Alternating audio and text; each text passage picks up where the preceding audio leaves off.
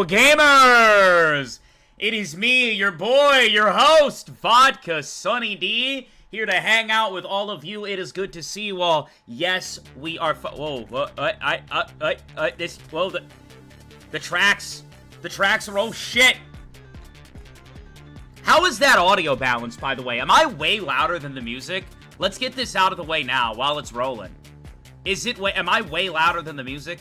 Or is it like good volume? Like you can hear it in the background. A smidge, yes. Interesting. Interesting. You are loud? I mean, that is the intent. The intent is for me to be louder than the music, but I want you to hear both. I want them to be balanced, I do. So I guess, like, audio testing on the fly is not my favorite thing. I think it's a good balance. What if I get louder?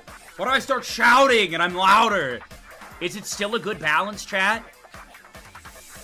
Or is the audio music too quiet? Do tell. Yes, it's good to me. Yes. Ooh. Wonderful. I think you're good there, but you just said I wasn't good. No. You just said I wasn't good. The fuck? Were you lying? Royal, you have a moderator badge. I sure hope you weren't lying to me just now. Anyways, let's get the track to something that is a little bit more dubious, a little bit more, like, not that there's anything wrong with this track. This is like battle time. This is like meet me in the courtroom and suck my dick time. You know what I'm saying? And I don't think that's what we're trying to do right now. We're trying to have some casual conversation. You know, what if I put on like, ooh, there we go. There we go. There we go. Yep. Anywho, it's good to see you all. We are going to be continuing the D&D Death Game. This is the premiere of Season 2. I may seem like I'm lacking a little bit of energy right now, but I promise it's still going to be pretty fucking sweet. If you've been keeping up with the Death Game series, yeah, I hope you guys are excited. It's been a while since we've done this. We had, like, a bunch of shit come up from back to back to back. I mean, Dakota was out of town, and then Nako was out of town, and then I had surgery, and I had to recover from surgery. So, yeah, we're gonna be starting off right from where we were, and if you guys are here, if you're seated, if you're hanging out, I'm very grateful, because, you know, we were worried to host again with so much time passed. But without further ado, I'm going to undeafen the call, and I'm gonna let the lads talk. I'm gonna let them speak. Also, because our timing is fucking impeccable, Dakota had to step away, right when we started. It's not really his fault. He had said that, maintenance was coming to his house, and that, they don't... Echo? What do you mean, echo? Echo? Royal, what are you talking about? What echo? What is going on? Are you being honest? Chat? Anybody? Anybody at all? Are we still live? There's no echo. Oh my god. Demod this person! Demod this person! What the fuck? What the fuck? What is happening? What is happening? Explain it to me! Make it make sense! What echo? What? What is going on? I got it. There better be some fucking echo. There better be some fucking echo! Anyways, Dakota had to step away for a few moments, alright? He had to step away. That's just how it be. That happens. Stop it. Stop crying. Stop crying. That's just how it be sometimes. We don't know when he's coming back. But hopefully soon. It happened right at the worst time. So I'm gonna undeafen, and I'll let you talk to the other lads. Alright? Hello, gamers. We are on live and undeafened. Aloha. I can hear my... Yo. I can hear myself through, Salus's, or Safe's mic. For real? Oh, yeah. Huh? Did you guys hear it too at all, or is it just me? I think that's just you. It's just me? I have these headphones on, so I can extra hear. Are we all balanced, chat? Are we all of the same volume?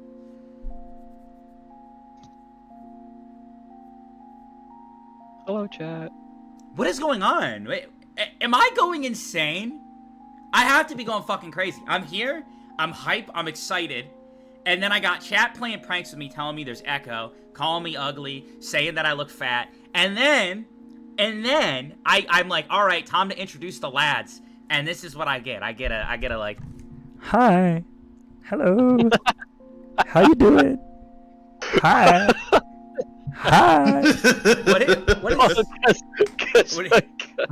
Because Dakota's gone and no one else is talking, and I'm so fucking scared right now. What, do you want me to hit one of these? Hey, everybody! Welcome to VodkaSunnyD's Death Game stream! Thank you! That was what I was guys ready for season 2? That is, Here in fact, what I was go. looking for. Do that again. Right now. Do it again Hi, for free, dude? Welcome Hey. back! We had JDog524 subbed. JDog, who do you want to have thank your sub of the characters? Do tell. Do tell. I'm eating chips and guac. You have to take your pick, though Mitchell's not here. What do you mean Mitchell's right here? Oh my god! He's Oh, back. shit. He's back!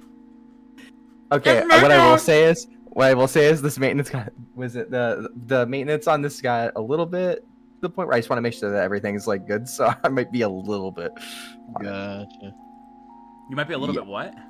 I might be a little bit of time. I'll try not to be too long. Are you Did you say it dipping was for like JDog for like a hot minute? Give me at least 20. 20 minutes. Oh, he's gonna 10 to miss 20. It. He's gonna miss it, chat. He's gonna come back and be like, "What the fuck's going on?"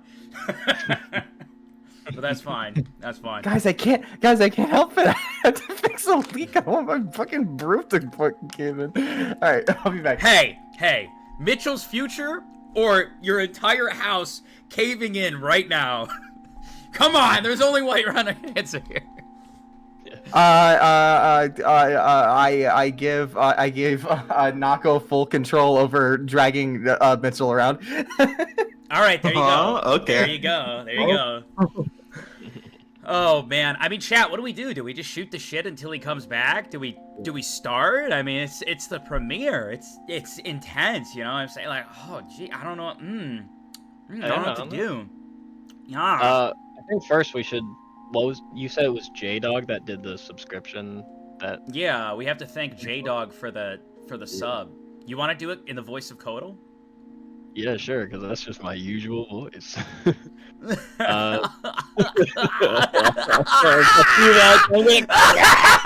It's so funny. Do it then. JDog524, I guess. Thanks I mean, for you the sub. guess. I mean, I you don't know guess. what Like, that are is. you guessing the numbers or can you see them? Well, because I don't know what fucking Twitch is. What is this shit? What's What a are you sub? talking about? What are you talking about? He just subbed, and his name is JDog524. You're like 524. I have I no guess. idea. I mean, What the I don't- fuck? Damn, I don't- what just happened? I don't know. Shit. Holy fuck! Holy shit! Christ. Hype train level Also, I- 6! I was Whoa! trying to be total. Like, what the fuck is Twitch? I'm getting my ass kicked over here, and then you're, and then someone just drops. All right, hold one. on. We gotta go in order though. I mean, that's insane. Whatever's happening on screen is insane right now. But I guess we should start with Chocolat. Who do you want? Chocolat, X-Parm, and Cleggy. Jesus Christ. Who do you want to thank your subs? I mean, I could do it. I don't mind doing it. But I know everyone's like, oh, I want one of them to do it. The voice of my favorite character. Nah. And then they hit me, and then they take it the distance. They go, my favorite character's Rita, but I'm not gonna platform VodkaSunnyD. Fuck that guy. When did they become mafiosos? Like, nah, see, I don't want vodka to read out my sub. See, Why I couldn't want my favorite character, Pip. See. Pip is dead. Oh yeah, that's right. True. Mitchell now. Anyways, okay, X-Parm says kinda greedy, but can I have everyone synchronized? I mean, I'm not there, but you can have... I think that this is a good friendship experience for the lads, for Kodal, Safe, and Salus. You guys gotta synchronize together and all thank X-Parmigiano for the sub. Alright? That's what they want. Let's go on my count then. You are the leader. You are the leader. I am the party leader. All right, 3, 2, 1. X Parmigiano. Thank you so much for the tier 1 sub. Nobody else is reading it. Okay, hang on. Hey, no, we can I just want to say, this reflects the leadership within the campaign. No, for real. This reflects the leadership within the campaign oh so well. Like, just, I guess my count then, huh? 3, 2, 1. It's like, wait, we didn't discuss what we're gonna say. Ay. What about Cleggy? What about Chocolat? Who do they want to have thanking them for the sub? Please don't have us synchronize. My fave is Sayless, but he thanked me last time, so vodka is my choice. All right, I got one. Yo, check this out. I'm gonna make this. I'm gonna blow everyone out of the water. I'm gonna show you why old VodkaSunnyD is the best person to have thanked for the sub. Oh my God! Look at this banana! Look at that sub! Big banana! Oh my God! I just want to thank you so much for the sub, Chocolat! There we go. Now that's how you thank a sub. And with that, my energy's gone for the rest of the stream. I'll see you guys later. And that's it. Yay, we lived another session. Can I please have Crash Out Kodal for the 20 gifted? Can you crash out in Kodal? So you want Kodal to crash out? Thank you for the subs. All right, hang on. For 12, hold on. Let me turn on some music real quick for you. Let me turn on some crash out, some Crash Out Kodal music real quick before we thank the 20 gifted subs. All right. You can hear the music, right? Right? Yeah. All right. Let me give you some build up. You gotta sound real angry. Yeah. Kodal crash out for 20 gifted. Remember, Discord might nerf you. I don't know if you have your settings. Yeah, it might. Hang on. Let's do a test. Ah!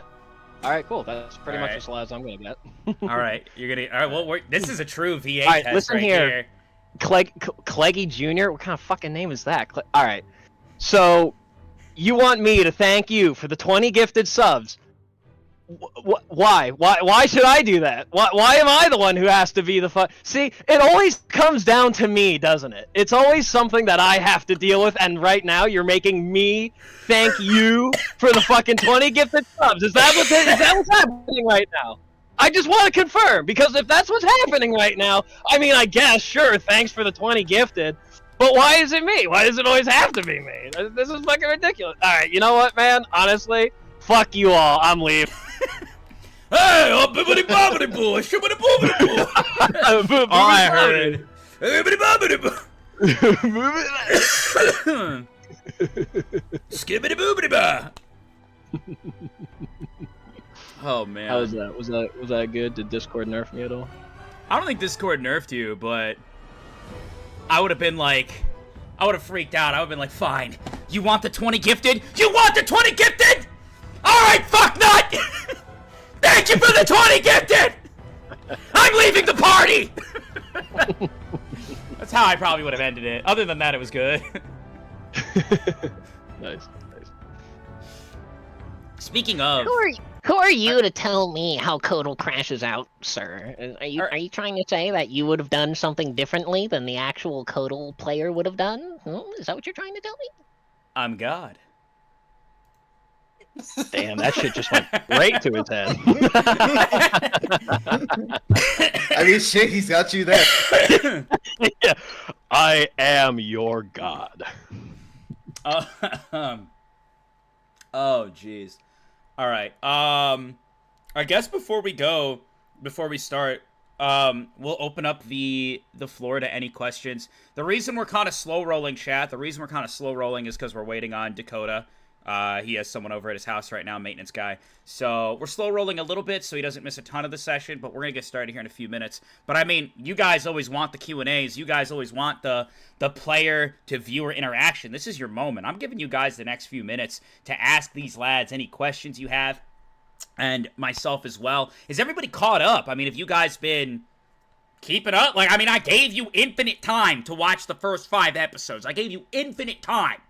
And by infinite time, I mean like 3 weeks, which is like a lot of time when you think about it. Yes, yep, yes, yeah, yes, of course. Can you explain a little of how Riften looks? I want to draw him. Current Riften or previous Riften? Because those are two very different looking characters.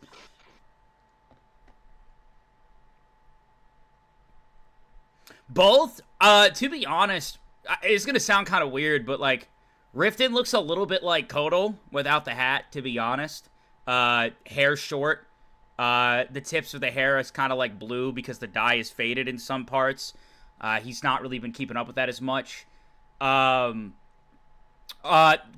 clothes though, obviously. I'm saying in terms of hair. I'm saying in terms of hair. And style. Am I gonna play the new Elden Ring Night Rain? Fuck, do I look like an Elden Ring streamer to you? Do I? Probably not. I mean, a little bit.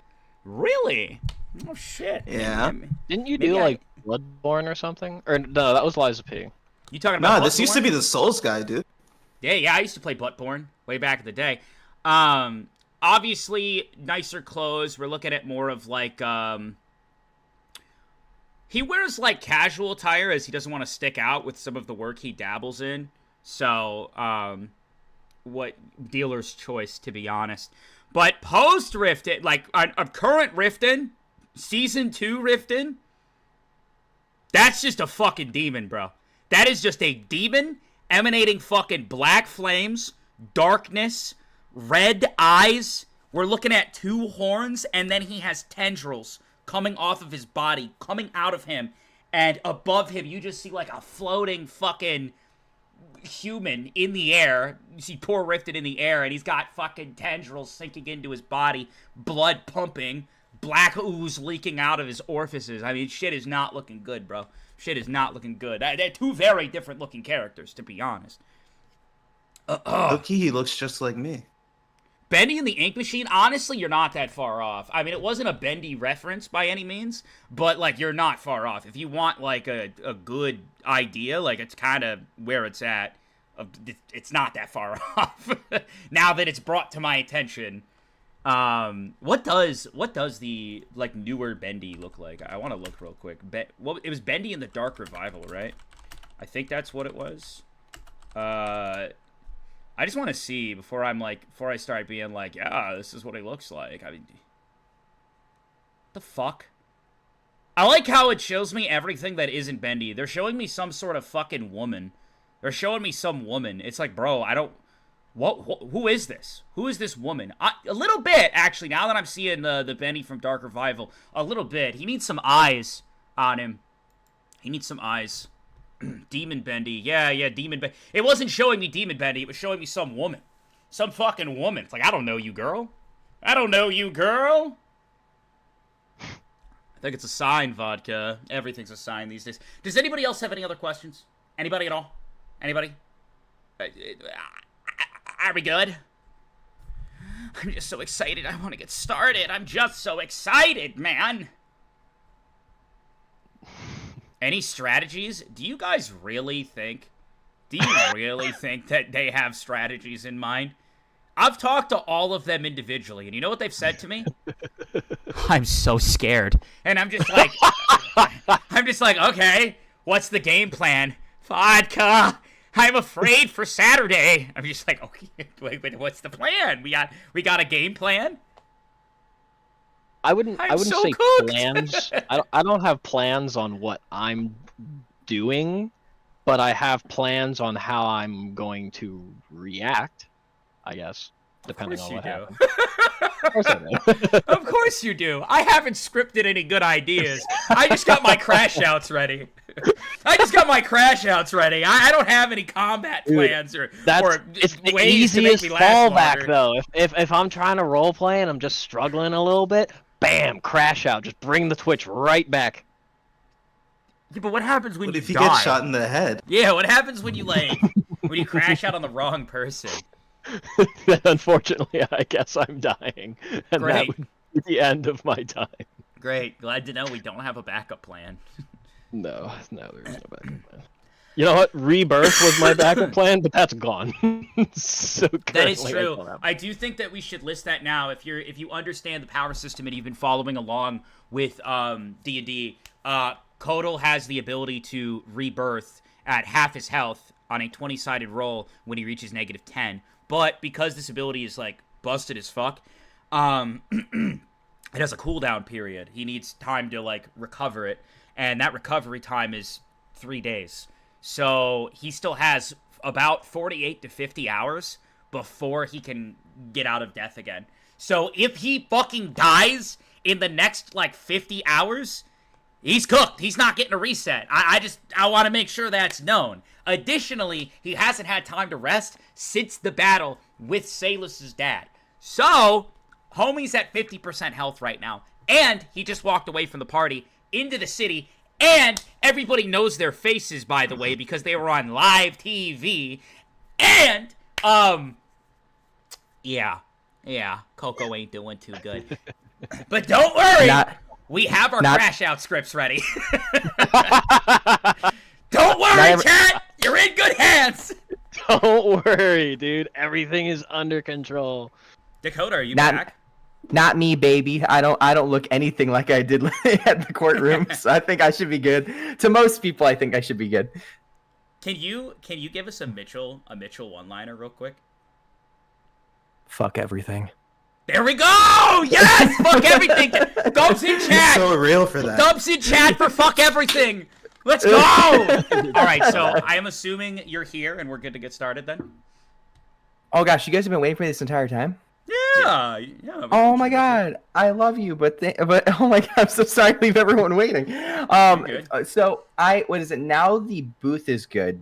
If I take like maybe an extra minute to just get that booted up and do it in the booth, is that okay? Oh, yeah. I have everything set up here. No, that's actually kind of a silly thing to do. Let me just make sure something is done real fast.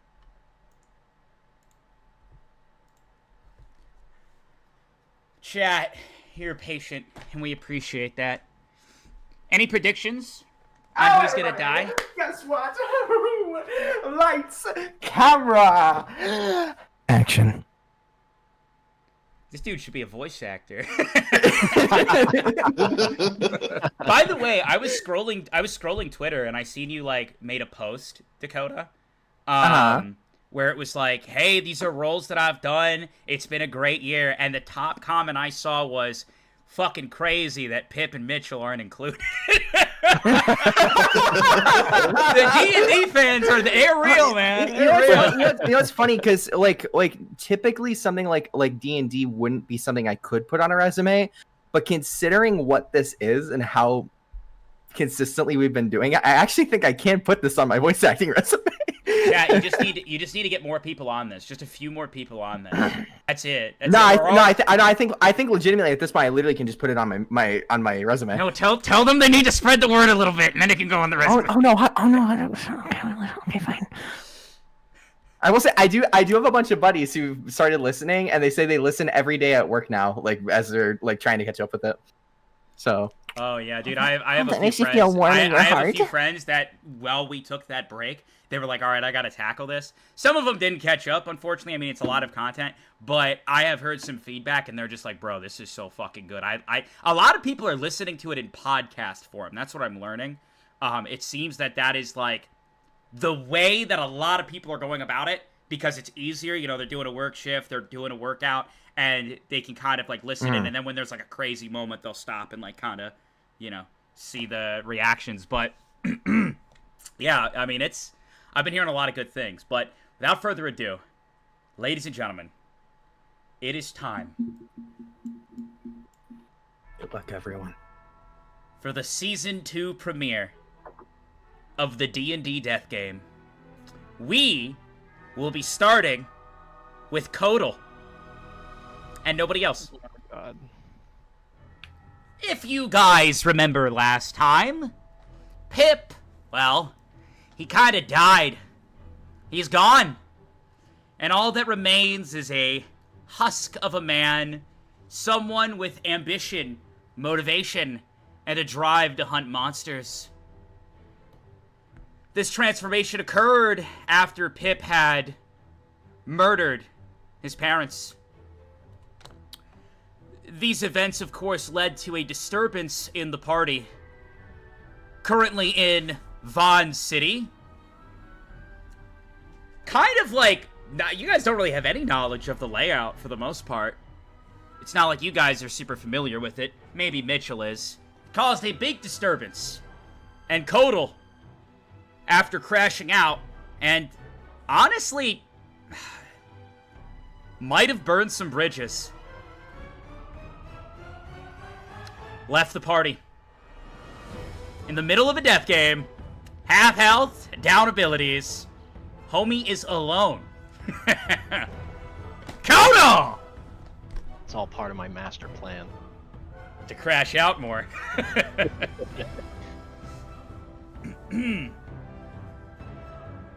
I haven't DJ'd in D&D in so long. I'm gonna be so fucking ass at, like, balancing both.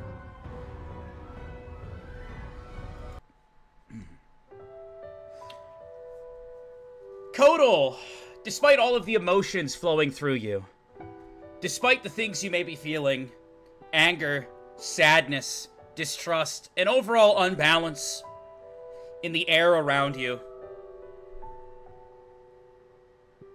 you find yourself caught up in your own mind. You see yourself at a dinner table. You look down and you're not in the adult body you know. You see a younger baby Kodal. Back when you, had somewhat nicer clothes. Not completely soaked and tarnished by the streets. You don't have a snake with you. Something that really weighs down on you, and something that you didn't really realize before, but you feel kind of lonely in this moment. And it's almost as if that realization, the remembrance of the absence of Coco, it really brings a tear to your eye. It's weird how animals can serve this role for people. I mean, they're not even animals. They're other entities. But you know what? They share your energy. They share your aura. And some would have gone as far to say that when you're sad and going through emotional changes, they're sad. And they're also taxed with those emotions. Coco hasn't really done you any wrong, but you can't help but feel that maybe you've been bringing her some pain. But now's not the time for you guys to fix things. As you're caught up in your own mind, and you see yourself at a dinner table. You look over to your left, and you see a mother setting the table. You look over to the right, and you see a father reading a paper. And then, you look over and you see a very excited girl. She has long, beautiful, blue hair. She has 2 eyes. Of course. I don't know why I worded it that way. And they are a shimmer of brown. They kind of look like, I would say, the same brown as your hair color. Everything about her just screams perfect. As you grow up, all you can really remember is the praise that your sister would often get. And you guys were born at the same time. You often think back, why is it like this? It just seems so unfair. I mean, your brother and sister. Is it because you're a guy? Is that what it is? It could be. The entire city of Rain is weird. As you look over, feeling confused, you see heavy rain coming down, as always, and it just depresses you further. As you sit there at the table, you hear your sister continue to talk. Yeah, so I got this today, and I got that, and she's showing all this stuff that she got from her friends. She goes outside a lot. Unfortunately, you don't. You're not really allowed to.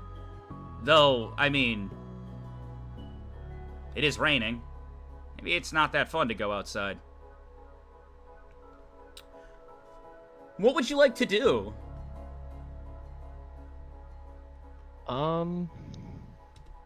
I think that I want to go over to my sister and see, you know, what the thing she got was, and maybe strike up a conversation. Okay. You get up and you start to walk around the table, and your father immediately sets down the paper and he goes, "What are you doing? Dinner's about to be served. Sit back down." I'm sorry. I just wanted to see what Ravana had. You go back and you sit down. You wait for the plates to be set out. You see that you have the same food as your mother and father, and a much nicer, more presentable, and more delectable meal with just the best cuts of meat, the best looking fruit, are set in front of your sister, your twin sister. Her eyes glow for a second as she continues to dig in, and everyone else starts to eat as well. You feel confused again. Would you like to say anything about this? Do we all get some of that? Like the fruits and like the extra little bits? You see the father set down his fork for a second. How about you be grateful for the food that you have? She's doing very well in her tests, so we wanted to reward her a little bit. Oh, okay. I'm sorry. And then you see I'll just go Ravana, back yeah, to Kodo, the doctor said I did really good today. And then she continues to eat. And then you see her take what looks to be a grape with her fork, and she holds it up to you. Here, you want it? And then, quickly and abruptly out of nowhere, the father gently sets her hand down. Hey, that's your food. You eat that. We're not sharing. Oh, okay. And then she eats the grape. I'm just gonna go back to eating. I'm very uncomfortable with this energy.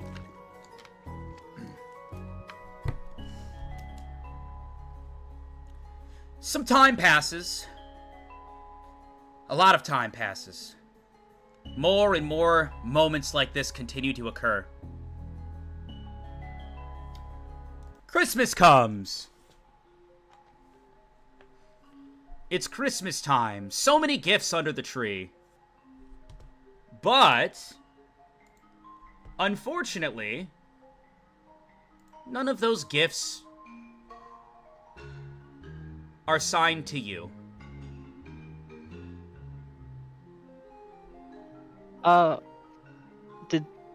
Did Santa not come and did he not bring presents for me this year? I've tried to be good. You see your father once again, and he gets down at your level. Kodo, do you love this family? Of course. You're my dad, and my mom, and my sister. Of course I love you guys. Then I need you to have some trust in me. This is how things are for right now. Okay? Okay. You watch as the presents are opened, and Ravana opens gift after gift after gift. Roll a 20-sided.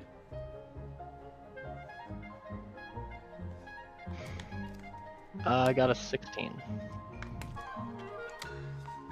You feel a pain in your stomach. Even though you have trust in your family, even though you do care about these people, something's not right, and you're just confused. You don't understand. It hurts, but you're able to push it down. You're able to push those feelings down deep and continue to watch as this same cycle unfolds in front of you.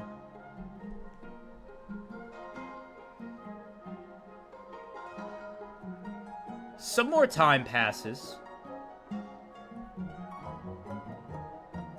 You find yourself sitting down on Christmas night. Roll a 20-sided. 5. You start crying. You're unable to hold it in. Why didn't I get anything? I was good this year, wasn't I? I mean, I trust my dad, but then why am I upset? I don't. I don't know. You see the door open behind you, and Ravana quickly runs over. Kodo, are you okay? Yeah, I'm fine. What do you want? Do you want to talk about it? She sits down next to you. You're crying. You're clearly not okay. It's not a big deal. It's okay. Kodo, tell me what's going on. I'm not leaving until you do. Well, I mean, I don't know. It's stupid. I thought that I was really good this year, and I didn't get any presents. And Dad said that, like, this is how it's supposed to be. I don't really know what he means by that, but I'm just, it just feels unfair. But I should trust Dad though, right? You look over at her, and you were expecting some sort of, I would say, reception. Something that would give you closure. And then you see her look. Are you being serious right now, Kodo? What do you mean? You asked Kodo. me what? Your life is so much better than mine. You have freedom in front of you. I don't. My life is planned out for me. Constant doctor's visits. Constantly having to make sure my body is in the perfect form, in the perfect shape. You have freedom. Sure, you're going through this now. But at least you'll be able to leave once you're 18. But I don't understand. Why can't you just be happy for me? Why does it have to be a competition between you and me all the time? It's not. I'm not trying to make it a competition. I love you. I don't know. It doesn't feel, I don't know. It doesn't feel right. Over presents? Over gifts? Kodo, come on! Think about what you're sad over. No, it's not the presents. I don't know. See, this is why I didn't want to say anything. You see her sigh and take a breath. I told you, it was dumb. She starts to walk over to a drawer. She walks up to you. Listen, I'm sorry for getting loud, okay? Look, sometimes things aren't always what they seem. This world is kinda messed up. As I'm going through test after test, hearing these adults constantly talk, I promise you that things aren't all sunshine and rainbows. Don't tell Dad I did this for you, but here. Merry Christmas. She holds out a beanie in front of you. Oh my gosh! Ravana, thank you so much! Oh, this means so much to me! And he's gonna, like, try to hug her. Yeah, you put the gray beanie on. It's a little big for you, but all the same. You guys hug it out. Listen, at the end of the day, let's just, not think about it too much, okay? I promise you, Dad isn't all that bad, okay? Just keep your head up. Okay. And he's gonna like kind of like pull the beanie down a little bit more snug on his head, and he's like,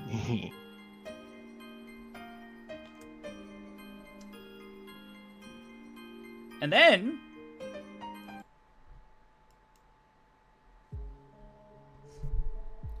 you wake up. You open your eyes and you look and you see you're no longer caught up in your own head. Your beanie fell off. You hold it in your hands as a memory comes back to you. The memory that we just experienced. You put it back on and you see darkness all around you. You're not in Vaughn City anymore. At least doesn't feel like it.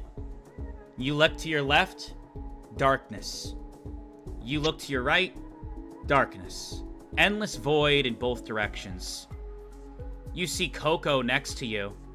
Coco looks exhausted and mildly afraid with the current circumstances going on.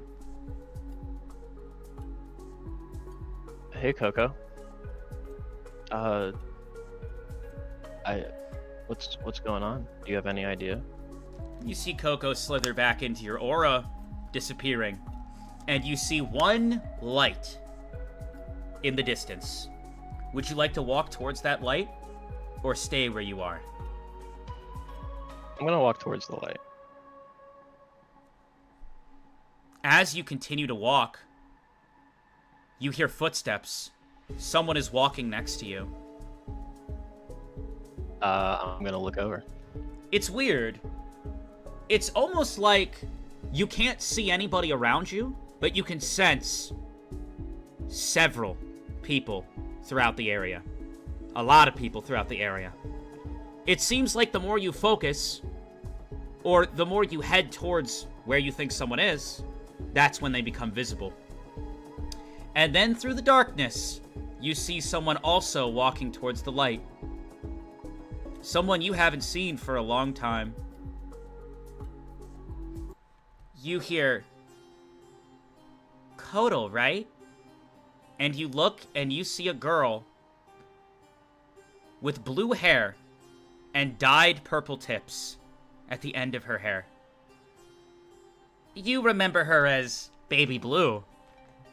BB. BB, hey. Oh my god. It's been so long. Are you okay? Where are we? Yeah, I don't know. How have you been? I'm sorry. It's a lot to explain. We got separated after we got sent back home and into the sacred circle. As you guys continue to walk and, as you say this, your heart drops for a second. As you look in the distance, and you see Safe standing there, not too far away. Additionally, I would like to cue all the other players in.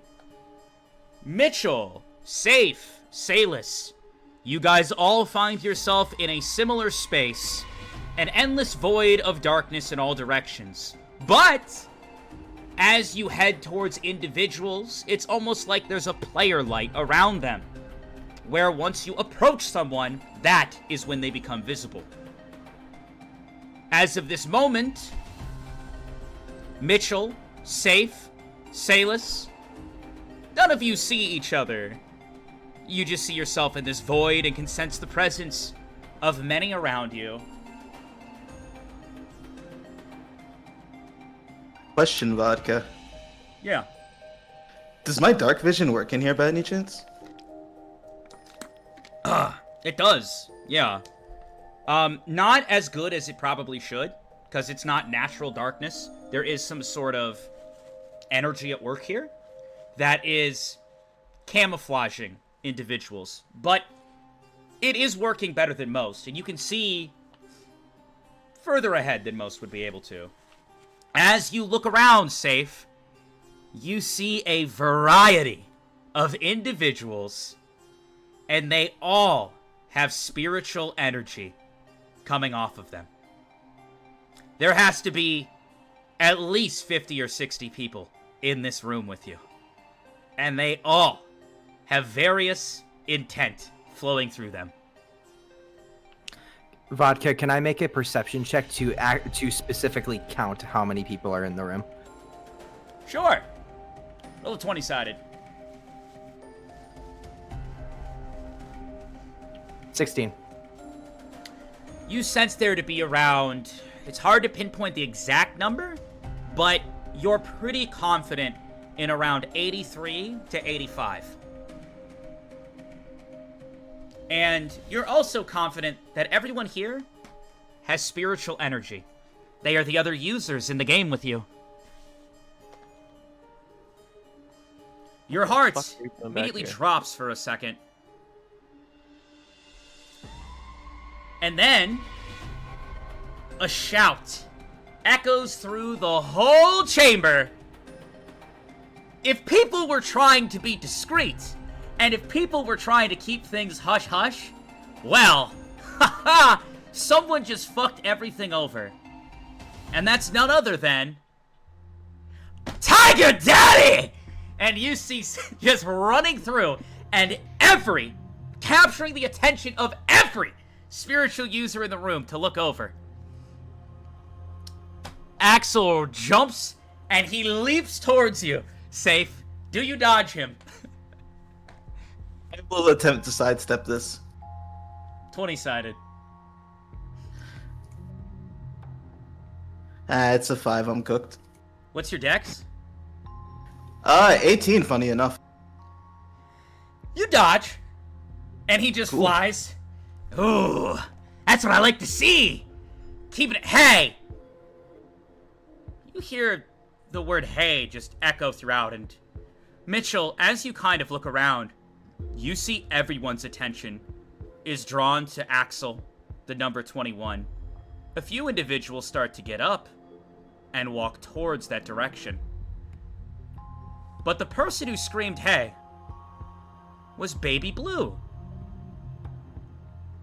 You see her walk up to Axel and approach him.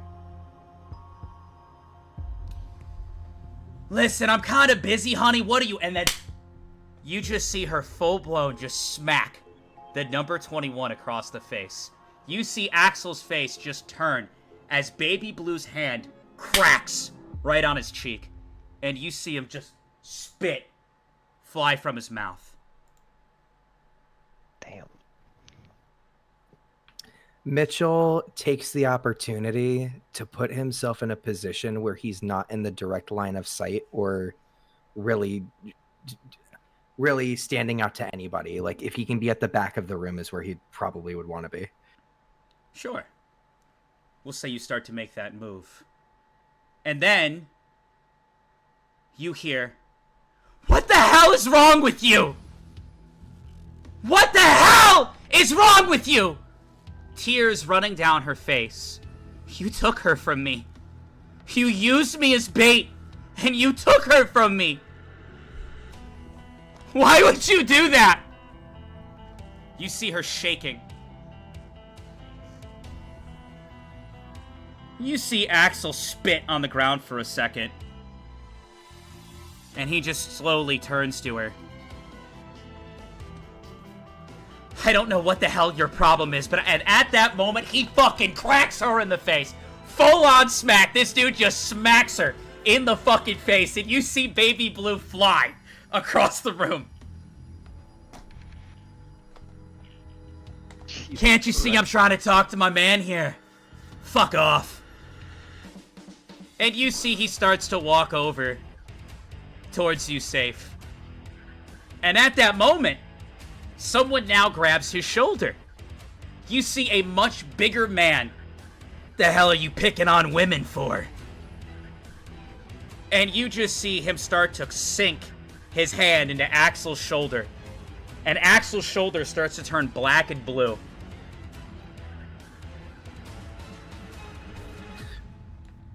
Vodka, You can I ask sense the hostility fill the room.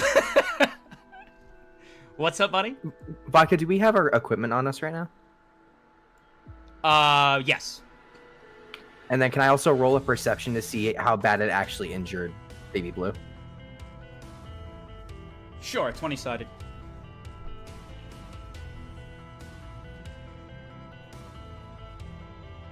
$16. Again, holy shit. Oh, he didn't hold anything back. Like, yo, that girl got smacked, bro. He did not hesitate mid-conversation. Like, she didn't even, like, clench her jaw. That was like, she probably blacked out for a few moments. Jesus Christ. Noted. I do not want to be involved in this at all. You think you don't want to be involved in this? You see him. I suggest you get your hand off me. I have no interest in spirit users who are weak. Not you or her. Weak, huh? I'm number 25, the shark! How about you fight me like a man? The shark? Why do I want to fight some fish? And you see him just crack his finger. And you see his finger crack backwards, and he breaks it. A few other spirit users start to get up and walk to the center. You don't know what the fuck's going on, but there's about to be a fucking throwdown.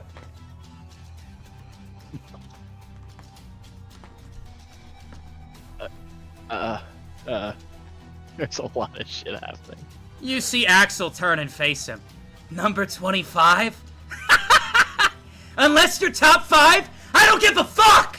You're all fodder! I don't care about any of you! You'll never make my heart race. I only want someone who'll give me a real fight. Really? Well, let's test that theory right now. And you see him hold out his hand, and water starts to whip around him. And you see a massive shark spirit appear behind him. Oh, scary, whoa. You got a big fish. Think I give a fuck?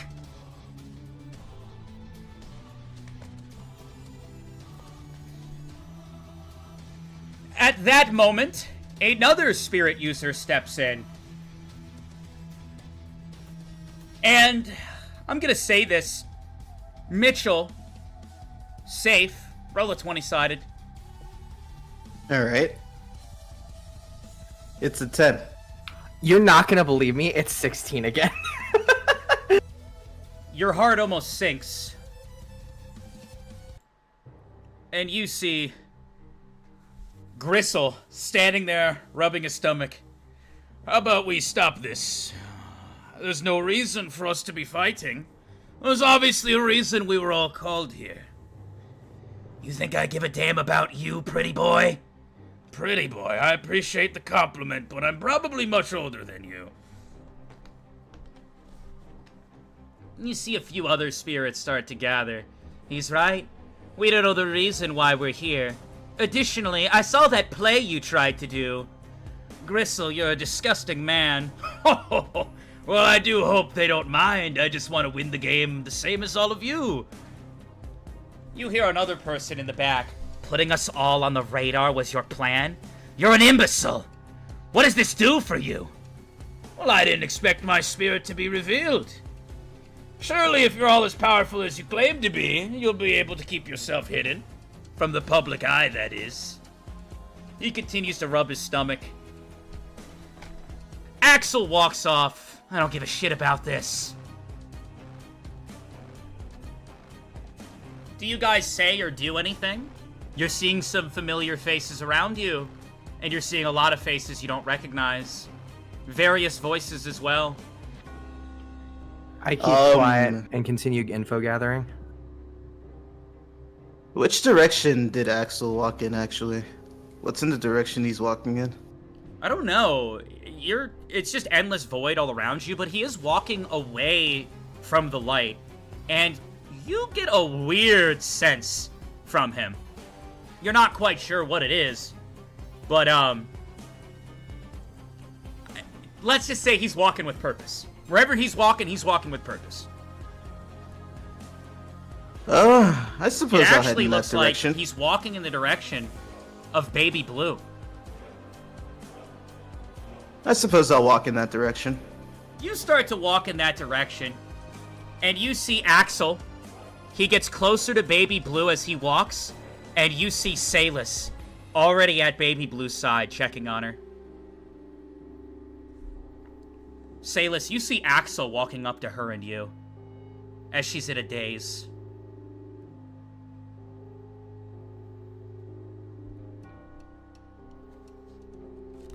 If you're talking, Salis, I can't hear you at all.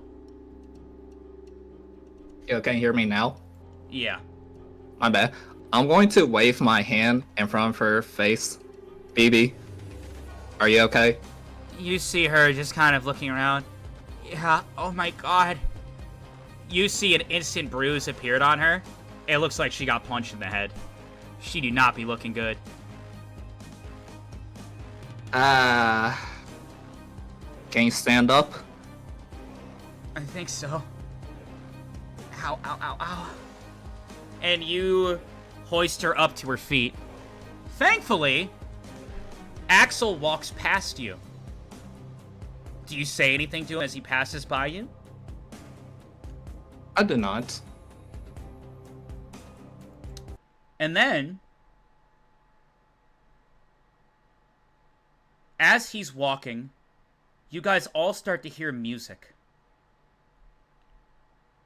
You look over and you see someone, a girl with long, white hair, and a very simple, sleek, black dress, is sitting in front of a piano.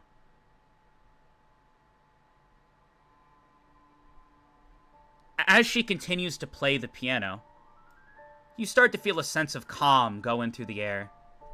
Hopefully this melody will help you calm down. And you see what looks like a little fairy spirit doing ballet on the piano.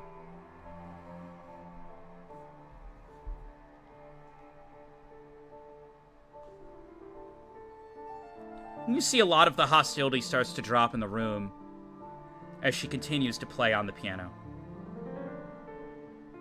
You hear someone else say, "Hey, isn't that the number 11? Yeah, the girl with the Fae spirit. I heard she's trying to take this a pacifist approach." What an idiot. I will say, though, this music has a weird effect over my energy. It's almost like it's putting the spirits to sleep.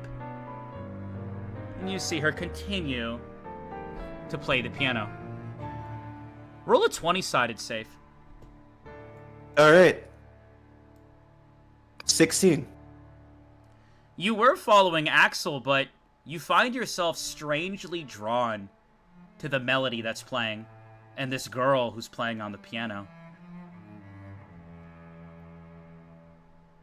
Then I guess I'll slowly approach. Why not? As you start to slowly approach,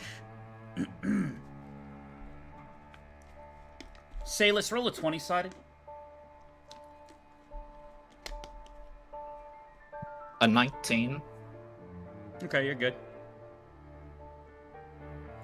As she continues to play, she looks over. I knew you'd seek me out. Safe. How's Sai doing? Is he well? Sai?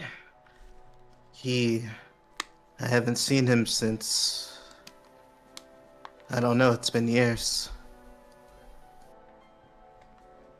Sorry, my memory isn't really what it used to be, I guess. Do we know each other? Surely you jest. Don't tell me you don't know me. That stings.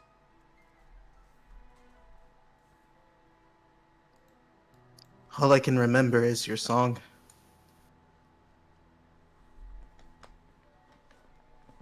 Are you going to win the game? I mean, I suppose I have no choice. That's how it works, isn't it? Well, if you need any support, you know where to find me. Or at least you should. Although, what worries me is I can sense demon energy coming off of you. What have you been through? A little bit of this, a little bit of that, a little bit of death, a little bit of rebirth, I suppose.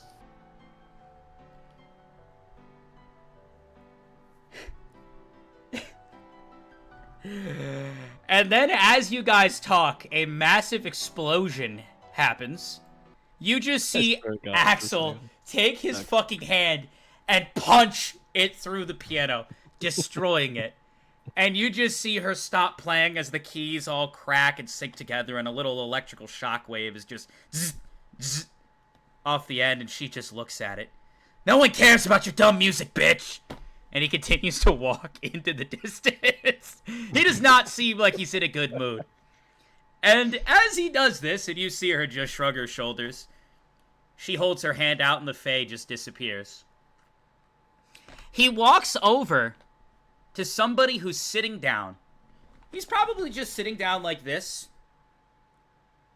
And he's wearing a black robe with a hood up.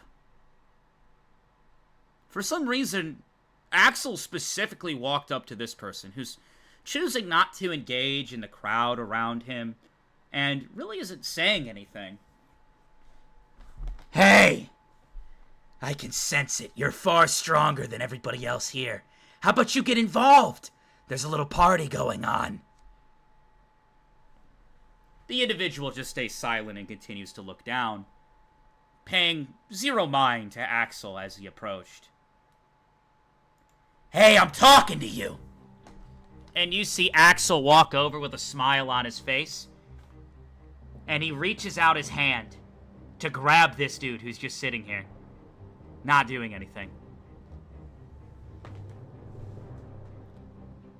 If you touch me, that'll be a violation of my rights to freely sit here. Don't you dare lay a finger on me.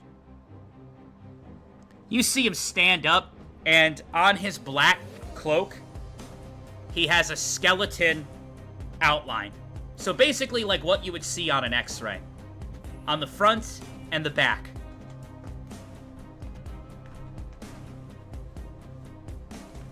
I can tell from a mile away. You're one of the special ones. The energy, though you're trying to hide it, you're at a different level. Why is everyone saying that the stream keeps freezing? There's no way. Not like this. But here's the thing, is that people are saying that it's freezing, but like I'm not, like it shows me, like when I have dips or when I have problems, and there's nothing, no bitrate falling, no, it has to be, so that means it's a Twitch problem. That means it's a Twitch problem, bro. I mean, I don't know if anybody on YouTube can confirm or deny if they've been dealing with any lag. I know there's a few people there, but, yeah, I mean, there's zero things on my end. There's zero things on my end. I can confirm it's good now. Well, I'm glad it's good. I just like, bro, Twitch, what are you even doing right now? Doing everything they can to ruin the stream. Yeah, as per usual. As per usual. You see him look over. How about you get up and join us? God, looking at you disgusts me. What are you, some power-hungry battle maniac? And what if I am? Listen, man, I'm just trying to have a good time. You see him lick his lips. How about you introduce yourself? Tell me who you are. You got a nice, sexy voice.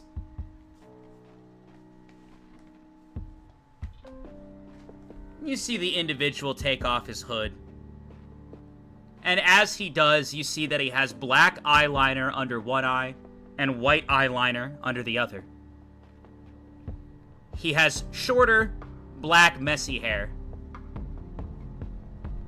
Eyeliner, looking cute. So, what's your name? What rank are you? Do you have powers that'll kill me? Talk to me. Talk to you? You're a wild boar. And you're not on my level. Get away from me. Also, didn't you just strike a woman? You couldn't be more uncouth. I want absolutely nothing to do with you. Look, I'm just wondering who you are. I'm the number 5. Seek me out and you'll die. Oh, I'll make it a point to. And then you hear, "That's enough, everybody. Calm down." And a familiar voice echoes through the entire endless void that you guys are all standing in. You see the Spirit King at the light beacon above you. "First, I'll address these concerns. Last time we all had a meeting spot, it took around 6 days of travel time. I know that it ruined a lot of things for you, hence the new meeting spot. This meeting, in this specific zone, time will be running slower for you all. So do not have any fear. Additionally, I've brought each and every one of you here for a little announcement. So please, everybody listen up. I've given you guys a few days now, and I've been so disappointed. There's been almost no spiritual combat. Most of you are using your powers to take the lives of non-spirit users. So, I have to step in. You guys aren't following the proceedings as necessary and as needed to make this go at the proper pace. Similarly to the Pixie game, each of you will be partaking in a simulation of sorts. Something to help you break into your current role. But I'm not completely a monster, so I have good news for you. Each verse is very different. Certain rules and regulations apply depending on what verse you're in. I managed to find a spot where if you kill someone, or your life is lost, they won't die. The pain will be very real, but they'll spawn back here, in one piece. Normal, fine, and okay. A lot of you are afraid to fight and lose your lives to other humans. But if it's simulated for you, and the risk of them actually not dying is there, I think it'll motivate you all more. Additionally, there'll be further rewards put in place for you. To simplify it, if anyone here has already killed a spirit user, you don't have to participate. You're doing what you need to do, and you are welcome to go back to the real world that you come from and proceed as normal. But if you haven't even taken the life of one spirit user yet, well, participation is mandatory. You see him snap his finger, and a diagram appears in front of you guys.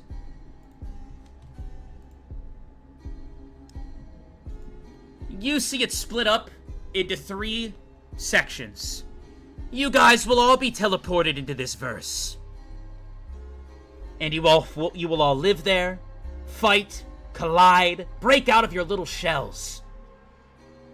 Remove the weights that hold you back from conflict and violence. You're being forced into the situation. And if for whatever reason you choose not to fight, surely someone else will take your life. And when they do, you will feel every ounce of pain before being teleported back to me. Those who are eliminated early on and do poorly, your life is at risk. You could die. You could be removed from the game by me. If you do average, things will proceed as normal. You'll go back to your verse, and, well, we can finally clean up some of the individuals who don't want to participate. And we can clean up those who are unfit to participate in this grand game.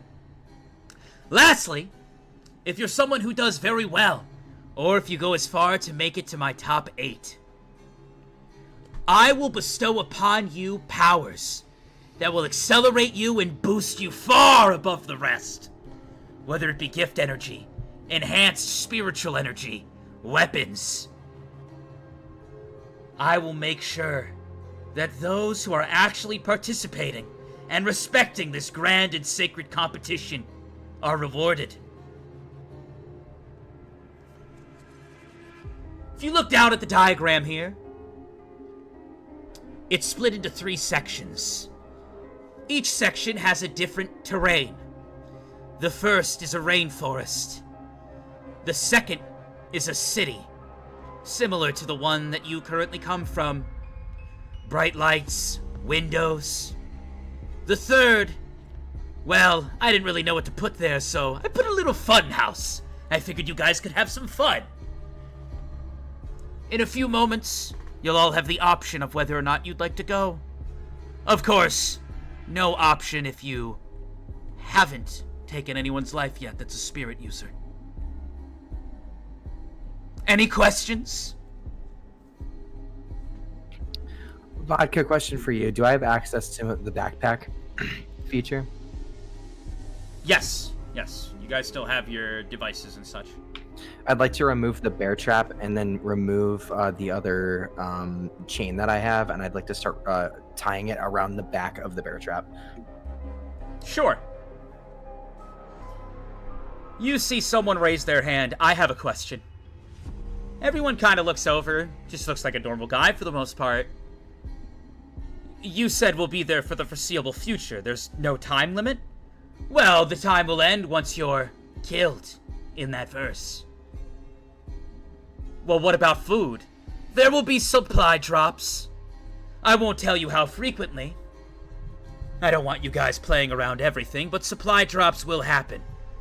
They'll carry food and vital items that'll help you survive and win. Getting these cases of supply drops will be very necessary to your victory. Any other questions? Yeah, I have a question. You're saying that I'm gonna have to experience death, and then it's not gonna, am I good? Am I bad? Like, what if they cut off my arm? Is my arm gone? Is my arm gone? Ay, calm down. As I said, all damages you sustain there, the pain will be very real, but you'll be teleported here, and you'll be good as new. But how does that work? How can we trust that? We don't know if we can Silence! Just win. That's always been the point from the beginning. This shouldn't even be a question. If this is something you're questioning and truly worried about, well, let's be honest, you're not gonna survive. Yeah, like your wife. You see him slowly turn and look at him. The patience. I just gotta breathe. Any other questions? Yeah, I've got a question. What is it? So, you're bringing all of us here to fight because we haven't been fighting already. But you said the ones that get knocked out early will be truly dead, or you would remove them from the game. So what exactly is just going to stop that same stalemate from happening in the other verse? You fail to understand me. Everybody here has different personalities. Everybody here has different ambitions in this game. You are not the same as anyone around you. Your mindset is unique, correct? What this will do is this will eliminate those who can't seize the day, if you will. This simulation is to help you all experience what you should have been doing since the beginning. No more excuses, no more running, no more hiding behind human meat shields and political figures, no more hiding behind your men at the kingdom. You see him look over at Gristle as he says this. This is truly raw combat in an environment you don't know. And the rules still apply. You're welcome to team up with other individuals if you'd like. Some may think that would be unfair, but I believe that understanding political warfare and being able to make acquaintances, well, that's part of just being king. Which is all what they're working for. Some of you have done very well so far. Some have even gone as far to reach evolution. Which I have to say, Mitchell, I congratulate you on your recent evolution. You were the second one to evolve within the game. Anybody who evolves may well be my champion.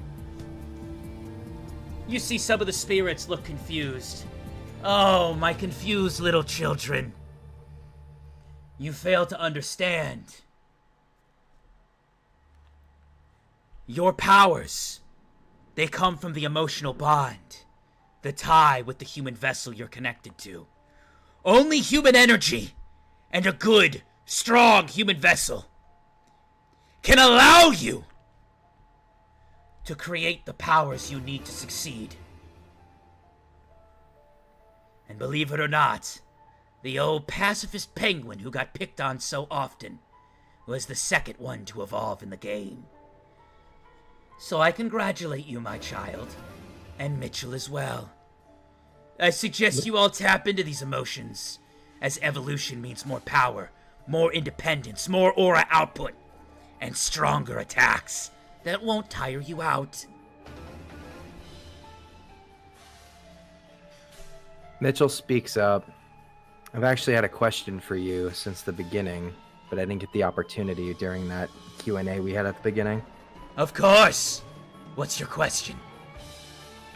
You said that humans are inherently selfish, and that typically they'll wish for something that only, will benefit them. What would you wish for? What would I wish for?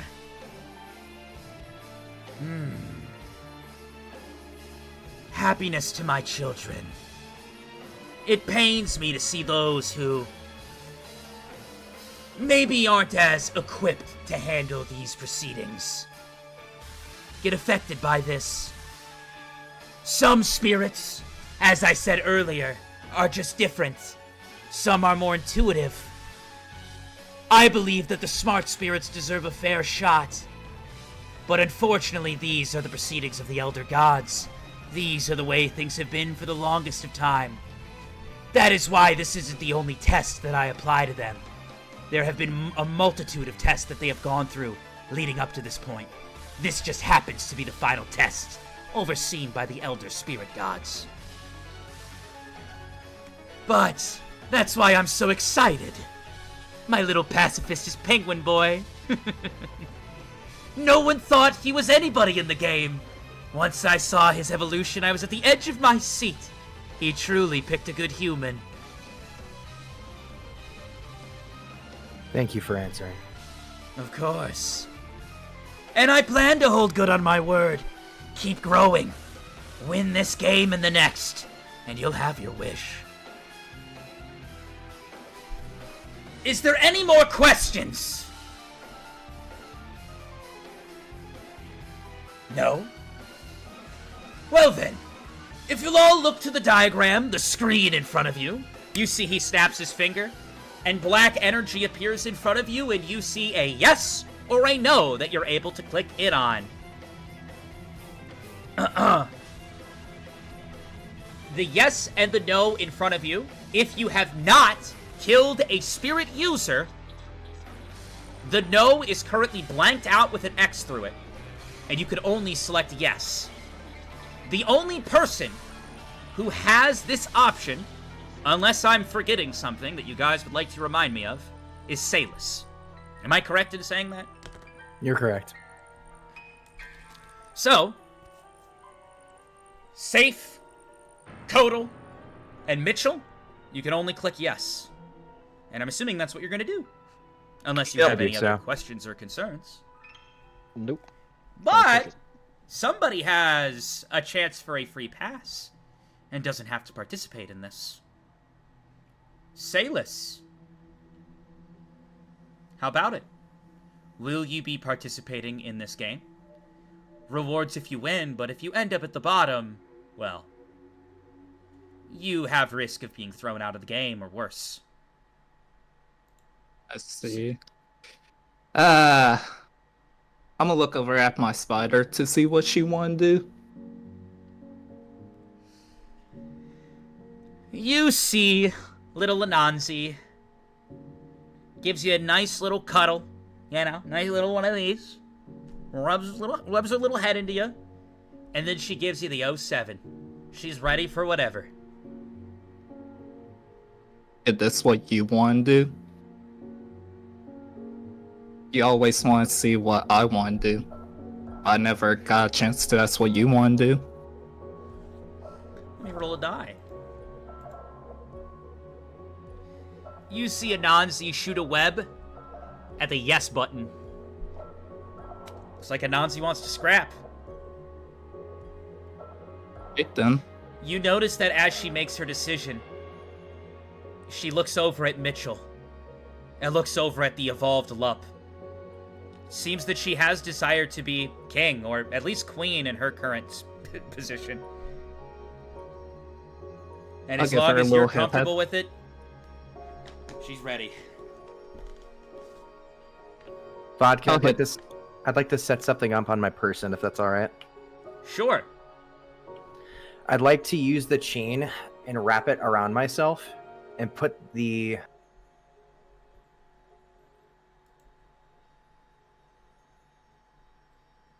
And then he was no more. What happened? I don't know. He wrapped the chain around himself. Oh my god! Yeah. And then and that's it. That's the game. Sorry, I realized I was on push I'd like to to talk, wrap and the chain around my I'm neck. a finger kid. I talk about Silence it. I'm gonna wrap the forever. chain around myself, and then So I'd like to wrap the chain around myself like a backpack, and then I'd like to open the bear trap, and have it facing away from me, and putting it on my back like a backpack. Yeah, I got it. So the chains are like here like this, and the bear trap is just center, right? Yeah, and it's I'd like open to- outward. Yeah, I'd like to tighten it to a point where there's no way I could hit myself on it. Okay. Yeah, you tighten the fuck out of it. You got some pressure here, but nothing you can't handle. Perfect, thank you. You see many spirit users start to click the button, and then once again, without delay, you hear screaming and shouting. Hey! What the fuck is this?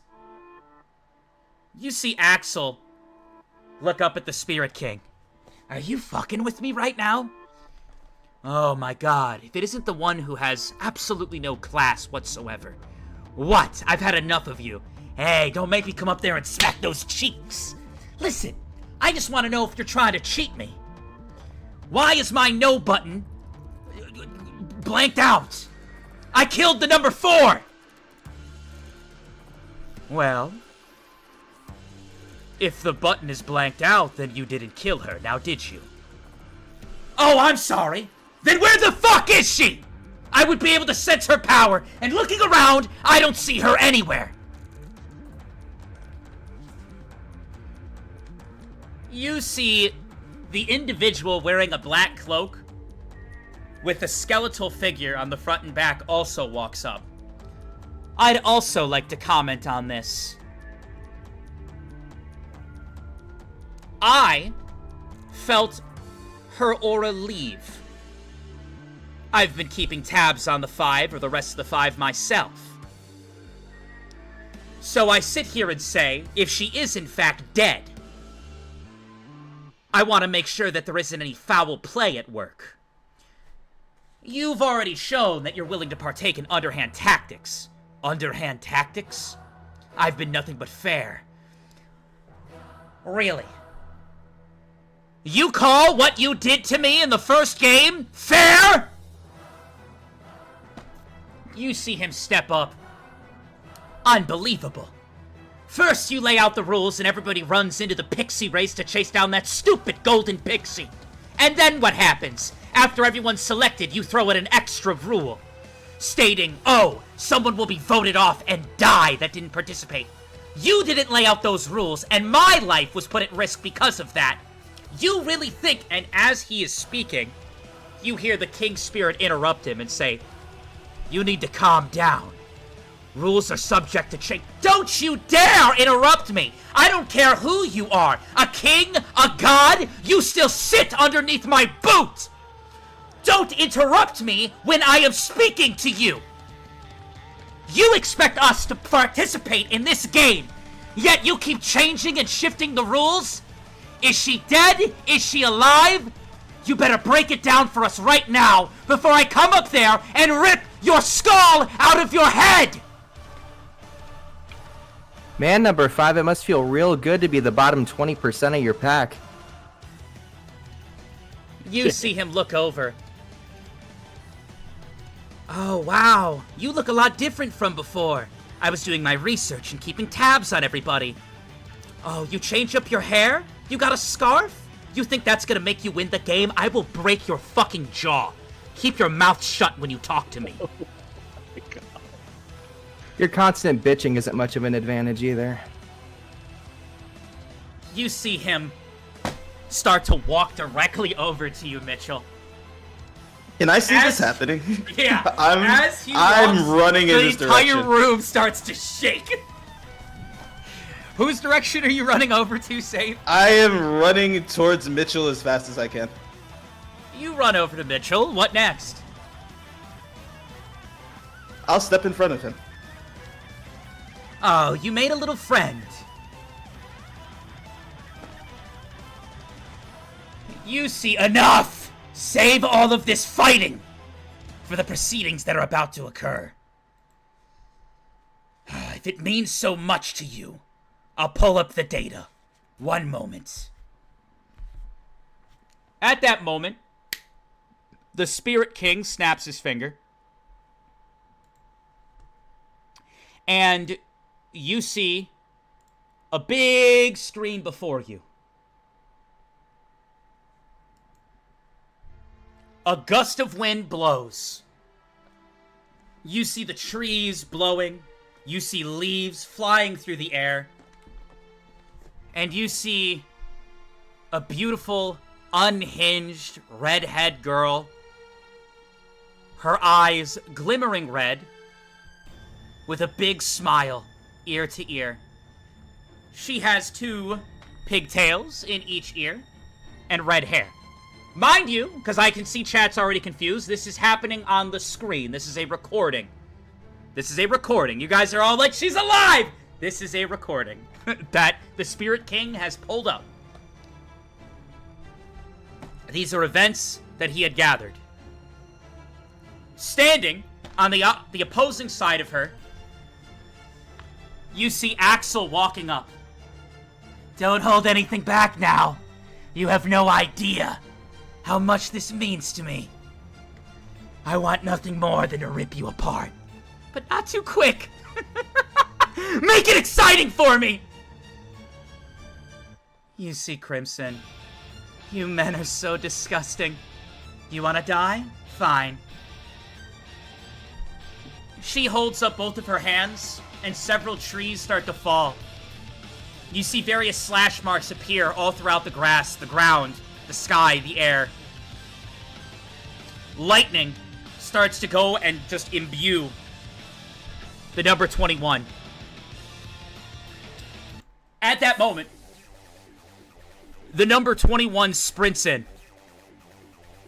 He immediately swings as fast as he can at her, and a strike of lightning comes down at the same time. She manages to dodge backwards, looking incredibly uncomfortable and stiff with her movements. You think I don't know your game? I can already tell. You're not someone who's comfortable fighting close. You need distance. And as he states this, you see her immediately try to close the distance between him and her. But he does not let up. He continues to press forward. Moving in towards her once again, bolts of lightning coming down. She is on the edge the entire time, getting nickeled and dimed with damage as he continues to run in and swing. His endless murderous pursuit continues. And then it happens. She manages to back up far enough, and with one swift movement of her hand, she goes, die! And at that moment, you see the entire ground just fucking split. Axel tumbles forward and falls into a fissure and gets beat up really fucking bad.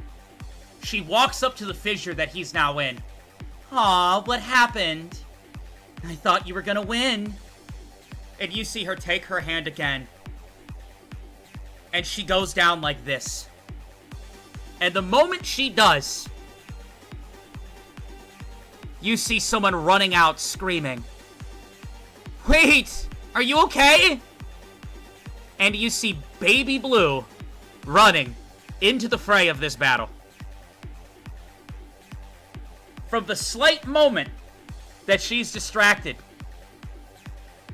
Axel uses his incredible speed to appear up in front of her and just sink his hand directly into her midsection.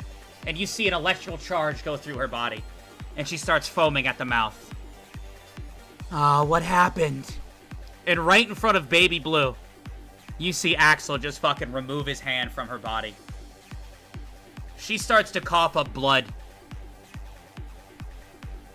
Baby Blue runs up with tears in her face. "Please, stop! What are you doing? We don't have to fight!" What? Baby Blue quickly runs up to Crimson. She tries to start, she's just reaching frantically towards the thing she has. She starts ripping up her clothes to bandage her wound. "Are you okay?"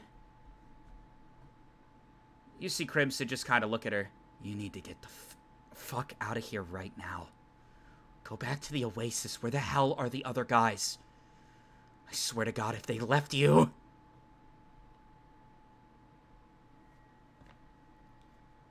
You see Baby Blue stand up. "Get away from her right now. I don't know what the hell your problem is, but she didn't do anything to you." You see Axel just kind of stare at her blankly. "Move." "No, I'm not moving. If you're gonna hurt her, you have to go through me."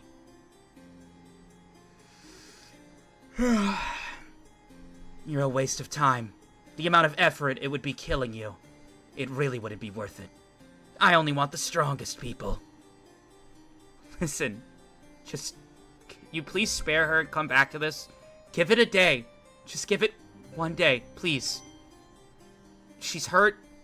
She's coughing up blood. Please. Just give her one day.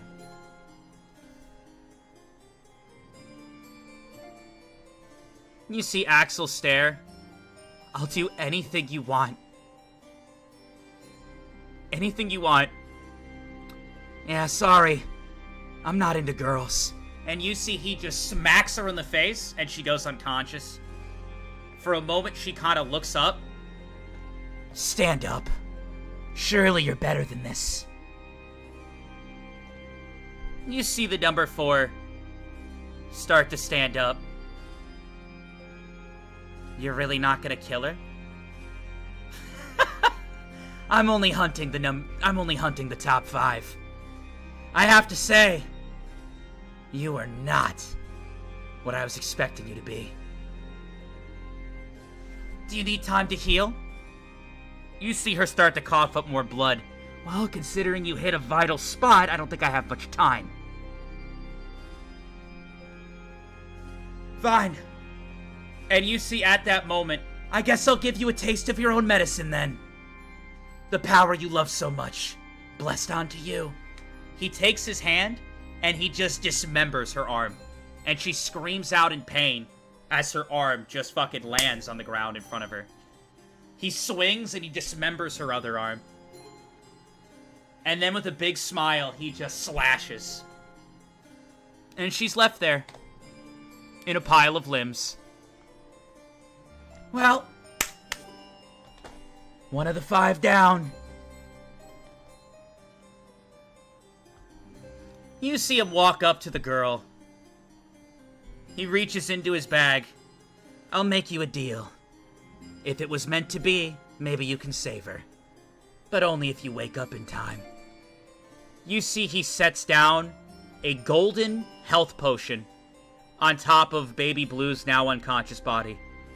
"But if you don't wake up in time, well, it's not my fault." And you see him start to walk off. Salis, as you stand next to Baby Blue, you see her in tears. And in her hand, she's clenching onto the golden potion. "I didn't wake up in time. I didn't wake up in time.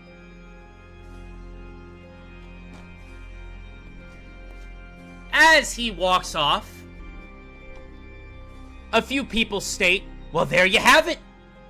He killed her. Yeah, she's clearly dead. Thank God for that. I didn't want to fight that psychopath. You see Axel look at the crowd. I don't know why the rest of you spirit users are looking and judging me. We all agreed to this game. Additionally, she's one of the most wanted! Killed how many men? And yet you're gonna look at me with disgust? I served justice. But that's not really my thing. I just wanted a quick battle. She couldn't give that to me. So I gave her a taste of her own medicine. You see a few people looking at Axel kind of differently. It's hard to say whether what he did was good or bad or fucked up. But, yeah, I mean, he did what she has done to hundreds of men. Well, there you go. But I killed her. So I should be exempt from the game. You see there's a lot of talking, a lot of murmurs, a lot of things going about. Wait a minute. You see someone step up. It's the number 5. He looks back, and then he looks forward.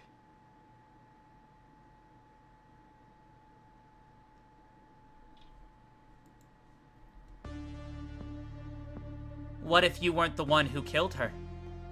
There was another person there. She could have woken up and finished the job. You see him look back at Baby Blue. What does her tab say? Can she participate in the game or not?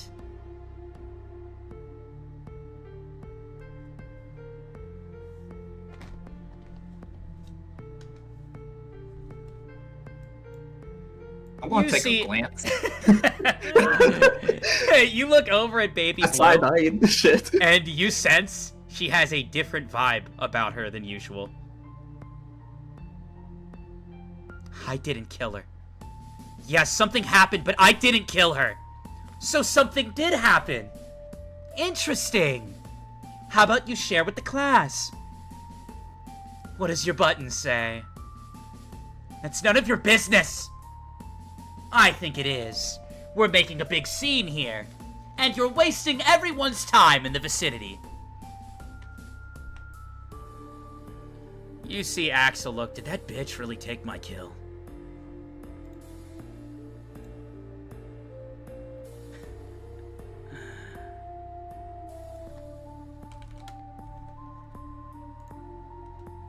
You see the room goes quiet. She drops to her knees.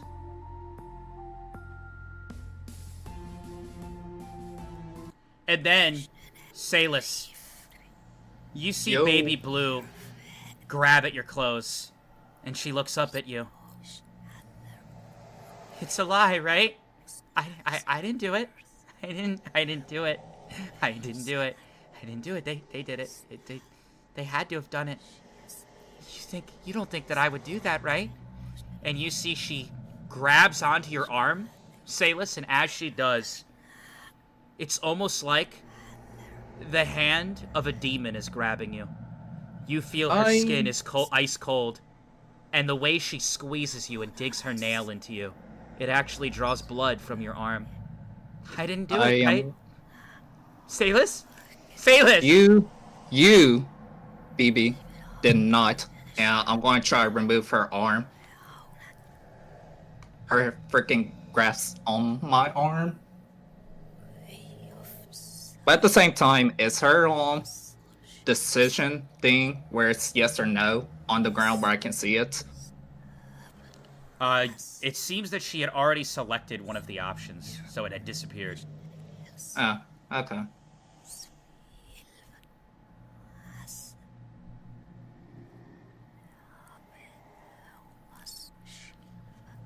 As you look safe, you see Mitchell smiling from ear to ear. He looks so happy and pleased with everything that's unfolding in front of him. Usually he's kind of gloomy, but bro is smiling. He's having a good time watching this.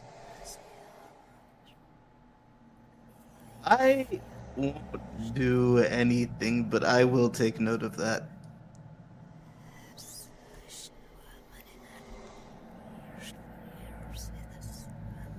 You see him look back up. Well, we can't stop there. I demand you show the outcome of this. Spirit King, it is part of your duty. Show us the rest of the clip. You see Baby Blue. No! Don't show it!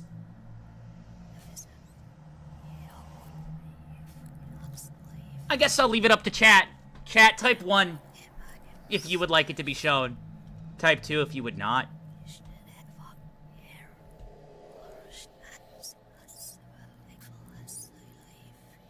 Jesus Christ, chat. Chat really loves the violence, huh? There has not been a single 2. Sometimes, actually not even sometimes, almost every single time there's at least one person that puts a 2. Not a single 2. You see it gets fast forwarded. And you see Baby Blue get up. Oh my god. Oh my god, oh my god, oh my god, oh my god, oh my god. And you see her just covered in blood. And you see her start to laugh. Oh my god, oh my god, oh my god. She, very disturbingly, starts to try to put the pieces back together. As she fumbles various limbs in her hand.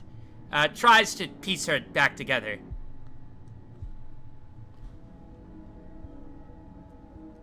I'm gonna kill him. I'm gonna kill him. I'm gonna kill him. I'm gonna kill him. I'm gonna kill him. I'm gonna kill him. I'm gonna kill him. I'm gonna kill him. I'm gonna kill him. I'm gonna kill him. I'm gonna kill him. You see at that moment, I'm gonna kill him. She looks up.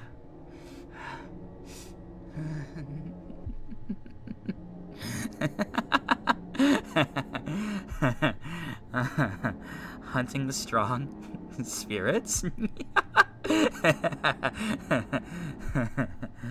Okay. You see the slime behind her. It starts to turn a crimson red color. Alright, we'll go with your idea. But I want control. I want to be there. I'll be able to suppress myself for a while. But I want to be able to be there. You see she cuts her own arm open. And the slime spirit starts to put itself inside her arm. And you see her start just changing. And the slime starts changing as well. And the slime starts to evolve as she does. I just gotta win. I just gotta win. But what's very surprising is that she doesn't do anything violent after that. You see the first evolution take place. And then she goes unconscious from not being able to handle it.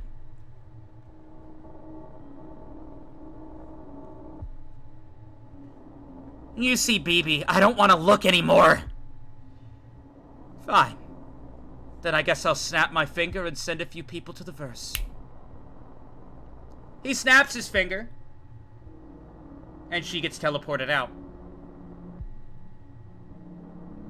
I didn't really want her to be impacted, but I suppose I'll show you the rest. Evolution, my friends. That girl will be a formidable force in this competition. This is what you need to harness. But I didn't want her seeing this last part. It'll shut you the hell up, number 21. This is what happened. You look, and you see what looks to be a tiny human walk up to Crimson's body parts and an unconscious Baby Blue. The little human holds out its hand, and you see all of Crimson's body parts start to click and snap back together. Her head snaps back on, and she clicks it in place. Her legs click back on. You see her eyes open. Crimson, I told you something like this would happen. It's playtime.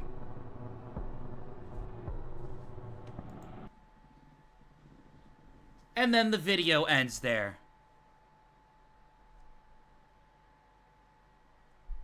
Showcasing that she's still alive.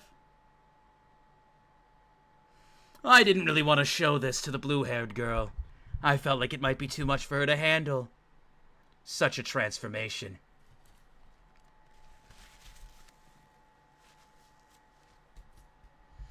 Now then, if you've all selected, I think enough time has passed. You see he goes to snap his finger. Out of curiosity, was she still holding the golden health potion when he snapped her away? Or is it on the ground? It was on the ground. Can I pick it up? Oh, I thought you meant in the showing. I thought you meant in the No. screen. I meant no, that's not there. She took that. Okay. Alright. Alrighty then. Spiders in the room? Question mark? There are no spiders in the room. Okay! There are no spiders in the empty void between dimensions.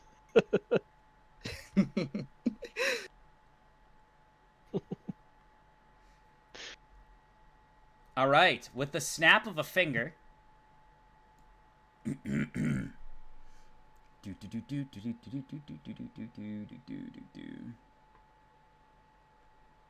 You guys all get transferred into the game world. I believe everybody here has an understanding of the rules. Yes. All right. Yep.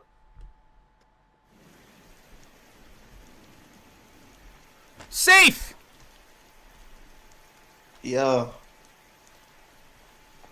You wake up and you see yourself laying in a puddle of mud. Rain heavily coming down. It seems of the 3 sections, you ended up in the rainforest area. As you know, there are several other spirit users here as well. Do I sense any of them immediately around me? Roll a 20-sided. Alright, I'm rolling. It's an 8.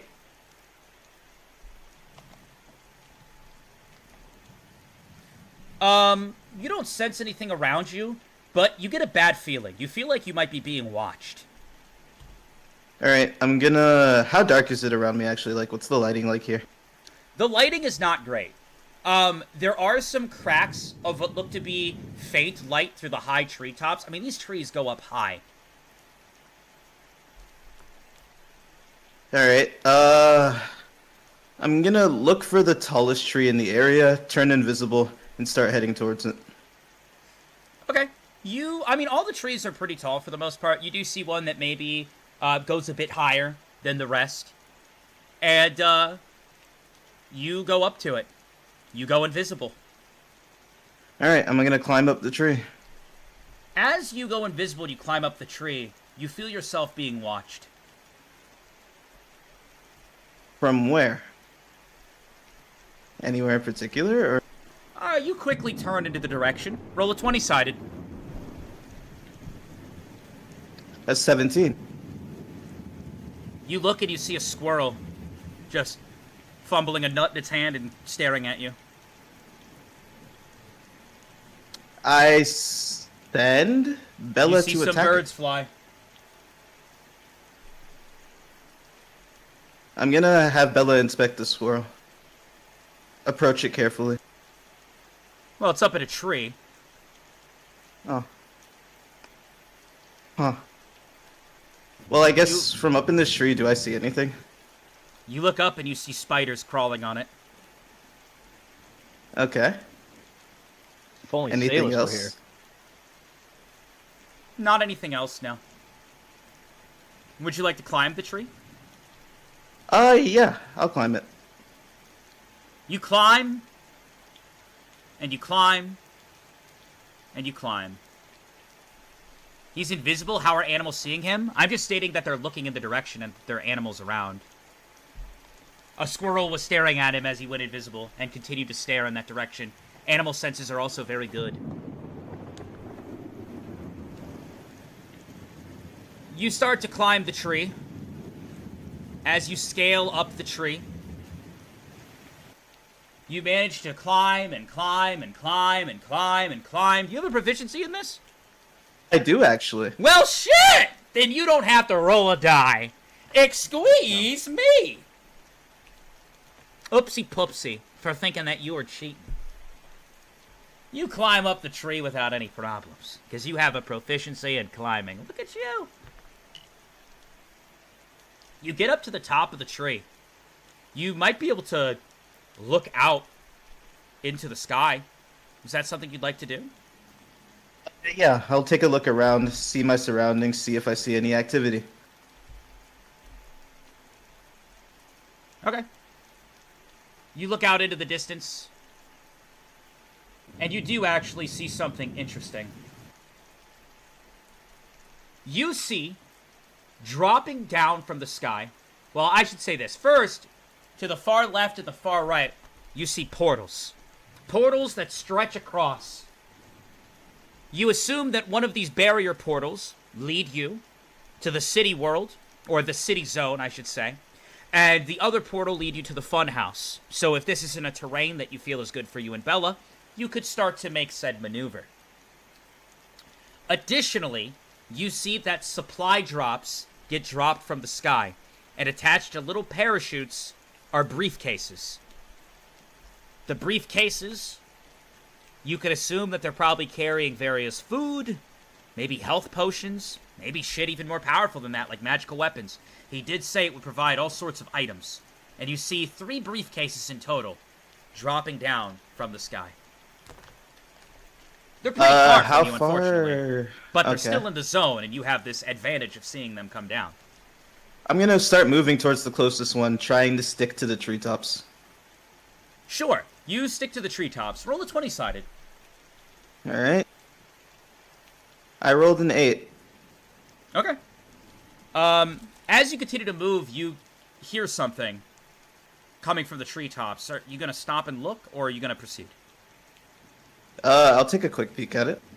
You bring your head out, and as the rain comes down and some thunder cracks in the distance, you see someone holding on the end of what looks to be an eagle. But the eagle is not normal. It is a spirit eagle, and it is massive in wingspan. And you see the individual just with its wings flapping above. He starts to fly in towards one of the briefcases. Looks like you already see one of the competitors. How far away is he? A pretty good distance for the most part. It's hard to gauge the distance in the air. I mean, you're not used to, like, being in the sky. Alright. Well, I'm not a sniper, so I'm gonna continue. Is he going towards the same case I am, actually? Yeah, and what's kind of sad is you see he's actually approaching the case now. It looks like he's gonna grab it in midair. Okay. So I guess, like, if I'm heading still in his direction, am I heading farther away from the other 2 cases? No. They're all in a general direction, falling towards the center for the most part. And that's where you were heading. You were kind of starting at the Okay, edge. then I'll keep heading towards one of the other cases, but I'll try to keep an eye on him as I, like... As you drop down move. back into the trees and you were going to maneuver the other way, you turn and you see, right in front of you as you turn around, an eagle staring, looking at you. And at that moment, it just flies in towards you. Alright. You see it has, as it flies in towards you, its beak shifts into a long blade. And it goes right towards your head. What do you do? 5, 4. I'm gonna parry it. With what?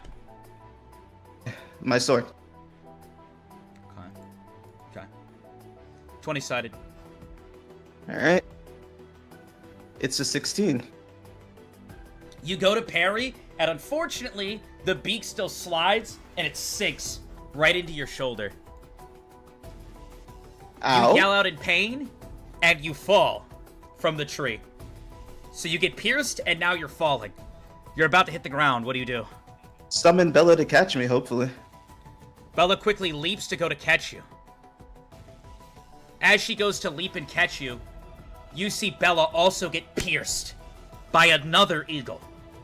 There are multiple of them. Okay. You hit the ground. In total, Ow. you're going to take 18 damage from the piercing, and you're going to take 9 fall damage. So 27 damage in total. Okay. You smack into the ground, and as you do, you see Homeboy start to walk up to you. Man, you guys all suck. As he continues to walk, you see an eagle on him, and he's holding a case. You have no idea how he managed to be flying in the sky far away from you and now stand in front of you with the case. But as he walks towards you, you can't tell if it's your vision, but several clones of him start to appear. He takes his hand, and it forms into a long, slick metal blade. As he does this, you see the beaks of the eagle all turn into long, slender blades as well. Now, kill him. He moves his hand like this. If you get eliminated this early, I mean, shit's gonna be bad. You're on the ground, pain within you. They all swoop in towards you. What do you do? I'm gonna dodge, and I'm gonna close the distance with the one that was talking. Dex check. Alright, how many? 3. Okay. Pass. Pass. Pass. You get up and you start to run in. One hawk, or someone in the chat said hawks, so now I'm thinking they're hawks. One eagle. Hawk Tua. Hawk Tua, yeah. One eagle, that's what they are, flies in towards you. You manage to dodge over the first one. I gotta stop reading chat. My mind's getting all confuzzled trying to keep track of all this shit. You leap over the first one. A second one flies in, you duck underneath it. You start to run in towards the dude that was talking. A third one flies from the left. You manage to just parry off of it and move in. You're right in front of him. What do you do? As you're about to I'm connect gonna with him, you see him swing. take his blade hand and he swings towards you. You guys are about to collide. Oh, I'm gonna dodge first, then counter. 20-sided on the dodge. Alright. A 15. You do a perfect dodge, and you get behind him with a little spin as he swings down. You're moving fast as fuck! Alright. You're behind him, you have an opportunity to attack. What do you do? Decapitate him, but do I see any clones around while I'm doing this? Oh, they're all around you. They're getting Alright, ready. well... keep an eye on the one closest to me as I decapitate him. 20-sided. Alright. A 15. As you go to swing, you slice him right across the back. He flies forward. Several of the clothes disappear around him. Ah, son of a bitch! You see he gets up with the case and starts to run. You see Bella, blood go! leaking out of him. Oh, Bella, already on it. She starts to move in, jumping from tree to tree. And you see Bella come in and just tackle his ass. Alright. I'm gonna close the distance, and I'm going to channel one life into Bella. Oh, for a blast? Yeah. Alright. 20-sided. And mark it. It's a 9. Bella sends out a blast, and it just basically blows the guy up. It's still not a lot of damage, but you didn't need that much. You see he disappears. And you get a point. You have 1 point. Congratulations. And you see the case sitting there on the ground. The case and look for some cover. Okay.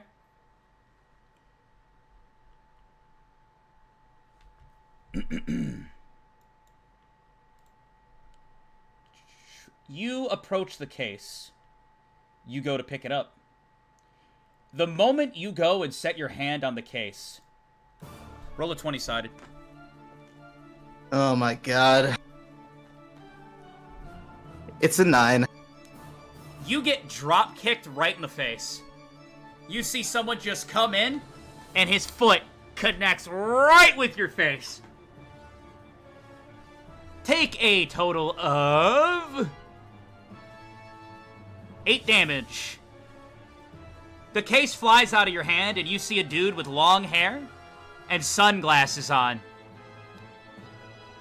He pushes up his sunglasses, he picks up the case. I'm taking this. And he doesn't finish you off, he just dips.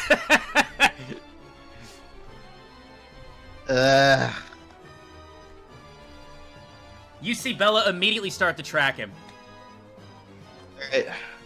I'll follow from a distance. Do I have the energy to turn invisible still? Yes. Alright, I'll turn invisible and I'll track his movement. 20-sided. Alright. It's a 9. Alright. You start to gain on him. You don't know if he's slowing down for you, but it looks like he starts to run at your pace and you guys are running side by side. What are you doing? Following me? You see Bella also running on the other side of him. Wondering where you're headed. Wondering why you didn't finish me off. I'll reveal myself.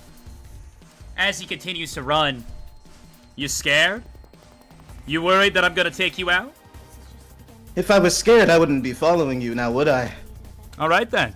Just know if you come after this case, and I eliminate you this early, well, your blood will be on my hands. Only engage if you're truly confident and know what it means to lose this early. He continues to run. You see Bella leap at him. And as Bella leaps at him, you see him just sink his fist into her. And she flies up. Poor kitty cat. He continues to run, weaving through the trees. Bella quickly regains her feet and starts moving in. It seems he doesn't want to kill you right now because he knows that early kills likely means you'll die. Will you pursue? I will glance at Bella. What's she looking like right now? You see Bella kind of in rough shape for the most part, but she's looking at you and she's concerned about your injuries. You see she starts to lick one of your wounds. Alright, we'll back off then. Fair enough. You don't know who that guy was, but he had a mean kick. What's weird, though, is you felt like you should have taken double the damage from that kick, but he definitely held something back.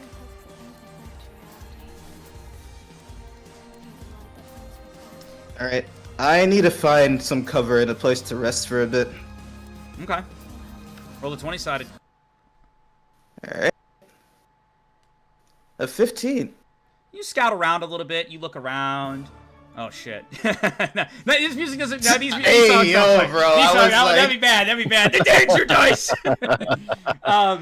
You managed to find a pretty chill spot for the most part. I say chill because you see basically overgrown leaves, right? And it looks like a nice spot where you can kind of sit back, relax, and just kind of rest for a little bit. However, you are worried about this piercing in your shoulder. I'm gonna try and, I guess, stop the bleeding. Okay. All right. How would you like to go about that? Is it just like you gonna rip up your clothes? You gonna like apply mud? Like, what's the plan here? Do I see any big leaves around? Yeah. I mean, I don't know, banana-ish leaves or something like that? Oh, yeah. I mean, it's an oversized plant. We're talking banana-esque leaves. We love it. It looks good. We got the banana leaves. You doing some wrapping? Alright. Out of curiosity, there wouldn't happen to be a beehive anywhere near me, would there? Not in the rainforest, no. Not in the current area you're figures. Alright, then I'm gonna try and use the leaves to make a kind of temporary band-aid. Okay. What's your intelligence? My intelligence is pretty average, I think. Oh no, it's 12. Yeah, you could take a 10 and just kind of, take your time getting that all set up. Is that what you want to do? Yeah, I'll take my time. I need some time to relax and, like, vibe with Bella anyways. Bella cuddles up to you. You pet her a little bit, and she goes to sleep in your arm. Alright, well, I'll just take a deep breath, and I'll meditate for a bit, I guess, once I'm done wrapping myself up. Alright. We are gonna go to Kodo. Okay.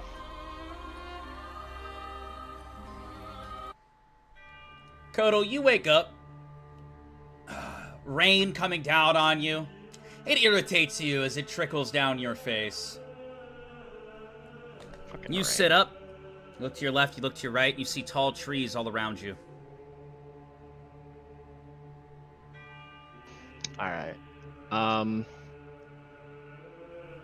I think the first thing that I'm gonna do is cover my body in scales to match the colors of the environment to kind of break up my shape. Roll a 20-sided.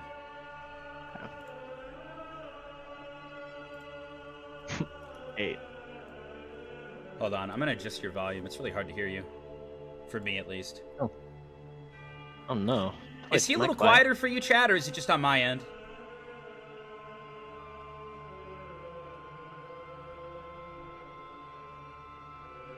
Chad?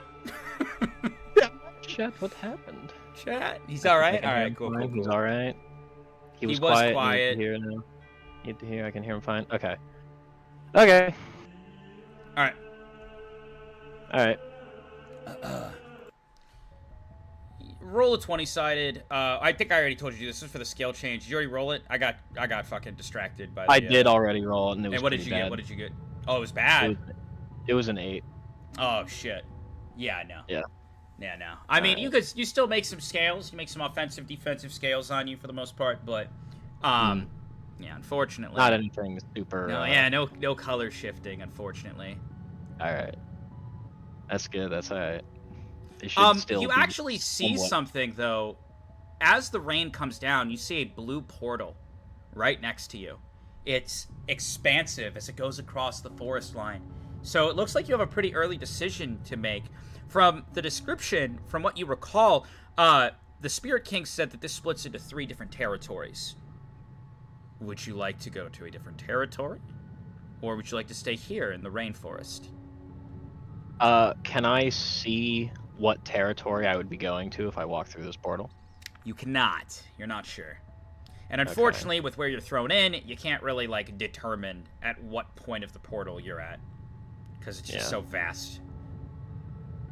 Well, I do not like rain, nor have I ever been in a jungle before, so I am probably going to try and leave. Okay. So you're walking through the portal? Yeah. Alright. You walk through the portal, and as you do, you look before you, and you see a vast city. It looks very similar to Vaughn City. Lights, tall buildings, and you see all sorts of wrecked equipment. On the ground, you see various pipes. It seems like the earth itself is kind of morphing into some of these buildings and deteriorating the bottom of them. Okay. Okay. I can get behind this. Do I see any, like, you know, like we were looking for supply drops and stuff. Are there really any landmarks or anything that I can see from my current spot? Yeah, so you just kind of want to scan the area, look in the sky, kind of like get a good look of everything around you?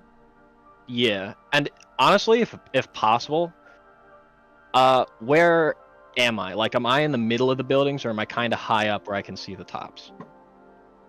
You can, like, the buildings do go up pretty high, but some of them are a little bit lower. So you can see the tops of some, and then it, like, kind of, like, as you... Wait, roll 20-sided real quick. Okay. 18. As you're kind of looking around and getting a look, you feel your heart drop for a second as you just see someone click, and they point something at you. Fuck. Alright. Immediately, I'm going to duck for cover.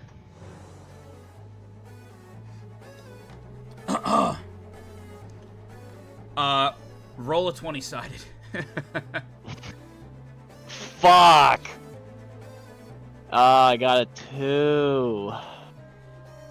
As you go to move, you leap, and you just hear one shot go off.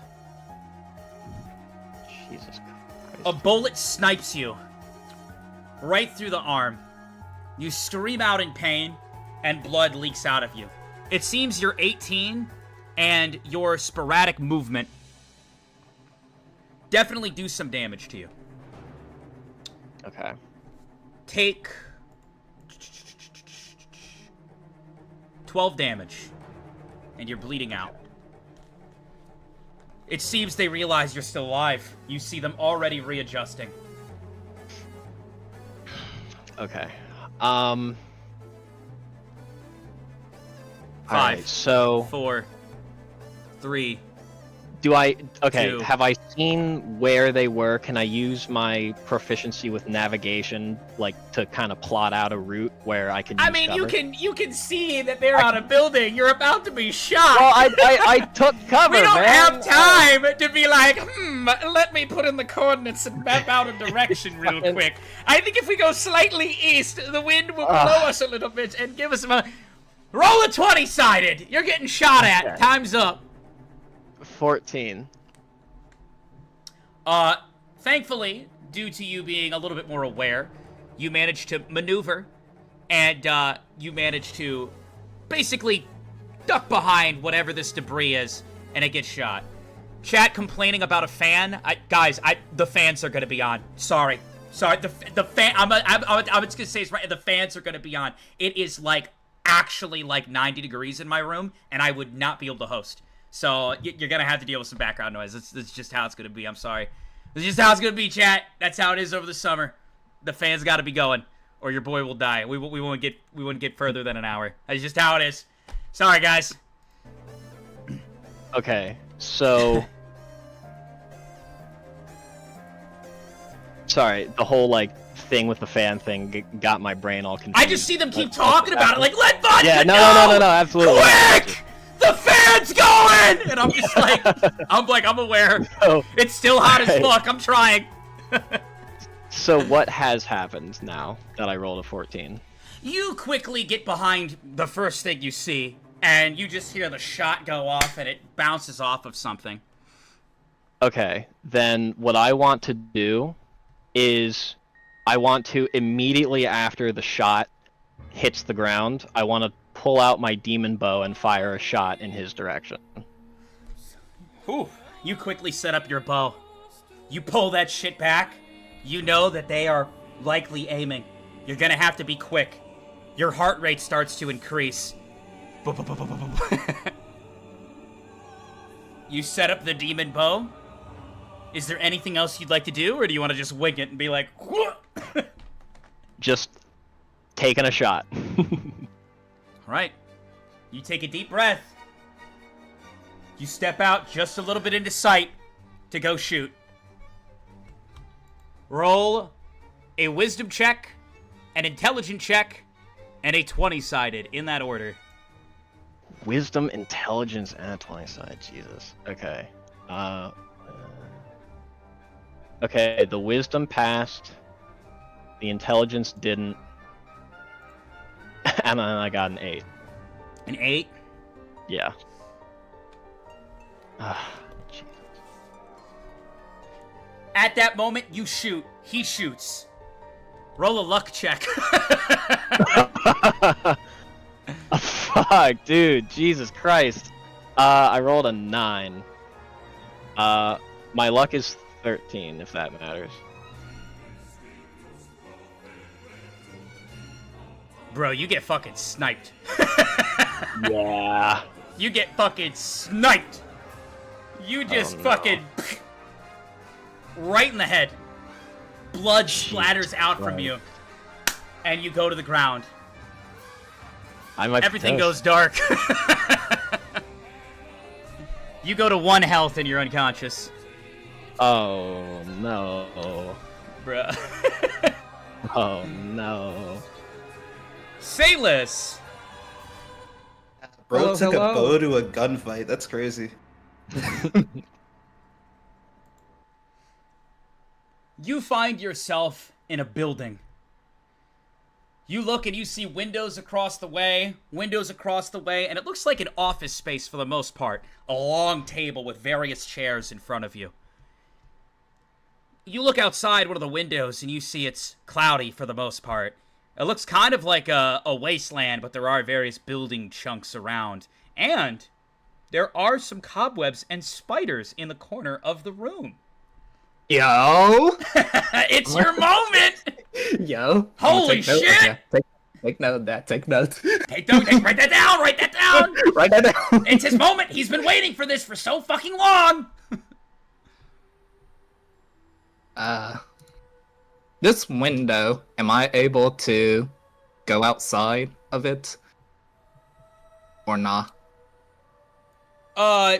If you, like, shatter it, I mean, you know, this isn't like the IRL where you have to worry about property damage. But it looks like there is some sort of hook at the top where you can open it to, you know, crack it, get some air, but there are, like, safety things in line. You actually see something in the distance that catches your attention. What did I see, Vodka? As you look out over the land, you see a few people running about and just dropping like flies. Boom, sniped. Boom, sniped. There might be a sniper on your building. Or one of the buildings close by.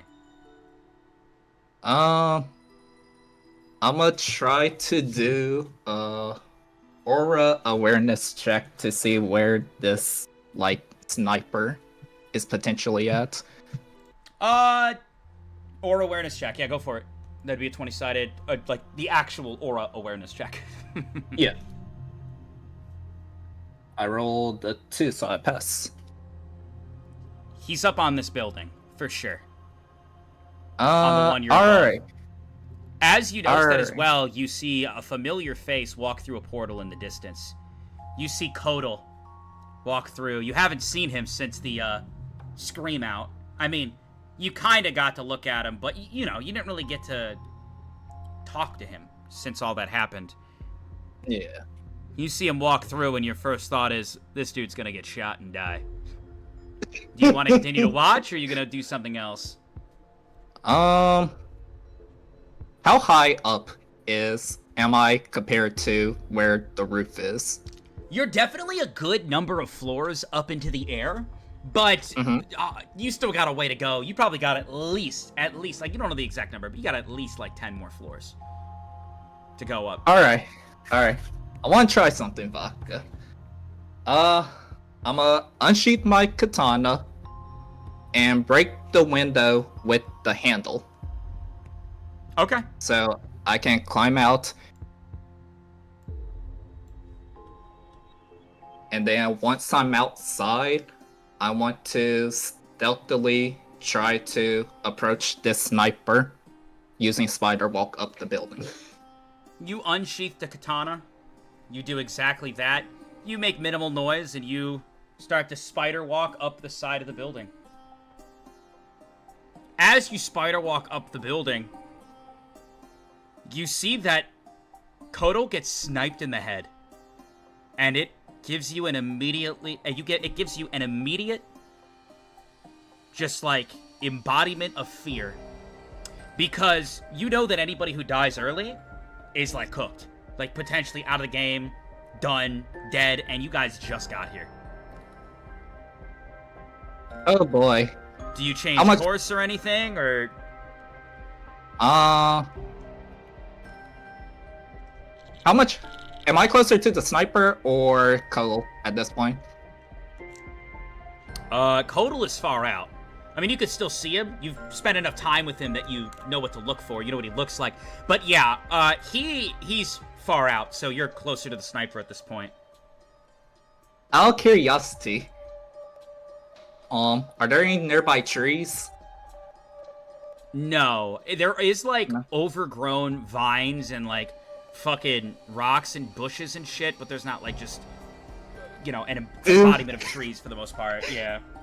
Do I happen to see a spider anywhere outside on like the vines, the building, anything like that? Just in that room. Just in that room? Yeah. Alright. I'm gonna keep going up. You're gonna need to make haste, though. I mean, Yeah, he just yeah. got shot. Alright, I'm gonna keep going up to the sniper. You manage to Stealthily, get to the but top, quickly. and you see the sniper. As you get to the top of the building, you're like right at the edge of the building. Are you gonna like, what are you gonna do? You're gonna peek over? Like, what are you doing? Is this the direction he was shooting from, or am I behind? Or outside of him? You're on the side of the building. So The not side of directly him? behind, but like you're behind him, but you know, not on the opposing side where he's sniping from.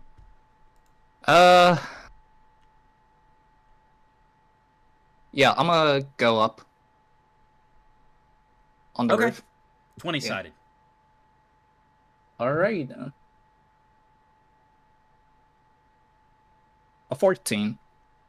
All right, the moment you go up, you just see him standing there, click right in front of you. What? You think I don't have ears? Die. And he just goes and he pulls the trigger right in front of you. Parry it with my sword! Parry it up! Parry the bullet? No, not the bullet, the freaking barrel! The barrel vodka! 20-sided.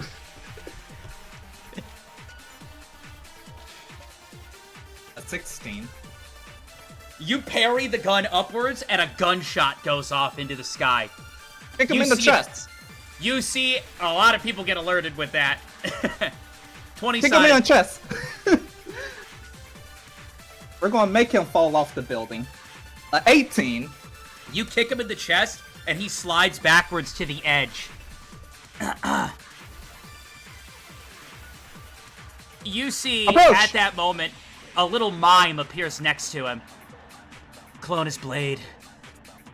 You see the mime just kind of dance a little bit, and then it turns into your blade.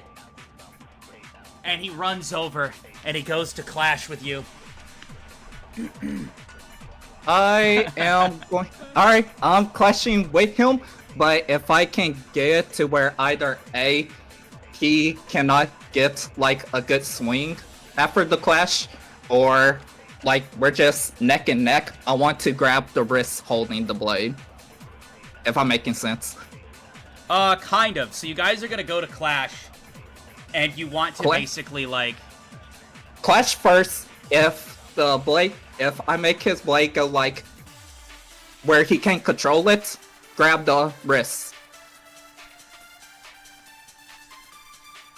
See, Am I this is still where I not wish making I could see. I wish I could see you, because I know if I could see you, I'd be able to understand what you're saying to me. So yeah, Chad doesn't know what you're saying either. So I mean, if you want to turn your camera on for a second, I'll look at what you're talking about. I'll look at what you're talking about, because I don't know. They can't see you, but I don't know what you're trying to tell me right now. Hang on, let me. Bro, breaking out the camera. Oh Hey, shit! Can you see me?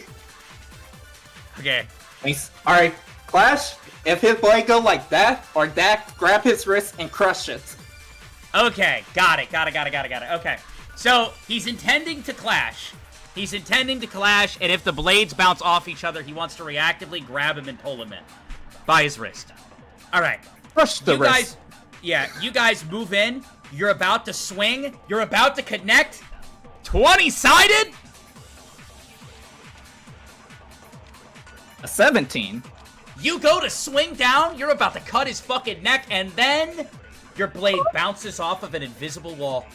You see the mime standing next to him just goes like this, at an invisible wall. You bounce off of it. Dumbass. And he comes in and sinks his blade directly into you. Does he actually connect, or? Oh, he connects. Okay. You Alright. see blood leak down your mouth. And then he continues to push you towards the edge. And you start to get pushed backwards towards the edge of the building. Yeah. Alright, we're gonna try something then, Vodka. I'm gonna grab the handle, right? When we get to the edge, I want to do a back somersault and send him flying out off. Sure. You go to grab onto him, and at that moment that you two are connected, you have a plan. He's pushing you up to the edge, and you are getting ready to toss that motherfucker behind you and be done with this guy. Good chat. Good. At that moment, somebody appears behind both of you. You guys are being really loud.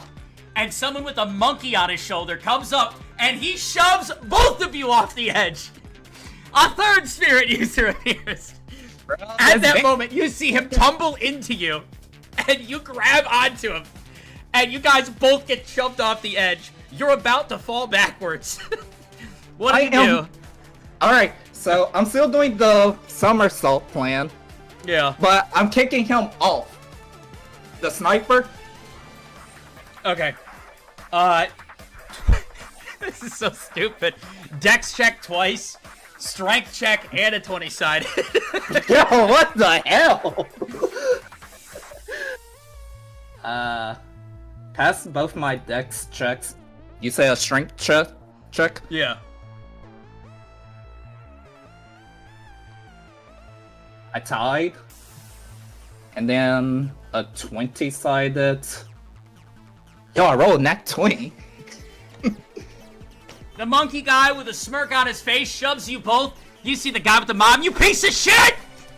But at that moment, chat, Salus grabs on and locks wrists with the guy.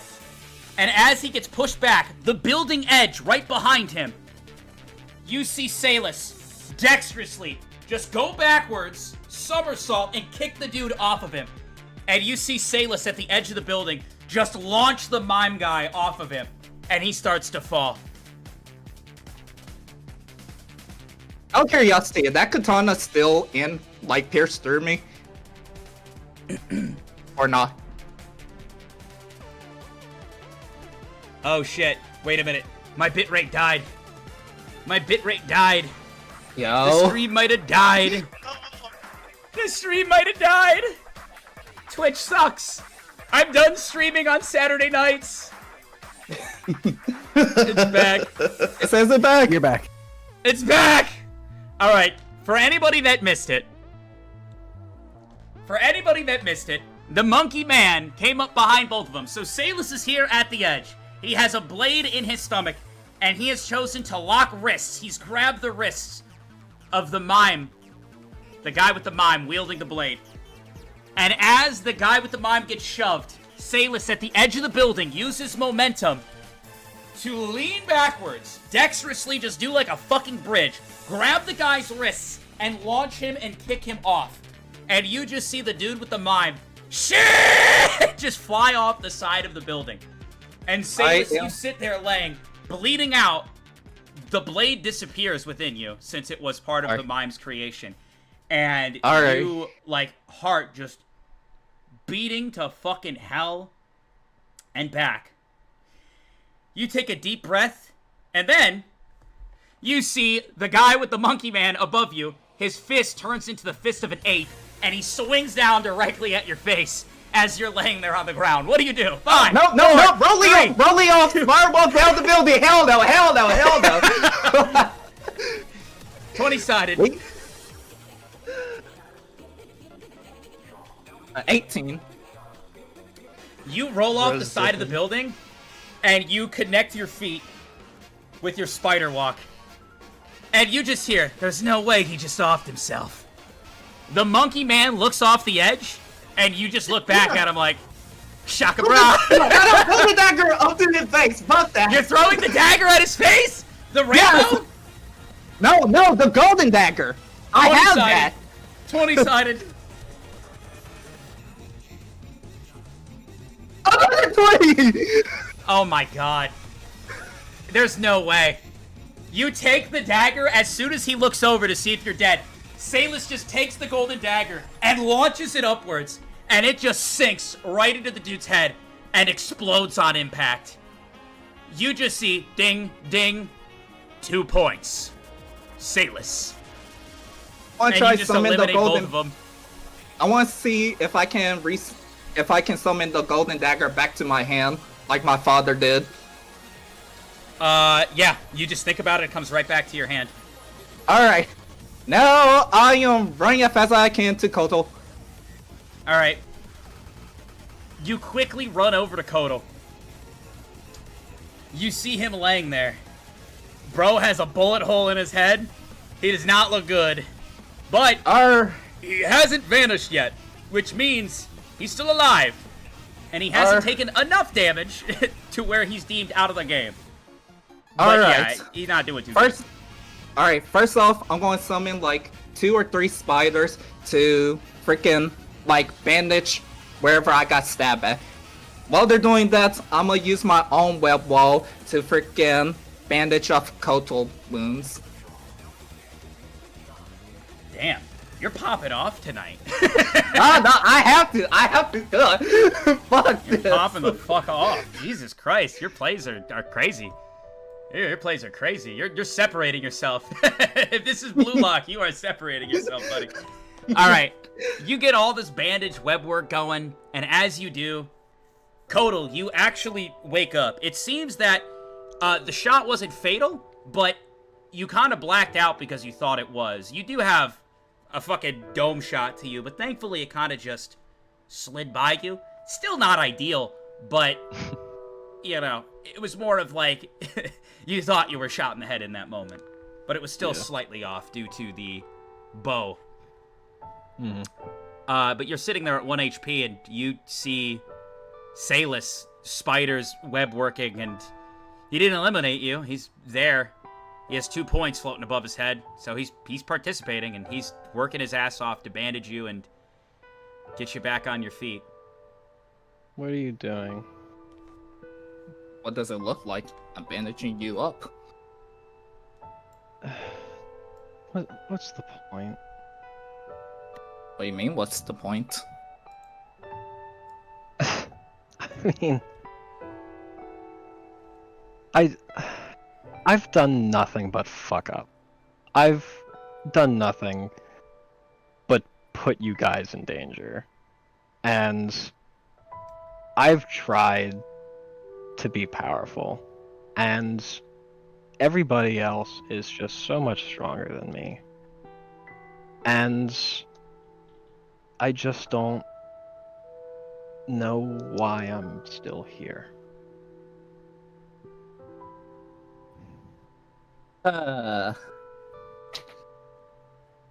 Wilco, I wish I could give you some comforting words, but I really can't. I really don't know how to do this, like, mushy gushy stuff, but I know that deep down that you're a good person.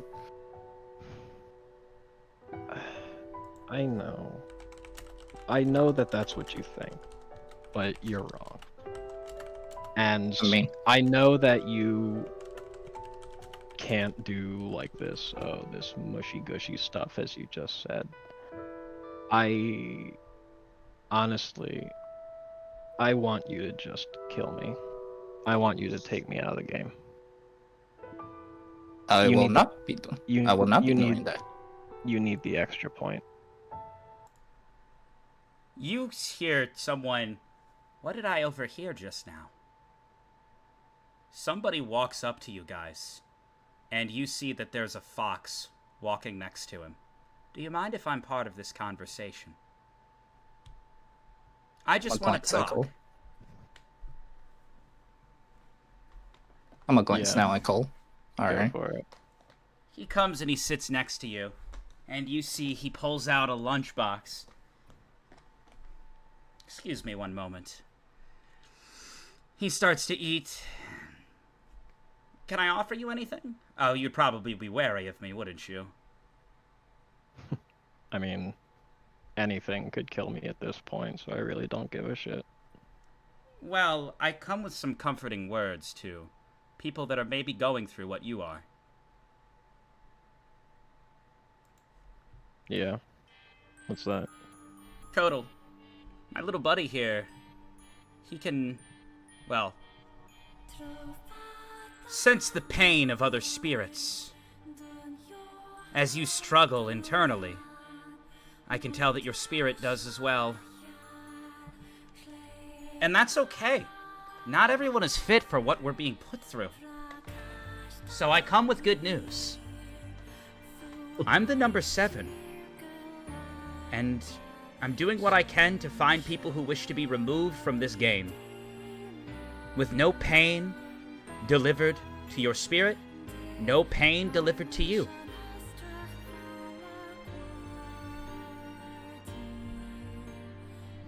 So, what? You're offering To free you. remove me from the game? Yes. And you'll be able to continue your life.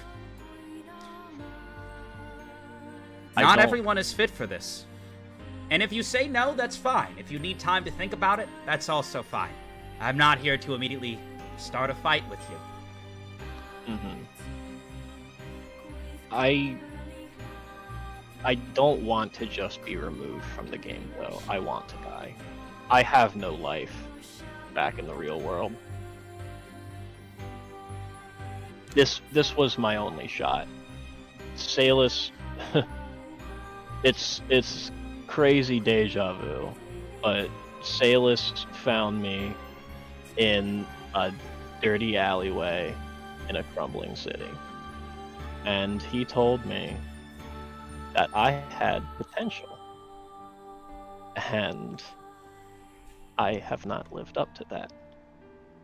And I have nothing to go back to. I have no home. I have no friends. I have nothing. So, the only closest thing that I mean, fuck. I just burned every last bridge that I had 30 minutes ago. Well, I'm a stranger in your life. I'm not here to enter your life and, well, end you. Which is weird to say since we're in a competition with each other. I'm not going to be the one to kill you. I'm simply offering you the opportunity to have your spirit removed from your body so that they don't get hurt alongside you. I'm sorry you're going through so much. Would you like something from the lunchbox? And you see he pulls out the lunchbox and he's got a few bags of chips, some soda, some water. Yeah, I'll take a soda. You reach for it, you crack it open, you start drinking it. And what about you? Do you wish to be removed from the game? I see that you already have 2 points. I hope that you don't feel like taking my life. I'm not much of a fighter. No. Both 2 don't want to take your life, and no 2 being removed from the competition. Thank you, though. Of course. You don't have to think about it now, but I'd really put some thought into your position. Life isn't all that bad.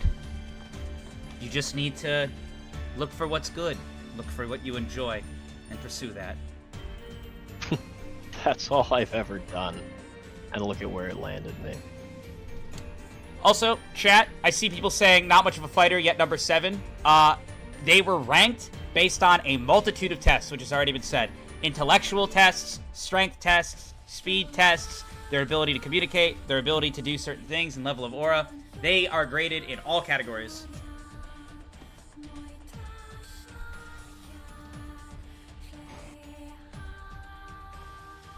Well then, we'll stay in touch, Kodal. And your name is Salus. My Yes. spirit has the ability to really help me get a feel for the individuals around me. I do hope whatever's weighing you down passes. I genuinely hope you find happiness, my friend. And you see he holds out his hand to help you up, Kodal. I'm gonna take it. Thanks. He pulls you up. Well, I'm off to find more people that maybe don't wish to be part of this game. Before you go, if you don't mind me asking, what is your name? My name? Well, I believe that individuals should use aliases in this competition, so just call me Z.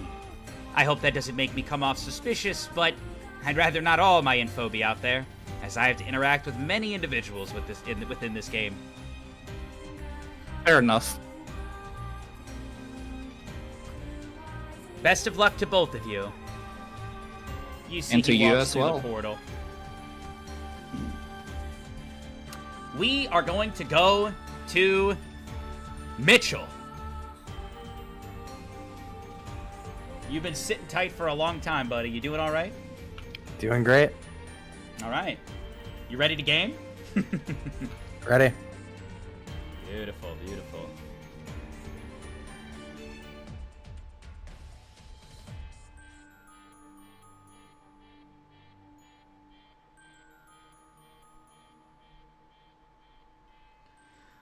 I should have practiced some DJing before I came here.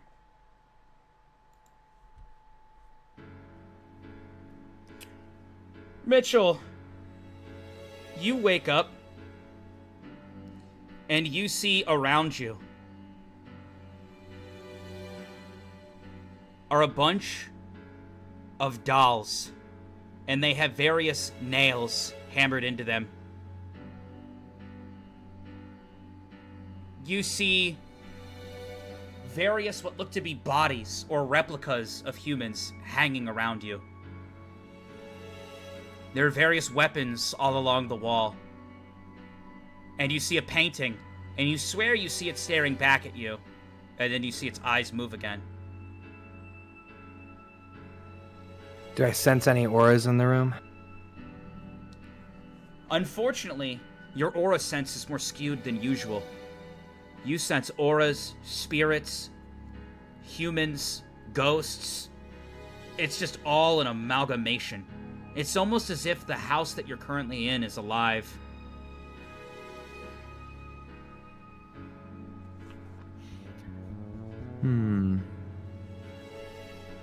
So there's a painting. You said there's weapons on the wall, hanging like mannequin sort of doll things. Is there any other entrances, or is it just this one room?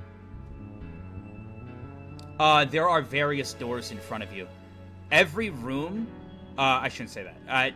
In the room you're in, there are 3 doors connected, so there is a multitude of rooms that connect to this one. All the doors are shut. Understood. Can you differentiate the doors for me? Yeah. It's funny you ask. One door actually has a smiley face on it. One door has a sad face on it. And the other door has an angry face on it. They all look the same otherwise, but they all have faces.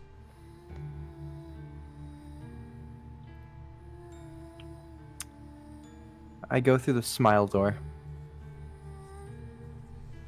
You walk through the smile door, and as you open it, it almost looks like the face starts to snicker. And then it just keeps smiling when you kind of look at it for a second. You walk into the other room, and you just see a lone bunny rabbit just hopping in the room.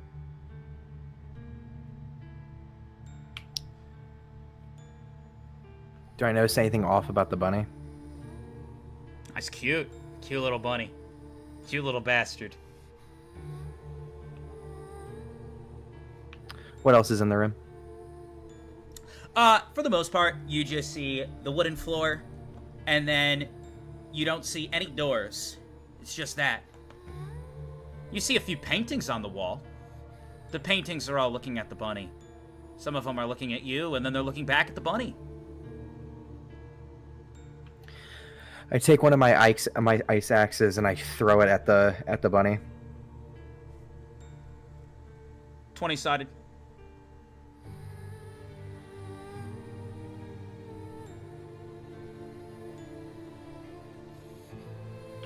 Four. I mean, it didn't really take much to kill it. I mean, you just send the axe and you just slaughter this thing, even on a 4. This a little bunny. Mind its own business. Blood splatters, that thing's dead. Okay, so it's based on what's living in the room, not necessarily players. Understand? And then at that moment, you see the floor come to life, and just almost like the bear trap on your back, just clamp shut and start munching. You are standing at the doorway, so you didn't get caught up in this. You see the house then release and go back to normal. Your ice axe is gone, and the rabbit is gone as well, and he remains. Actually, it was on a chain. Does that count? We'll say we'll give you opportunity to pull it back. Roll a 20-sided then. 14. You pull it back as you see, and it doesn't get devoured with the house, and you connect the axe. As soon as this happens, you see the paintings on the wall just start laughing. Chat, that is exactly why I put chains on the axes.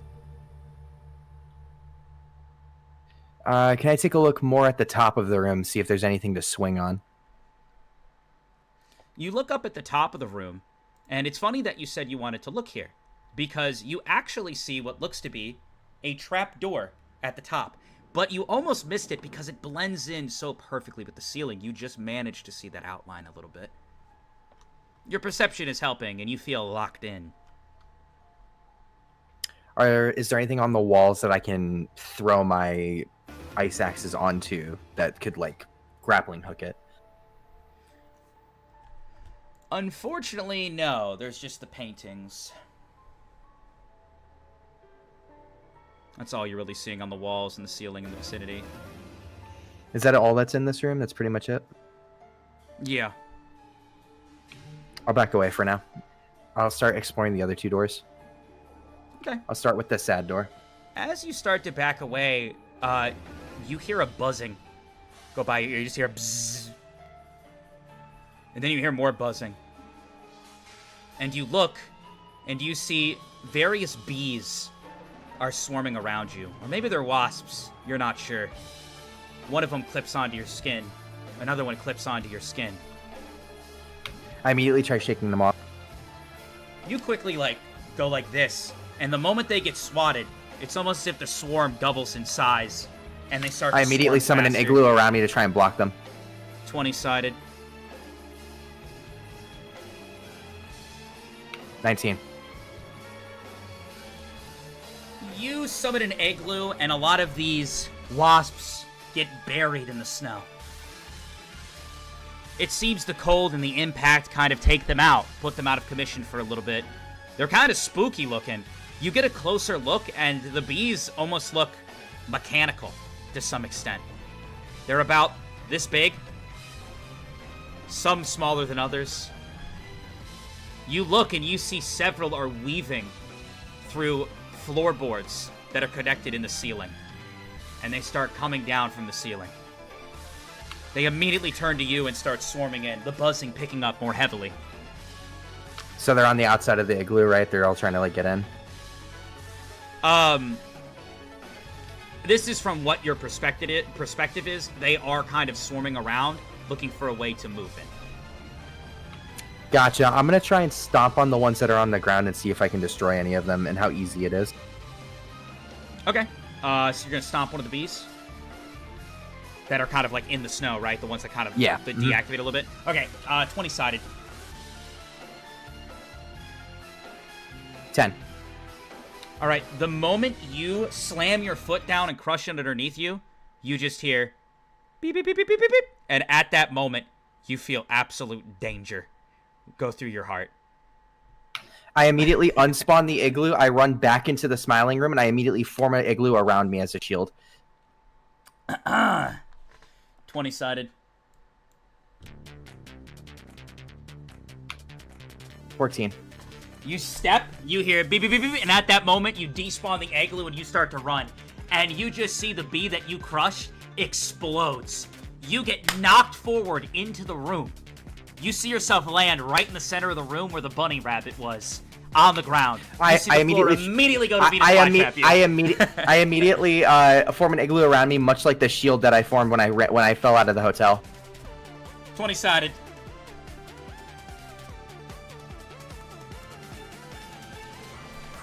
$17. An igloo appears around you while you're in the middle of the floor.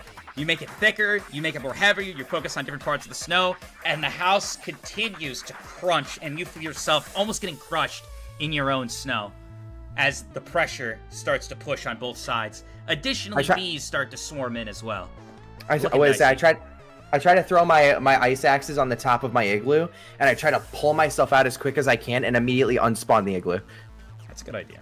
20-sided.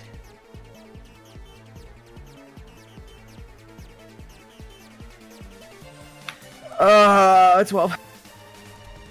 You put your axes up and you pull yourself up. I'm assuming you're jumping as you despawn to get out of the trap of the house. Yeah, jumping as I despawn, and then I'm immediately going to try and get to a side of the room and then spawn the igloo again. All right. You leap up. As you do, the house goes to close. It starts crushing and crunching, and you just see it. All of the bees that got consumed with it. You see the house actually just start to die out a little bit, and you see the floor turn into a more, I would say, normal setting for the most part. You leap out to the other side of the room. More bees start to move in. You hear someone from above. Just die already. I'm going to explain this maneuver very, very quickly to you. So what I'm going to do is I'm in the igloo again. I'm going to throw it at the ceiling of the igloo, try to pull myself up again. As soon as I get up to a good height, I'm going to despawn it, spawn another one, and basically start climbing all the way to the hatch. You're going to use your igloos as stairs? Is that what I'm hearing? Okay, I mean, I'm not saying this isn't out of the realm of possibility. I'm just saying that this is going to tax the fuck out of you. In terms of, like, summon, desummon, summon, you know, I'm just giving you the heads up. Are we still going with it? I don't have any other options, yep. Alright, 20-sided twice, and a constitution check, please.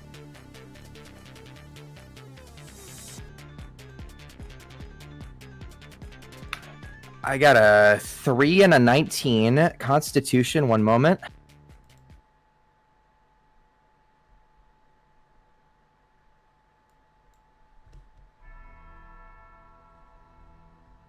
I beat the Constitution.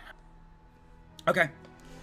You spawn an igloo, you leap off it, you spawn up another one, you leap off of it. You start to get up towards him. You manage to latch on to one of the trap doors. You kind of see it above. It's similar to the other room. You see it now that you're closer. And you see the person looking at you through the floorboard. Well, aren't you an aggressive one? Oh, you did an evolution. Can't wait to kill you. Several more hornets start to swarm in around you.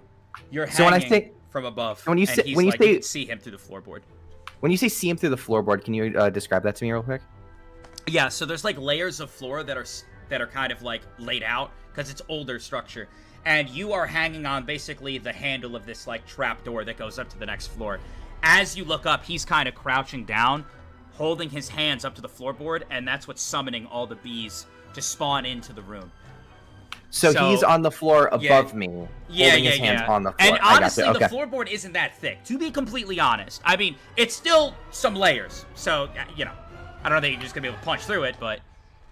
I try my best to open the trapdoor from my end. Intelligence check.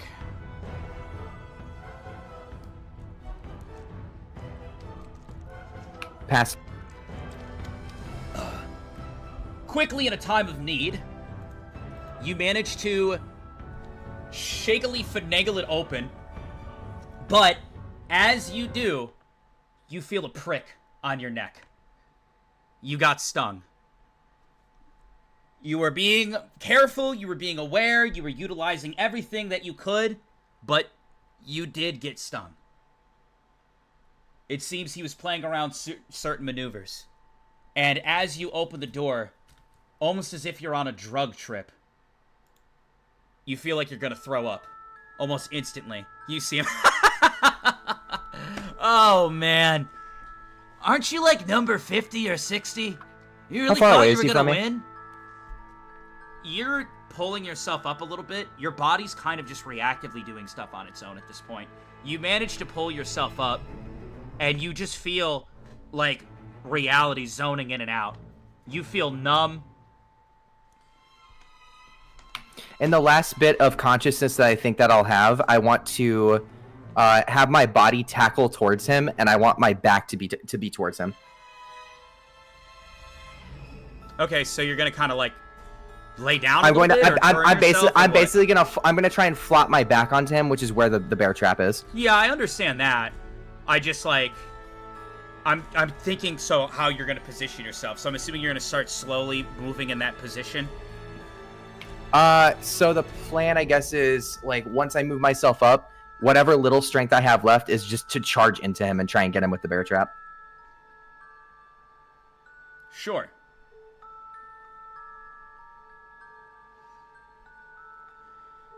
He starts to walk up to you, and you see more bees start to swarm around you, and you kind of shift yourself so your back is facing him. Well, you can run and cry and say that the number 17, the Hornet, finished you off. Kill him. Several bees start to place themselves, or go to place themselves on you, and he's in about the position he needs to be. On a good roll, you might be able to pull this off. Are you going for it? Absolutely. So you're going to use the last of your strength to leap up and kind of bear trap the fuck out. I'm gonna try specifically to put my back onto his head. That's fucking crazy. At first I was like, yeah, you might get his arm. You're just aiming for his head? I want to push my back onto his head. I want his head to get fucking taken off in the bear trap. Sure. 20-sided.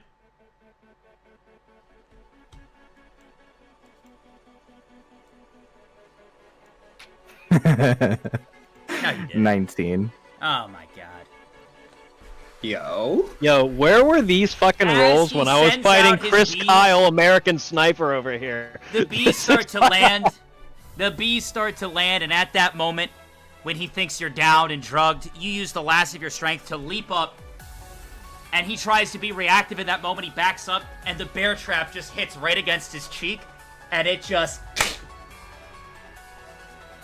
You fall to the ground on your back, and you just see this dude's head, just massive blood leaking out of it. Tell your friends that you got beaten by a fucking penguin. You hear a ding, and you get a point. All of the bees fade, but you also are feeling quite lethargic yourself. The effects of the poison still linger.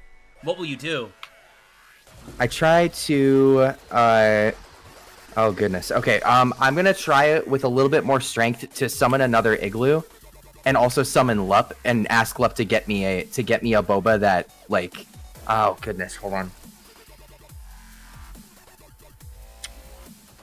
I ask Lup for a bendy straw. Sure. The igloo still needs to be summoned for Lup to get his workshop. Copy. I'm gonna summon it. Alright, you summon the workshop, you see Lup quickly go over, and weirdly enough, you didn't see this kind of initiative before, but it looks like he starts to brew something on his own. He quickly hands you a drink. I immediately drink it. You don't know if it's part of the evolution, but you drink it and you're feeling better.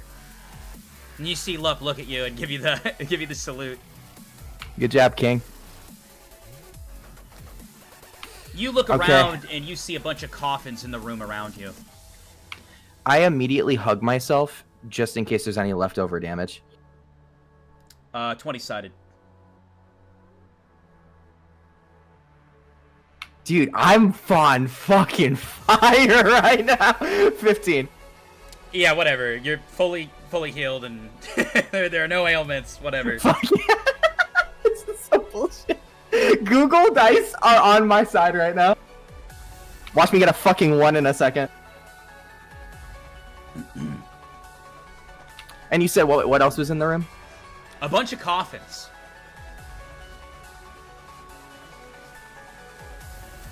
Can I see if my aura reading is a little bit better now and see if there's if I sense anything? Can I ask why? Because I want to know if there's other players there. Roll 20-sided. The fuck do you mean? What? Roll 20. I mean, roll 20-sided. 5. I mean, honestly, it would still probably work. But yeah, you sense someone is hiding in one of the coffins watching. Can I tell which one? You look over and you see there's 3 coffins specifically where the energy's coming from. This individual's in one of the 3 coffins, hiding. Lup, can you please make me a beverage beyond? You see Lup starts to make a beverage. He hands it to you. I take it, I take a sip, and I immediately think of, I ask what coffin is he in? Or is the person in? You take a sip. With your beverage beyond ability, you can slightly see into the future.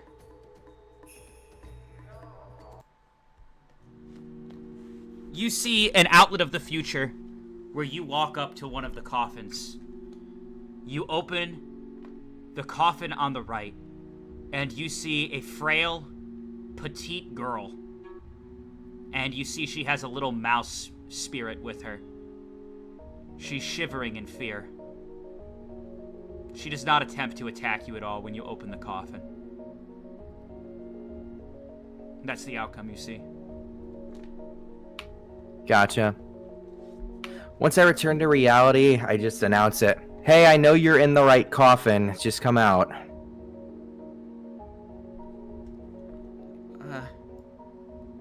Okay.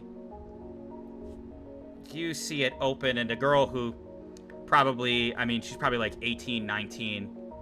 Super fucking, like very, very petite. Very, like, you know, shaken up. Her skin, her complexion looks pale white. She looks like she's gonna throw up. You see her just kind of step out. Can you just make it fast? I really don't like pain. She just closes her eyes and puts her hands up. Oh, and if you could not hurt him, that'd be cool too. And you see she just sees this little mouse spirit. Kind of just disappears. I'm number 92, the mouse.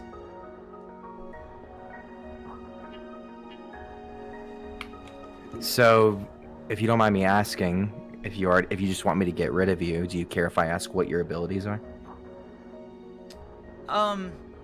Yeah, I can, well, I have really good detection. I have a thing where I'm able to find the best hiding spots, so, I mean, that's not really working right now, it seems. I'm not lying, I just really haven't No, I don't think you are. Anything at all. I'm sorry. Listen, I only attack people who attack me first, or people who deserve it, and clearly I you would don't, never. so. I would never. I'm kind of just stuck in this mess, and I don't know what to do. You should come with me. Are you sure? I really don't want to weigh you down. You won't. Well, actually, if you don't mind, maybe we can team up. What? Team up? What are you even talking about? I just told you my abilities. I don't even have anything that can help in this situation. Information is power. You're a lot stronger than you think you are. Oh, also, I call him Whiskers. This is my little buddy. And you see a little mouse appears. We did do some, like, reconnaissance stuff once. We've mainly just been trying to survive for the most part. That makes sense. What's your name? You can just call me, well, I'm sorry. I was told that I shouldn't tell people my name, but you seem kind of nice. You didn't attack me right away. I'll start first, then. My name's Mitchell.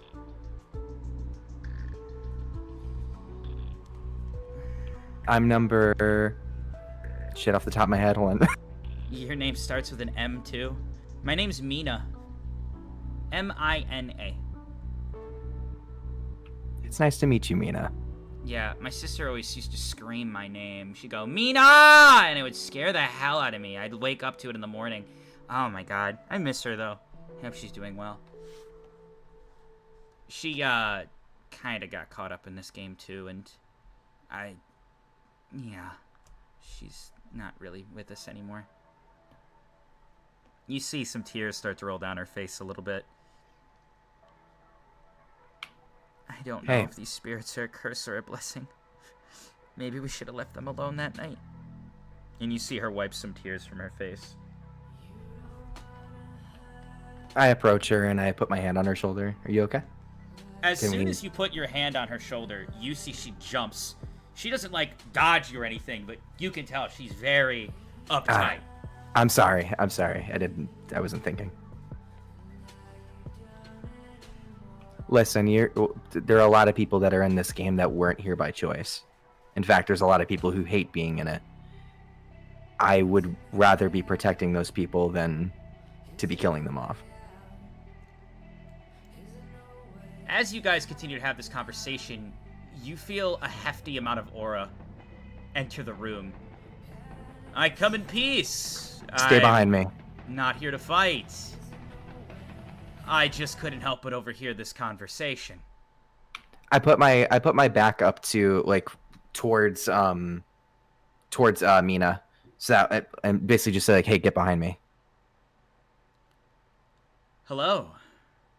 My name is the number set. Well, not my name. I'm the number 7.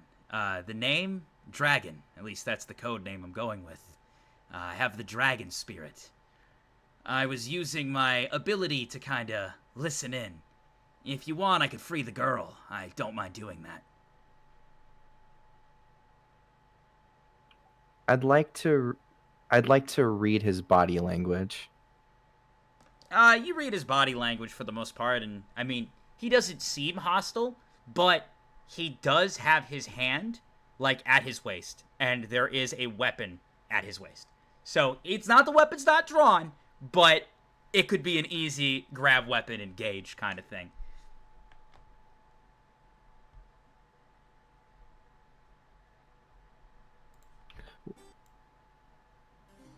Mina, you were saying, what was your detection ability able to do exactly?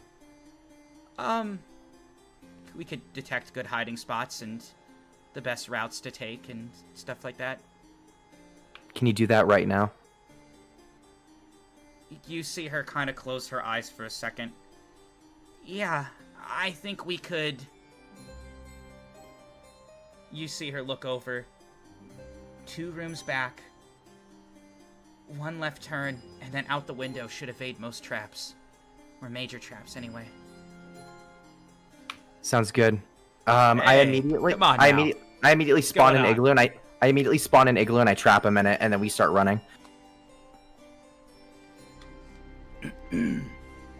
Alright, you spawn the igloo, and you guys start running.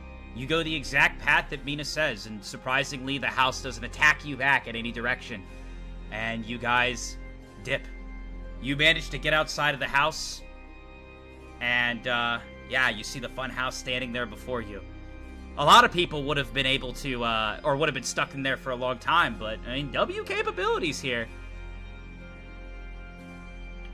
Mina, outside of the game, where are you?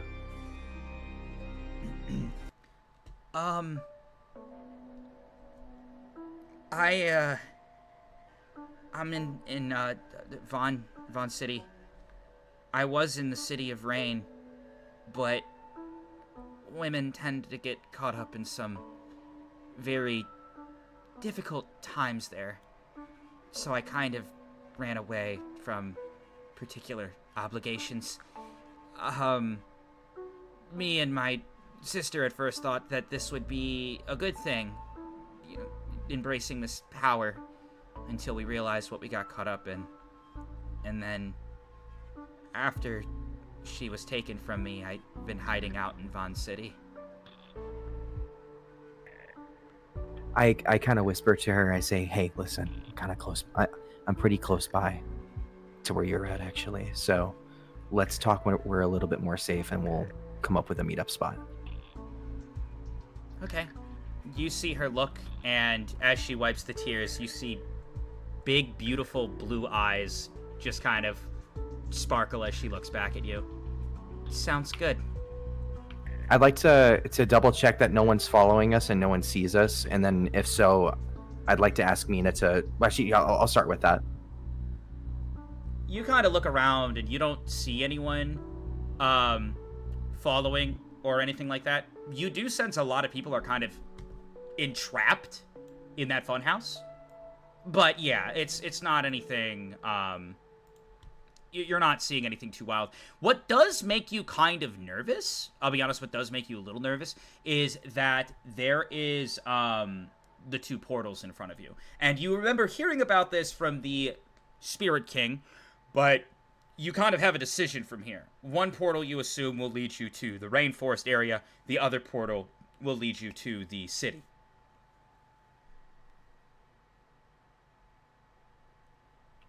Mina, would you mind using your ability again to point the best route? Yeah. And at that, we are going to go back to safe. Alright.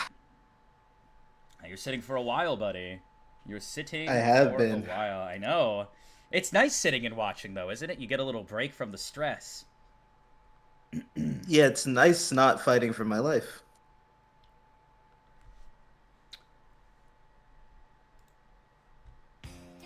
You open your eyes. You fell asleep, but you feel pretty good. You don't know how long you've been resting. But it's all good, man. It's all good. And you look around. I mean, you got a point, right? Is that what happened earlier? I did get a point, but what's my health looking like after Well, that's what resting? I was just going to say. Roll a 20-sided. Ah, God, please let me roll hot. A 17, okay. A 17. Okay, yeah, you're up 17 health. More than what you were. Obviously, if that passes your cap, it doesn't go past that. But you are awake. You see Bella. Her heavy-ass fucking body is just kind of sinking you into the mud. And she just has her paws, like, up right here, and you hear the purring. And you just see big-ass tiger head just right here. And she just lick, lick, lick. And you're just like, whole face just getting fucking licked. I'm gonna boop her on the nose. You Let's boop her go, on the Bella. nose, and she readjusts, and you just get, my ribs get crushed further. Come on, Bella. We gotta keep moving. All right, you do so. All right. As you What get do I up, sense around me? you don't sense anybody around you, for the most part. Maybe someone around in the area kind of moving, but it doesn't seem like they detected you. You, kind of move out of the bush, and, well, it might be your lucky day. You look, and you see one of the supply cases just chilling. Out in the open, leaning against a tree. It is a little bit dirty, but luck is on your side. Finally, the danger dice not fucking you over. I'll look around like I'm crossing the street and grab the case. Okay. You look to the left, you look to the right, all good. And then you go to pick up the case. Yep. 20-sided. All right. Actually, while I'm rolling this 20-sided, is my dexterity still higher, or did it return to normal? It is back to normal. You were Gotcha. resting for a long time, yeah. Does that mean you want a Tiger's 18 on something? No, it's a 10 though. Okay. All right, so no Tiger's 18, but grabbing the case and going? Yeah, I'm grabbing the case. Okay. You pick up the case, 20-sided. All right. 17. At that moment, the case fucking explodes. Figured as much. Take 46 damage. Alright, I'm unconscious then. You just hear, he fell for it. Die. And a fucking explosion happens. And then a dude with long hair and sunglasses walks out, picks up the case, looks down at you. Sorry. And he walks off. Safe! You're eliminated! Lol. Christ. That We're fast. Our group leader's out! No! Alright! Hey, you know what they say about cats and my curiosity? God, I had dude. no choice. It was Bro in had your a nature. nice nap. His cat was sleeping on him. He fucking woke up, was like, alright, we got shit to do. Sees a case, it just fucking explodes, and all he is just like... It was just in Safe's nature. It was the, yeah, like you said, the curiosity killed the cat thing. Yeah. No, like, not gonna lie, I saw that shit coming a mile away, but it is what it is. Why did you do it then? I rolled 2 dice. He was like, I rolled to see if I actually grabbed that shit, cause... He's like, oh, that shit coming a mile away. Then why'd you do it? Look, man, I have to play in character. It is what it is. Do you? You're not. I mean, is he I that rolled. dumb? I Is he that dumb? You did get 1 point, though, didn't you? Yeah. Alright, so, I mean, it doesn't look great, but I'm hoping that because there have been some people who have been eliminated with 0 points, maybe you still have a chance. Does he know?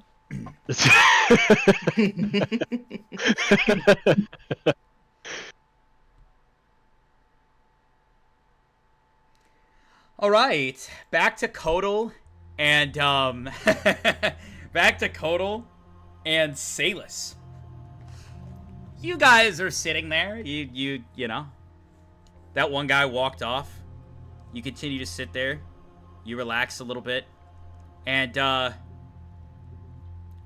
what worries you is that you really really need something, Kodal, if you want to keep playing in the game, because, like, bro, your shit is on the weekend right now. You got some low HP. Yeah. The wounds are sealed, but 1 HP is spooky. Out of curiosity, did the sniper or bandit leader drop anything before they disappeared? They did not, no. Okay. Out of curiosity, that thing I asked you about earlier, was I able to do that or not? The hyperfixation thing? Let me take a look. Unfortunately, no. No, that wouldn't work. Okay. Not after the transfer. Chat doesn't know what we're talking about, but you know what I mean. Okay. I sense saying spirit users nearby that isn't me or Total. There are definitely some in the city that you were just in, but, like, they're not currently engaged with you. You know, and that doesn't seem like they're moving towards your direction. Huh. Okay, now. I need to Google something. He needs to Google something. He needs to Google something. He needs to Google something. He needs to While Google he's something. Googling something, Nako, what the fuck, man? Look, okay, look. When I saw the case out there, I was like, this is obviously a trap, but, like, Safe is, like... He's too He's nonchalant. a curious guy. And so He's too I was like, let me nonchalant. roll a wisdom check on this. I was like, let me roll a wisdom check here real quick. Is Safe smart enough to just, like, leave this alone right now and do something better with this time? And I rolled a fucking 20, bro. I crit failed that shit. I had no choice. And I was just like, damn. Listen. If you want to be eliminated from the game, there are easier ways to go about this. Look, man, it's what the dice said. I had no choice. Nonchalantly blows himself up. Exactly. nonchalant This to look wildlife vodka that's in the area, am I smart enough to discern if any of it having like healing properties within them? I mean, you know about the rainforest specifically. I mean, you could go there and maybe you and Anansi could cook something up, but where you're currently standing, unfortunately, you don't really have any insight into that topic. No. Alright. Kotal, that portal you walked through, where were you at? Leave from? Takes you to the jungle. Jungle. Yeah. Well, you're not looking too hot right now, so what do you want to do? I want to die. Besides that, if that wasn't an option. Wait to die.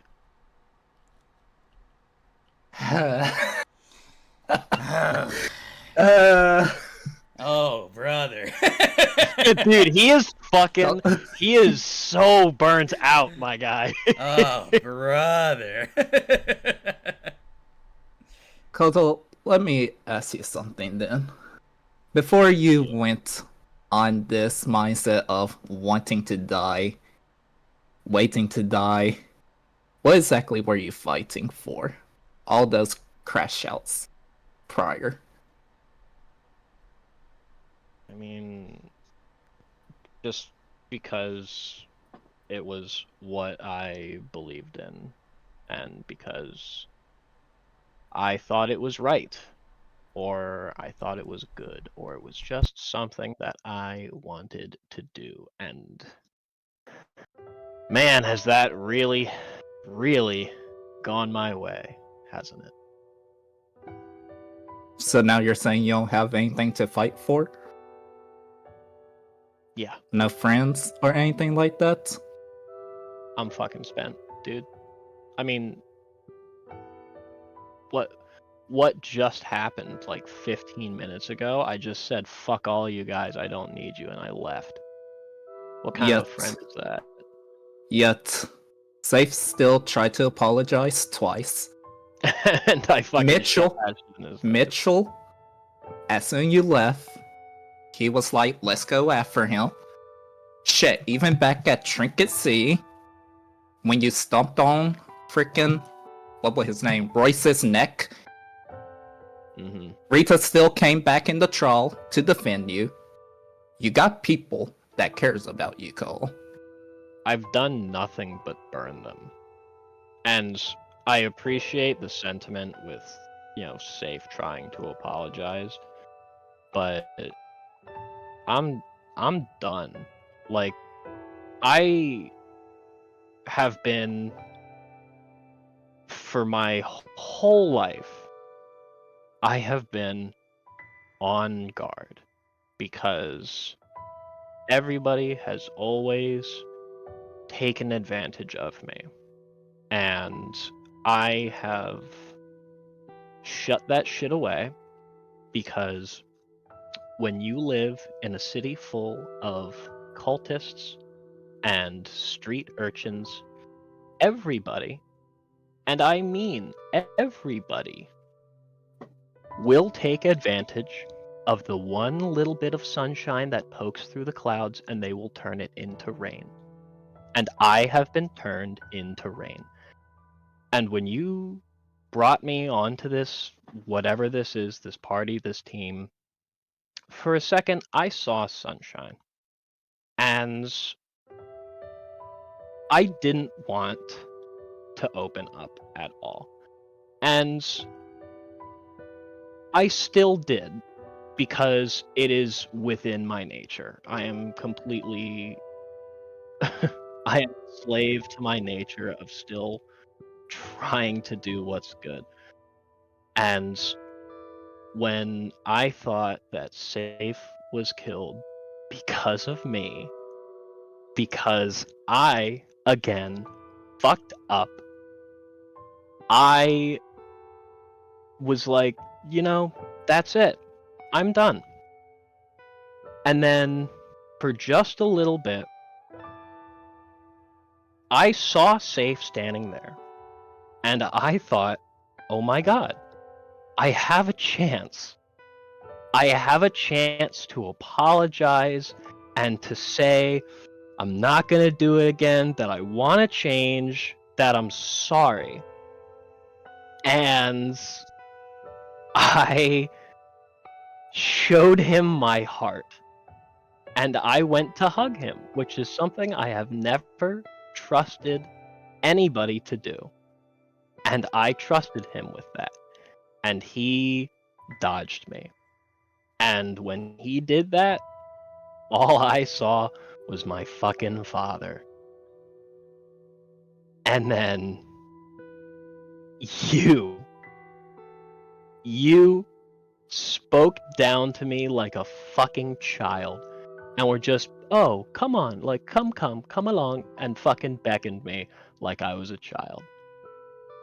And that, you reminded me of my mom. And then seeing Mitchell and his whole change, all I saw in him was myself and all of my mistakes thrown back into my face, and the fact that he was a ray of sunshine and he was turned into rain like everything else. I'm so done. Dude, I can't anymore. I can't. I have nothing. You say all this, yet you never mentioned Rita again. Cause no matter all the BS that we threw her through, me not speaking to her, even after I chose her to accompany me to the City of Rain, us not speaking to her as soon as we ran into Crimson and BB. Shit, her coming back to us, with us to the city. Shit, that instance where Tiana came up to her face and looked like she was about to do something. And us killing Royce. She still decided to trust in us. So, shouldn't we trust her as well? Instead of talking about, oh, I just want to die. Can I, at the very least, don't we owe her to at least tell it to her face? Because death is easy, but facing your mistakes isn't. That's something that not only it seems like you want to go do, but it's something that I have to do as well.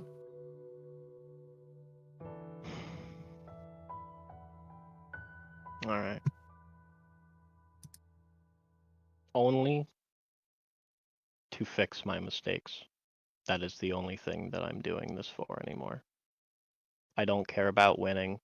I don't care about surviving. I just want to apologize for my failures. Then you do just that, no matter what. Alright. Well, what's our next move then? Vodka, out of curiosity, out of that whole chat, did any spirit user approach us?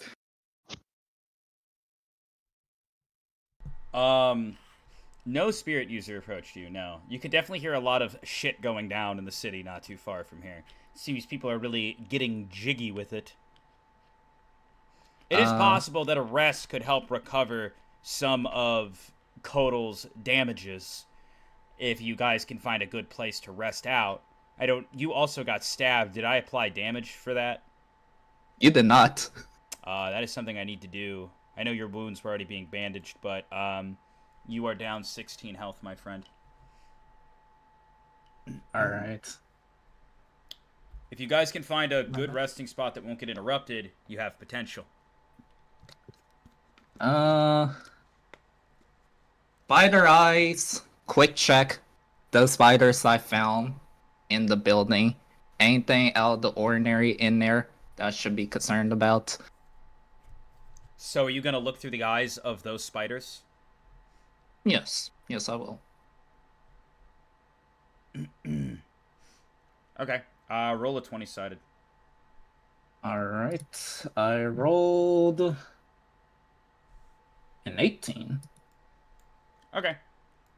You look through the eyes of the spider, and you do actually see something. What do I see?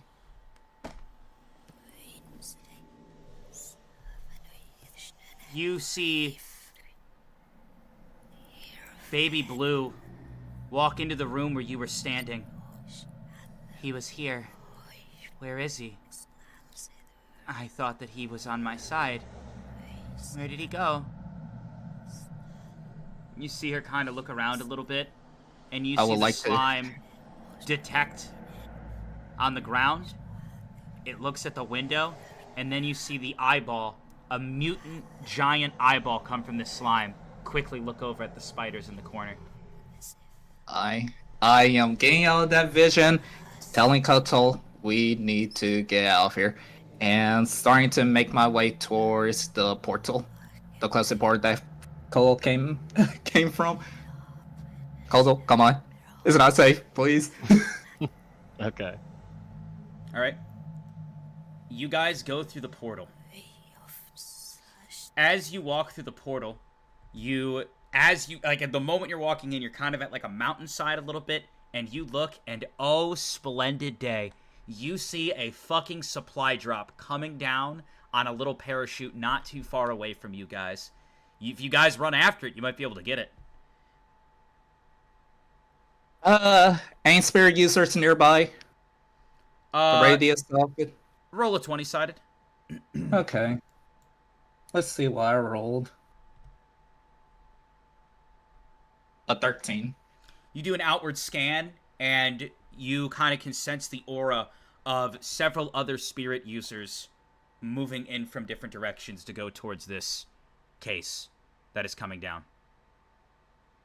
Alright, and you said we are, like, on higher elevation? Yeah, you are.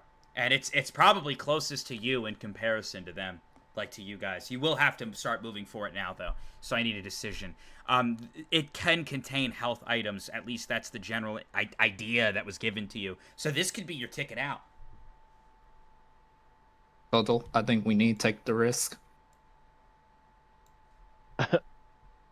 I can't take a single hit. That's why we need to risk the supply drop. So are you going? Are you gonna sit and not risk it? What are we doing? Right. You gotta make the decision now, because Right. it's going bye-bye. Going. All right. Yeah, going. Each of you guys roll 3 6-sideds.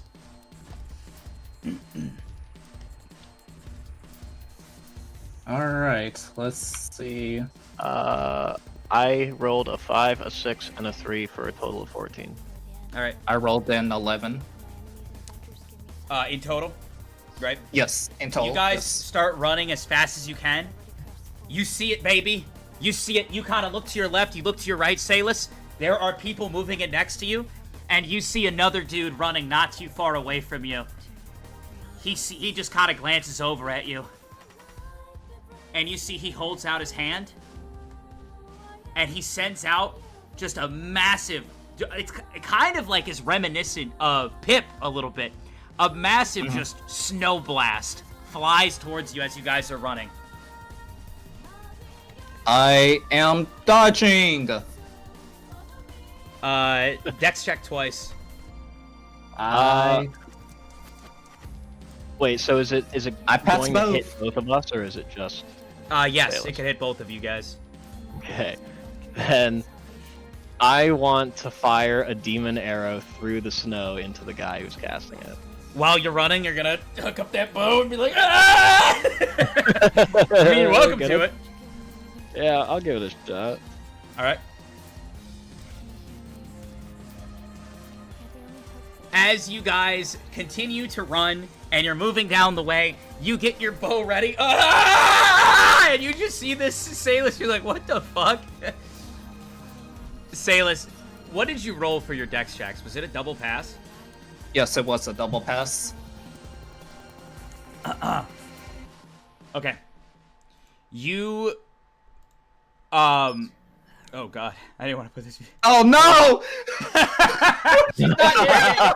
You're fine. She's not there yet. Not the demonic whisper soundscape. 10 hours. Anything but the demonic whispers. Oh man. Oh my god. The snow blast comes out towards you. You manage to leap over the snow blast, and then you manage to dip out of the way of a tree. The case continues to be just out of reach.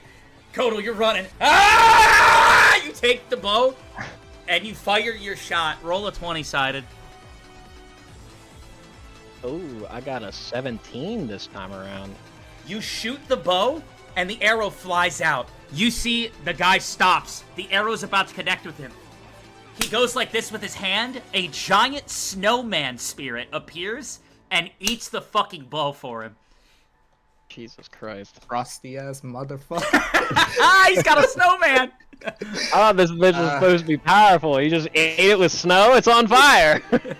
Baka, you said the case is just out of reach, right? You see, as he stands there, the case comes to die down between the two of you, and then all of a sudden, you see him start to vomit up black blood. After the spirit reconnected with his aura, you see him kind of scratching at his neck. And he just I take it back. fucking wilts down in front of you. And you get a ding, 1 point. Kotal. Oh, fuck yeah. How many other users are nearby? Right towards us? There are several watching. The case is sitting there in the open. Yeah, nobody's moving. You can't see them, but you can detect them. Yeah, okay. Is there any, like, higher elevation than where I'm at right now? I mean, behind you, in the opposite direction you came from, you were running downhill. Yeah. But you have to go away from the case that just landed. I mean, do one of you guys want to grab it?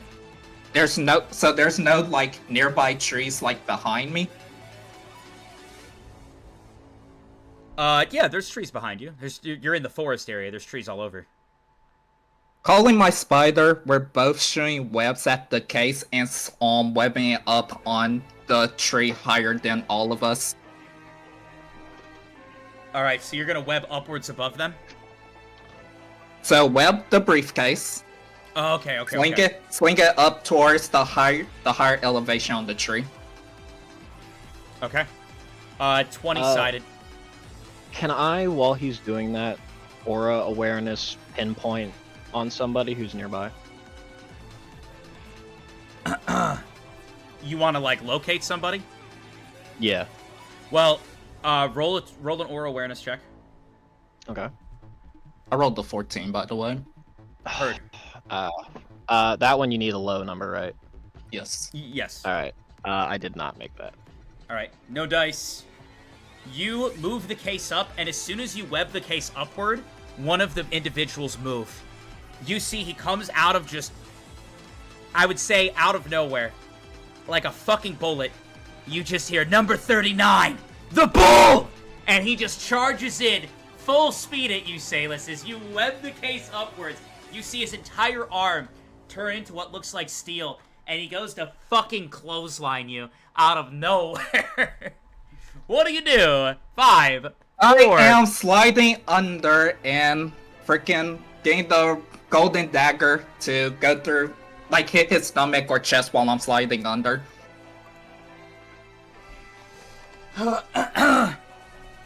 Dex check 3 times. Yo, bro. You put me through the ringer.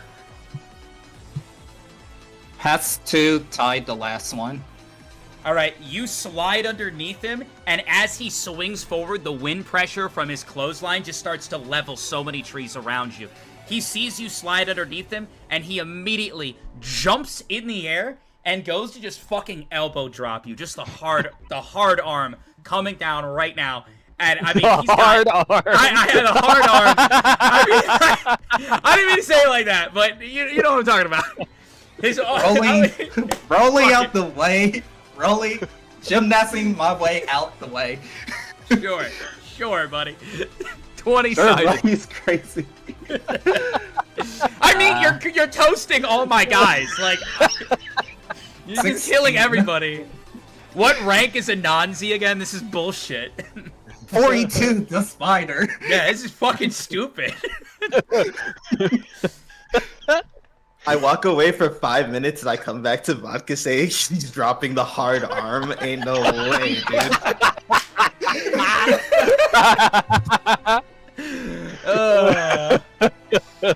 Let's just finish this. I need to kill off these fucking player characters. They've gone on long. They've had their fun. They've had their fun. Let's end this, Salus. Let's end this. He leaps up. He's coming down towards you. Titanium-ass body. You just slid underneath him. He's gonna crush your motherfucking annoying ass as you slide. I need a repeat. What's the action? I am doing gymnastics out the way. Fuck that. You have gymnastics as proficiency? Like, freaking moving out the way. I get it! Like But you're trying to spice it up. You're like, I'm gonna do some gymnast shit because that's where my talents lie, and you're lying about it. Keep an eye on. Sure. Kodal, what are you doing, bud? You said he jumped up into the air. Could I actually shoot him with the bow before he comes down on the Salus? Sure. You resummon your shot. As you do, you feel your heart beat. Almost as if two demonic hands are squeezing onto your heart as you go to draw that bow again. Roll a 20-sided. I rolled an 18. You managed to fight through it for a second, but you don't know what side effects this might have. 20-sided, both of you. Okay. I got a 10, just perfect straight in the middle 10. I got a 19. Sure. The bow misses. Salus does his bullshit where he dodges every attack. The guy comes down, misses. Salus is like doing fucking cartwheels and like Gangnam style as he dodges out of the way. You see him land. As he does, he punches the ground and fissures come out towards both of you. What do you do? 5, 4, 3, jumping out 2. of the way. I am moving out the way. Moving out Okay. the way. Dex check, both of you. Ooh! Nat pass on that. Like a critical pass. Like a Yes. 1? You mean a 1? Yeah. Okay. Yeah. You didn't want to say 1 just in case you were wrong about it being a critical pass? No, I was just excited that it was finally a critical pass. I wanted to say the words critical pass because I haven't gotten shit. All right, well this is critical ass. You both dodge. You both dodge. Yeah. Sick. All right. Hold on a second. Let me roll danger dice here real quick. No, come on. Give me a second here. Come on. Give Come me a on. second. Come on. That's what I like to see. Oh, hell nah. Uh-oh.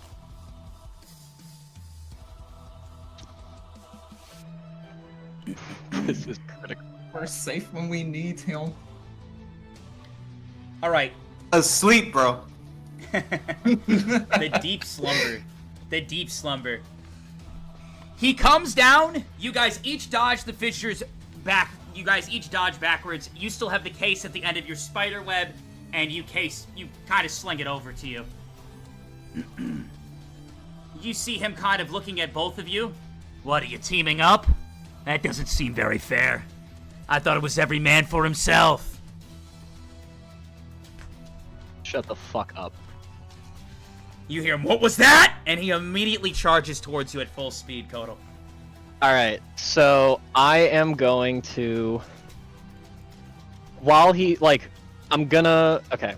As he's charging towards me, I'm gonna step to the side, put a bunch of scales on my shin, and just, as hard as I can, kick him in the knee, try and break his knee backwards. Okay. He charges in at full speed. You coat the scales. 20-sided to go for the kick. He's going to just try to collide into you. That one wasn't as tasty. That one was an 8. Yeah, as you kick upwards to go into him, you see his body just turns into that metal coat, and you just... And your little baby toe just goes... Roll a 20-sided. Oh, don't do this to me. I got a 10. Your little baby toe got hurt. Take 2 damage. Oh no! I am now at the -1 damage. You see Kodo. Ha! Ha! Ha! Ah! And he just falls unconscious in front of you, Sailus. You see the guy look at him. Wow. Seems like you picked bad teammates. And you see the other guy. The bull turned to face you. Does he call disappear? This is a very important question. I need to know. Yeah, you do. Kodo, you're eliminated. I'm sorry, bud. Wow. Alright, spider walk up the trees. We're getting the fuck out of here. As you start to spider walk up the trees, you hear, "Hey! Where's my invitation to this gangbang?" And you see the number 21, Axel, start walking up. "I have to kill all of you, right? How about you give me that case?" Sailus, you say anything? I'm just gonna pop the case open. You pop the case open. You see various healing items. You see a large health potion, gauze. In addition to that, you see fruit. So got some bananas in there, some bread, stuff for sandwiches. And in addition to that, it even has a flashlight. I am tossing the large health potion and some of the fruit to Axel. As you are pulling this stuff out, you throw the stuff down in front of him, and it just kind of lands in front of him. Thank you for saving safe back then. He looks down at the stuff. He looks back up at you, and he just raises an eyebrow. You're welcome. I give a 07. You know I'm still gonna come up there and beat your ass, right? You don't have to. I'm weak. I'm weaker than you. You see the bull just kind of looking back and forth. Why are you both ignoring me? And at that moment, you just see him. He just gets struck by a bolt of lightning that Axel just summoned down. Buddy, listen. You and I both know that we gotta collide. I mean, not now. What? Didn't you say you like fighting strong people?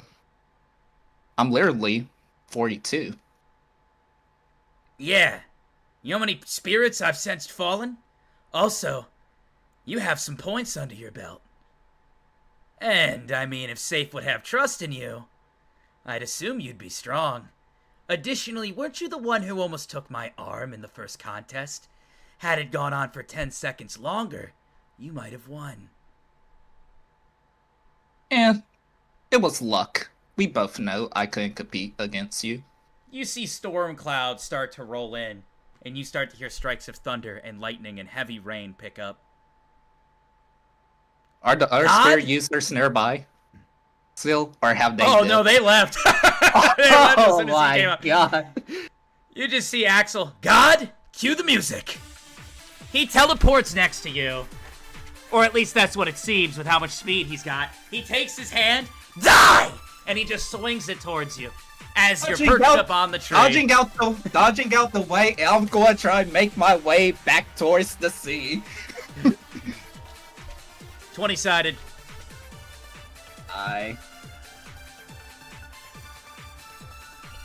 A 14.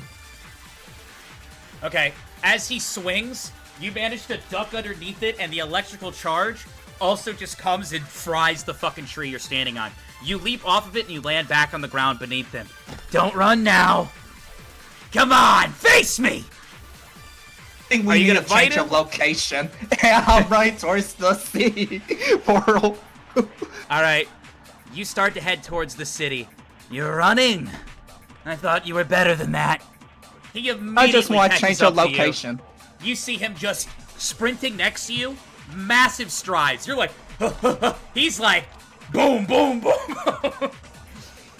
Electrical charges just emanate around him. You continue to run, you're right at the portal, and you just see him go like this with his hand, and several strikes of lightning come down towards you. 4 dex checks. Yo, bro about to fry my ass. Pass. And a tie. A tie. Sure. As you're running, strike of lightning, you dodge it. Another strike of lightning, you Gangnam style pass it. Salus does one of these and dodges another bolt of lightning. And then the final strike of lightning, you fucking do a Fortnite pose on it as you leap over it. I want to go through the portal.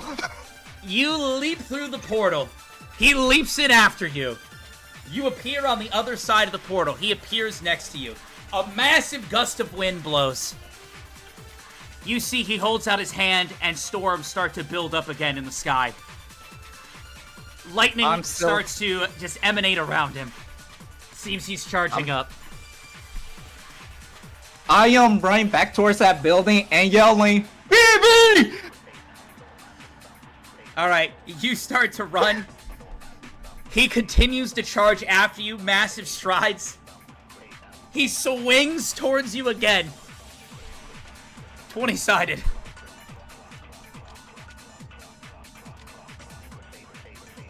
Well. And, wouldn't you know it, from a cheap shot from behind, you see, honestly, Junko Enoshima style, several fucking spikes just go through his body. And you just see he stops moving in his tracks, and he coughs up some blood and it leaks down his face. You see a slime just kind of remove its tendrils from him.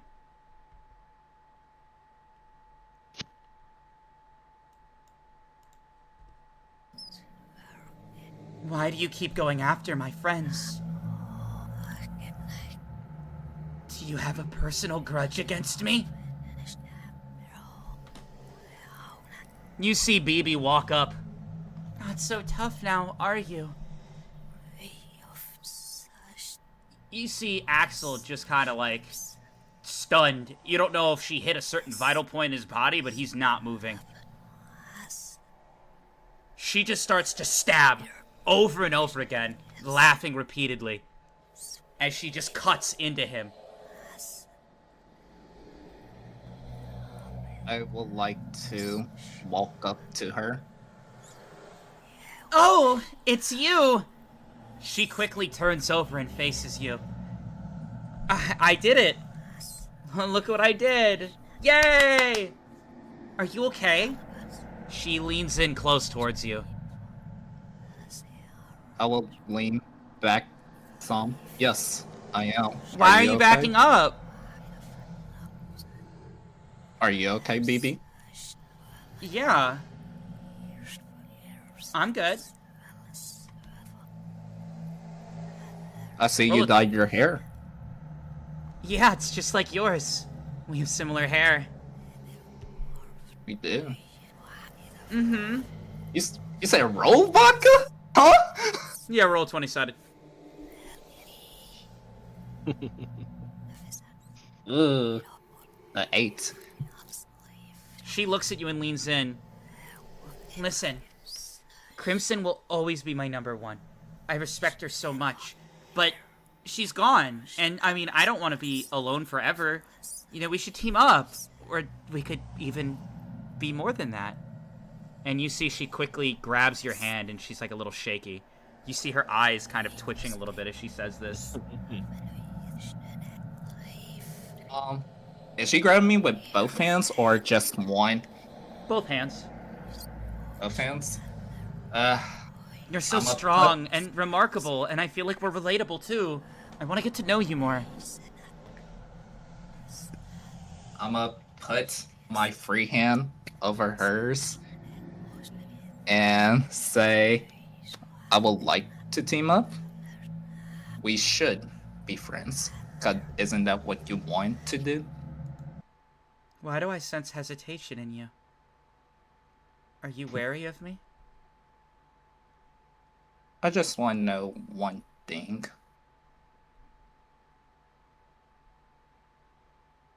Like, deep down, are you truly okay?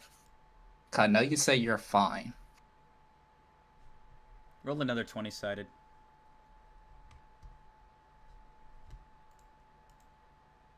18 this time. You reactively push yourself back. And as you do, a strike of lightning comes down and connects with BB. And you just hear zzz, and she just starts foaming at the mouth. And you see Axel, just blood leaking down his face. He has seen better fucking days. It looks like he did take the health potion that you threw down to him. And he fucking chugged that shit. Or...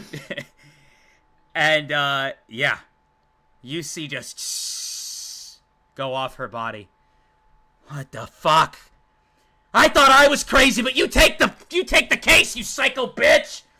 What kind of dumbass attack was that? I didn't even get to fight! Out of curiosity, I want to glance up and some see. blood and kind of walk away. I want to glance up and see how many points both Axel and BB have.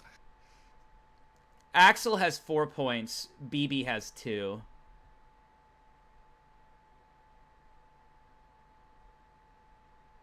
I see. You start to see something kind of horrific, though. Oh gosh, what do I see, Vodka? You see her start to move again. That's not gonna work. Her body, shocked temporarily, almost like rubber, looked to absorb the blast of lightning. She turns over and faces Axel. You can cut me up as much as you want. You can electrocute me. But I'm not going anywhere. You see Axel looking a little bit... gasping for air for the most part. Also, I'm not gonna give you some exciting fight. You're just gonna die. She places her hand on the ground, and as she does, several spikes emerge from the ground in several different directions once again at Axel. You see, just for a moment, he uses what looks to be the last of his energy to make himself kind of like imbued with lightning. So it kind of just pierces through him, and then he kind of steps out of it. But you can tell his aura just decreases immensely after using that ability. What's wrong? Aren't you gonna cut me up? Zap me? Hurt me? You see, for the first time, Axel doesn't really have fear. He's just kind of perplexed. He doesn't know what to do. And it seems he might have met his match a little bit. BB continues to walk towards him. Well, what are you gonna do?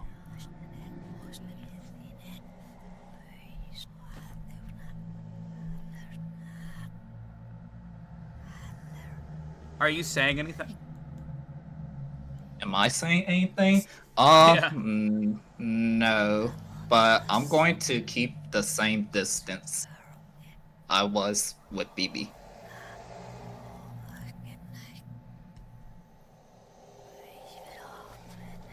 Okay. You keep the same distance. Well, I can't believe I'm saying this shit.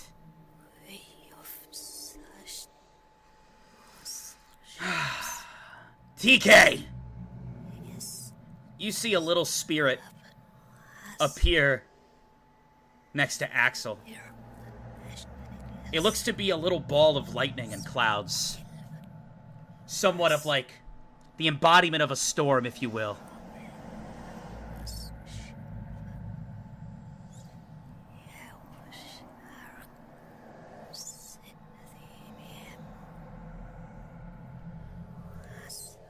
Let it rip!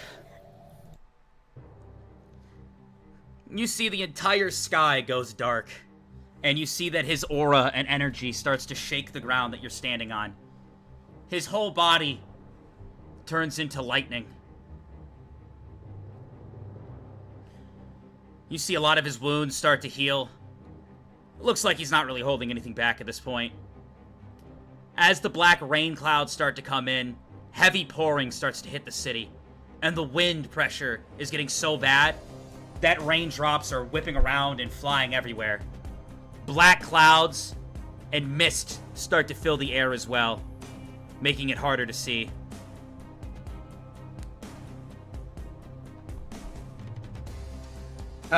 Okay then.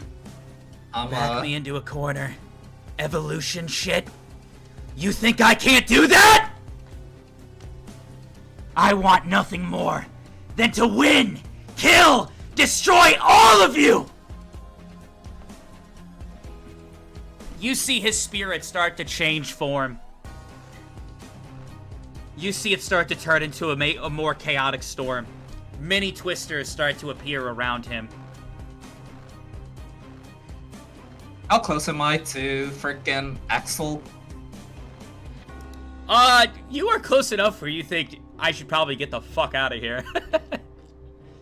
Like, you're really thinking that you should dip. Unless you'd like to stay. BB, what are you doing? You see BB just with a big smile, almost as if you're mute to her at this point. Alright, BB. Good luck. I know when I cannot win battles.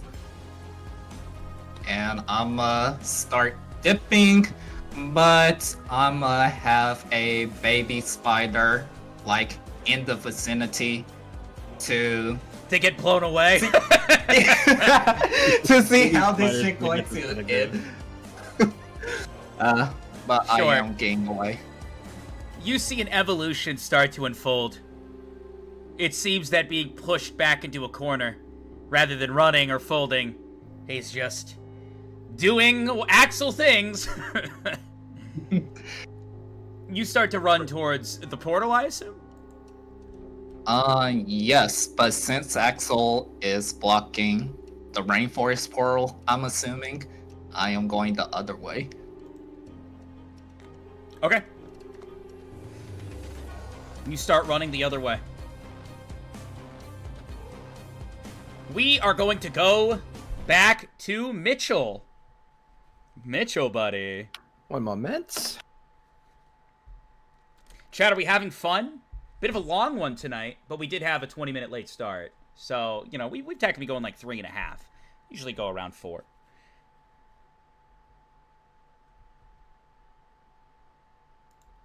Everyone's saying the stream froze for them. I hate Twitch. Twitch can suck my wiener.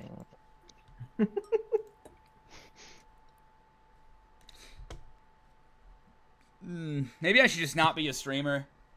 Can't do it anymore. I'm not good enough. I'm not good enough to stream. So, I do want to just double check with you. You want online rolling dice, correct? Not physical? Yeah, it's easier and faster. Okay, cool. I just wanted to double check. Because it feels like my computer hates me. That could be it. I've just had such bad luck. It's like SCP, like my luck is being drained away to the other people. The other people? I crit failed on not blowing myself up. Yeah. But not you the know, Salus was just like, dodge this, dodge that. I'm gonna fucking Gangnam Style on Axel while he's trying to kill me. Vodka ain't that flavor. I'm like, nah. But look on the bright side, guys. Chat finally knows what Axel's spirit is. And then Frame 1 started evolving. Yeah.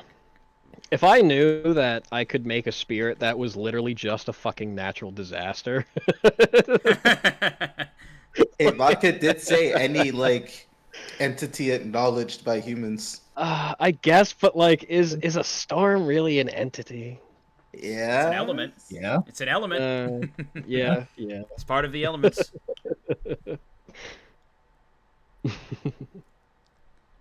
Also, did he just choose to evolve? Is that what I'm understanding? Bro. Bro's different. What? That dude's different.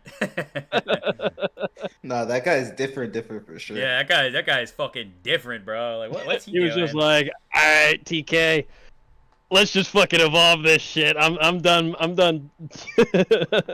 Like, I'm done pub stomping these casuals.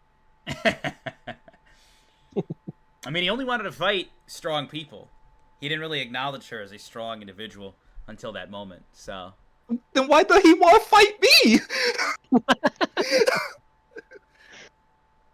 How does the fire come into play? I feel like you guys got so hung up on the fire. He was moving fast, and it was like things kind of like, you know, as he moved and that pressure going off of the ground just caused like spark and the amount of speed that he was imbuing into himself.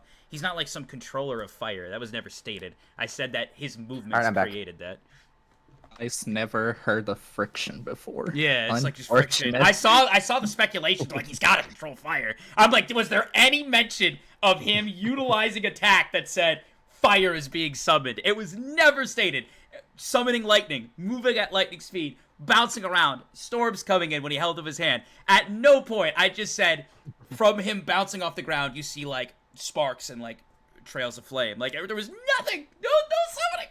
And Chad's just like, that's gotta be it. He's a fire wielder. I'm like, what the fuck? I'm eating tonight. I like it when they can control fire. Maybe it's just one of those unused abilities that he doesn't do all that often, but he can actually control everything. He just likes lightning more. That could be it, man. Yeah, you know what I mean? Maybe he's all the elements. We haven't seen it yet. Maybe he just really has a sweet spot for lightning. And when he does decide to use the fire attack, he only wants it coming out of his shoes when friction's heated. He's not going to use it to burn anybody. He only wants it coming out of his shoes. On the bright side, I think I figured out Crimson Spirit. Yeah, what do you think it is? My guess right now is the puppet spirit.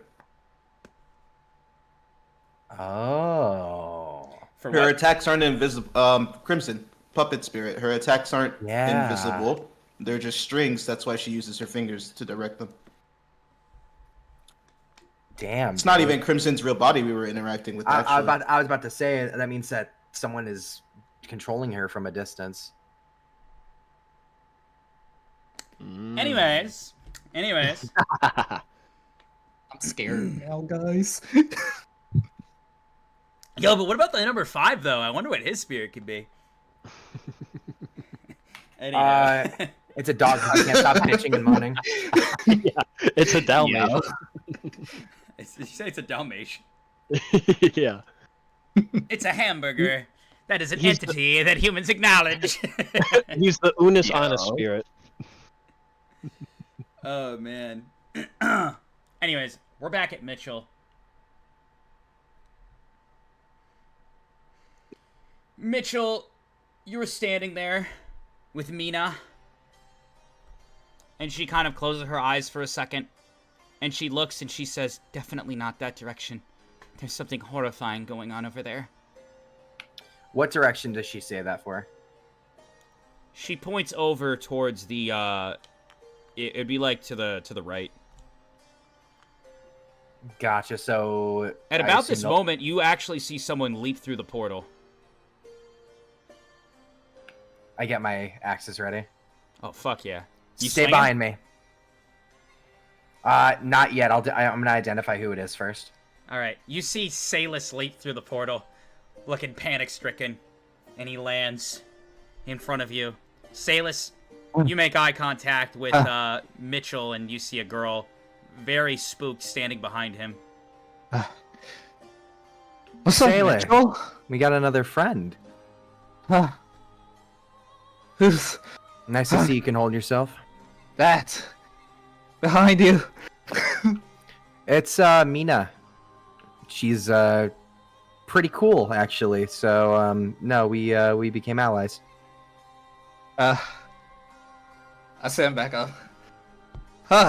Are you? Nice to meet you, Mina. I walk up to Salus and I just like hug him real quick and use Huddle Hug Healer.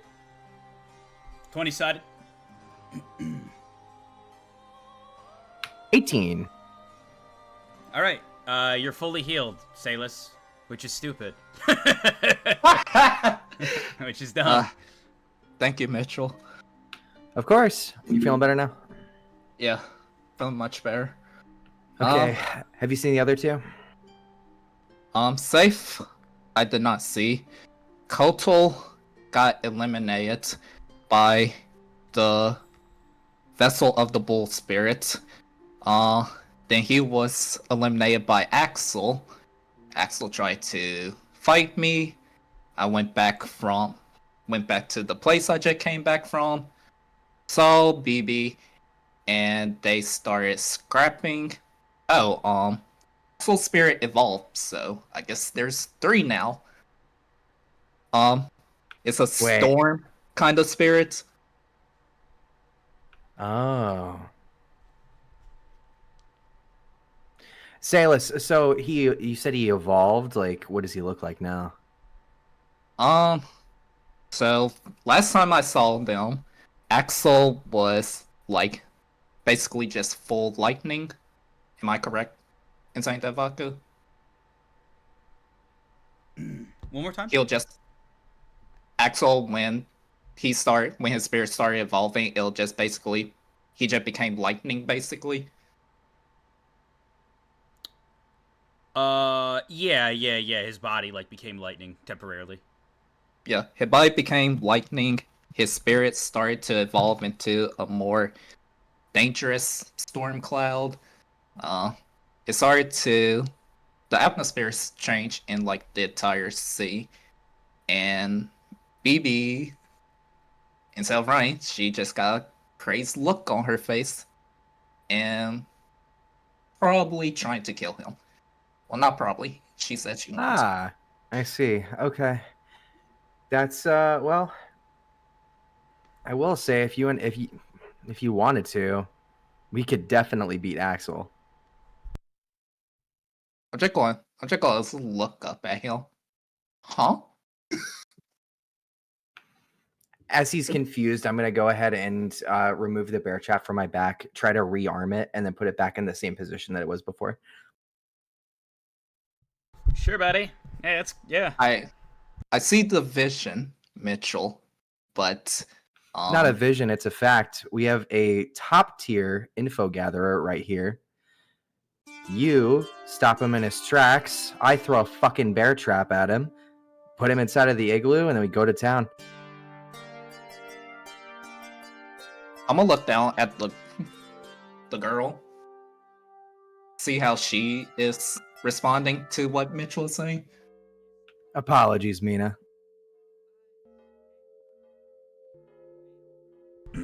It's okay. I don't really want to upset you, but I don't really want to fight. I mean, I'd be happy to help, but I don't really want to take actions that are gonna hurt anyone. I'm cool with you just doing a quick little elimination of me. Is that okay? Oh, I'm so sorry, Mina. I wasn't trying to scare you. I should have asked you. I should have asked you what you wanted first. No, see, this is what I worried about. I didn't want to hold you back. I do have a question, though, for you guys that's kind of been weighing me down. Sure. Also, while we're having this conversation, I'm also going to take a quick look around and make sure no one's watching us. Yeah, no one is. While she is about to ask her question, I am pulling out some of the fruits out of the case and offering to both of them. Found a supply case. We all like some fruit. Oh, shit, yeah. And so I take one and I start eating it. Yeah, you see her also partake in some food and she just starts munching on it. I guess my question is that I have pretty good detection and, you know, I did a scan of the room before we entered and now, and I can say that a lot of people are going very quickly, which is good. But I guess my concern was what happened at the beginning before we came here. I don't really know the full details. I mean, I know the Crimson Killer, you know, she is kind of famous. But the question was never answered. I don't really sense her here. So, are certain users getting exempt from this? Like, she wasn't even in the room. And I guess the reason why I bring this up is that I find it a little unfair that I would be thrown into this, but certain users are just exempt. They didn't even have to come to the meeting.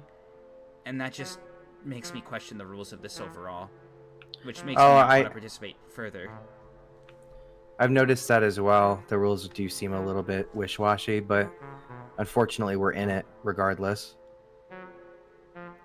And Okay, unfortunately we are in a position where if someone doesn't get points, that person could die at the end of this. You don't think that we could bring that to their attention, though, and say that maybe we shouldn't be forced to participate if certain people are free to do so? I mean, games can't function without rules. That's true. I don't know. I don't think there's a way to get in contact with the king from here, unless we can get a hold of 6 and 7, which those two can like straight up eliminate you from the game entirely. You guys sense someone not too far away as they walk out of the fun house. Hey, don't mind me. I overheard and think I might have the answer to your question. I immediately turn around and I kind of ready myself. I'm looking at this direction as well. You look over at him. Salis, he looks kind of familiar to you. You see a bigger dude walking. Seems pretty strong for the most part. You remember him from the very first game. You think he manipulated the Earth a little Oh, bit, the Earth guy. Yeah. Ah, nice to see you again. Is it nice? Well, I guess we're still alive and kicking. That's better than nothing. To answer your question, or at least what I've deduced, I have a belief that the Spirit King isn't able to summon particular people who maybe don't want to be summoned or can't be summoned. So if they're in a certain area or spot, they might be immune to it. Because I had taken notice that I don't believe the number 4 or number 3 were present, because that was the first thing I looked out for, were high power level individuals. And the only one that I really checked on was the number 5. I look at Salis. Do you think Crimson's at the lake? Could be. But Tiana said she couldn't find her there. I mean, then Tiana go away. No, she did say she went towards the lake. Huh. Now, Yeah, I didn't detect anything. I do want to say one thing. I can't speak for the number 1, the number 2, or the number 3. All of them would be masters at at eliminating their aura from being read. And the room was dark and it was endless. So it's very possible that one of them were just sitting in the back, hiding it. But I can tell you for damn certain that I'd be able to sense that psychopath's energy from miles away. And she wasn't in the room. And it irritates me as well, so I've been kind of thinking it over. I think that she maybe couldn't be summoned. For whatever reason. I see. Anyways, obviously we have to fight. Would a one-on-one duel interest any of you? Just a clean fight, and loser goes away. I mean, we don't necessarily have to fight. I mean, you kinda just met me. I mean, if you're telling me you're laying out the trust this early, I suppose I'll take it, but regardless, we're gonna have to fight in the top 8 cut. And we can wait till then. Can we not? I mean, you see him kind of Mitchell? blushing a little bit as he's talking to you guys. You're not sure I walk in front of Mina and I just kind of his words a little bit. I kind of keep Mina behind me. Mina, be careful of the bear trap that I have on my back, okay?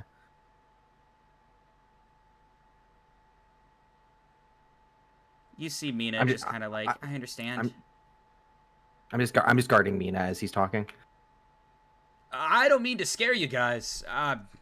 Apologize. Additionally, there's some crazy shit apparently going on in the other portals, at least from what I'm sensing. So if we stand here, a lot of people are likely gonna jump through. I don't know if that, spooks you guys at all, but going back in there kind of sucks as well. If you don't mind me asking, what... Actually, that could work in our favor. Hey, if I were to share what my abilities are, will you share yours? Yeah, I mean, I don't really mind. I mean, we could do that pre-duel as well if you choose to want to fight. I just kind of don't like the underhanded sneak attacks. You said that they're going to probably come through the portals here in a moment? Yeah. At least entities that aren't strong enough to handle what's going on the opposing side. Let's take advantage. Well, sure. I mean, I just got this little guy. You see a golem summon next to him, and it's certainly not little.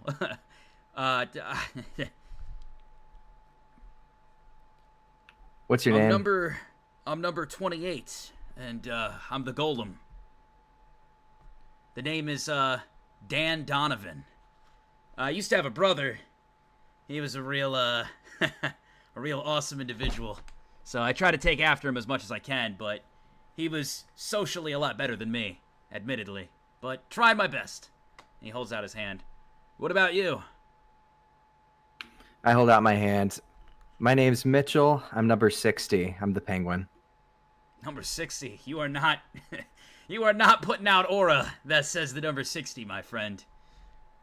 Numbers are deceiving. I'm about to dethrone number 5. Yeah? Well, he's making a mess in the forest area from what I can sense. Perfect information. So, I'll keep that in mind for now. But I think all 4 of us would benefit from a very, very, very good tactic right now. Hey, I'm all ears. What do you want to set up? I can spawn an igloo around the portals. Salus, when someone walks through the when people start walking through the portals, they'll be stuck in the igloo. Shoot webs at them, they're stuck, and then we can get, well, Dan, me and Dan can just go ahead and go to town on them.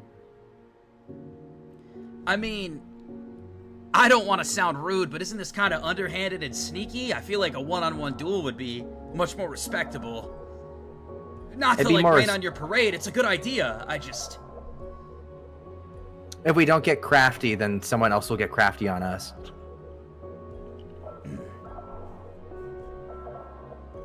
You see him look at the girl who's, like, shivering. He kind of kneels down. And what about you? I'm... not even in the top 70. The name's Mina. You see he kind of stares at her for a second, and his just overall face just shifts, and he looks serious. I understand. Maybe if we tried to play by my rules, certain people could get hurt. Let's try it. Okay, Mina, you don't have to be a part of this if you don't want to be. If you want to use your hiding power, I would say do it now if you want to take part. I actually have something I can do. It's obviously harder to do aura detection when you're readying yourself for combat, or even while you're swinging for that matter. I can tell you exactly which part of the portal they're going to run through if I focus hard enough. That's perfect. Salus, are you in? Yeah, I'm in. Okay. I'd also like to offer a piece of fruit to Dan. Will you like some? I don't really want to take all your food, man. I'm not hungry. But, hey, if we make it through this, maybe you can, we can get, dinner or something. Not in a weird way. I just, new allies, comrades are cool to have in this hell. Fair enough. I close the briefcase and offer a fist bump to him. He fist bumps you as well. And... Alright, I guess we'll get in positions. Sounds good. I'll create an igloo. We need to stay outside in the entranceway. When they start coming through, Salus can shoot his spider webs, and they should pretty much connect. The space isn't too big. Yeah. You see. All right, let's get started. I summon You the see igloo around the Mina portals. walk towards the portal. She closes her eyes and start to focus. And as she does, you see something really goofy happen. As she focuses up, you see two big mouse ears sprout from her head and a mouse tail come out from her behind, if you will. And her big ears kind of tweak a little bit. You see the little mouse spirit also kind of in a prayer next to her. That She is utilizes her insanely senses. adorable. There's someone about to run through right over here. She Okay, points back to up. the forest area. Back up near us. Coming in 5, 4, 3, and she's backing up as she says it. 2, 1. At that Sailus! moment, you see someone jump through the portal. Webs. 20-sided. I rolled a 19. Let's go. You web him immediately, and he collides to the ground. He lands right in front of you, Mitchell. You see him just, like, not moving at all. Can I tell who it is? You don't know. Just some guy. I immediately take my axes, kill him. You kill him, and then you just see eliminated. Ding. She points. Someone's about to come through over there. You see someone quickly, just out of nowhere, run through the portal again. Stalus again. Webs. And you see him covered in water. Looks like he got electrocuted. He's like, what the fuck? And he immediately gets webbed as he comes out. And then you see Dan. Sorry. And he just comes down and crushes him with his earth blade. Good shit, everybody. All right. It seems they're all running from whatever's happening over there. Someone else is about to come through the side. Okay. 5, 4, 3, 2, 1. And he leaps through again. Webs. You see someone else come through. You web them. And, yeah, once again, without fail. Stalus, You your turn. guys, Alright. Gold deck. Actually, katana. Just got their neck. you guys repeat this process, I'm assuming? Yeah, fuck it. If it Yeah. works, it works. I would say every time that we do it once, I take a quick look around just to make sure no one's behind us. Sure. You guys repeat this process, and I did the rolls. It goes incredibly well for you. There's very little room for error, since a lot of these people aren't choosing to jump through. They are panic-stricken. There is extreme bullshit going on between the number 5 going through a massacre in the forest and through the collision of the newly evolved number 21 and BB as well. As this is happening, people are running through, panicking, trying to get to the other portal, and they're already damaged, distraught, and not ready for an immediate spawn attack when that occurs. So, yeah, you guys eliminate a huge portion of the competition. In total, Mitchell, you get 3 points in addition to what you already had. Salis, you get 3 points, and it looks like Dan gets 3 points as well. Let's fucking go, everybody! And I quickly put up a high five to everybody. You guys all high five. You hear a ding, ding, ding, ding. I'd like to congratulate everybody for the stage that they're currently on. We are coming down, currently winding down to the top 25. And it's dropping as things continue to proceed. Some of you have teamed up. Some of you have gone alone. And some of you are doing better than others. But I'd like to make this clear right now. If you've been hiding, or you currently don't have a kill, well, you've defeated the purpose of this entire test. Those who do not have anything to show for it, when we get down to the top 8, will be facing the same exact punishment as those who were eliminated early.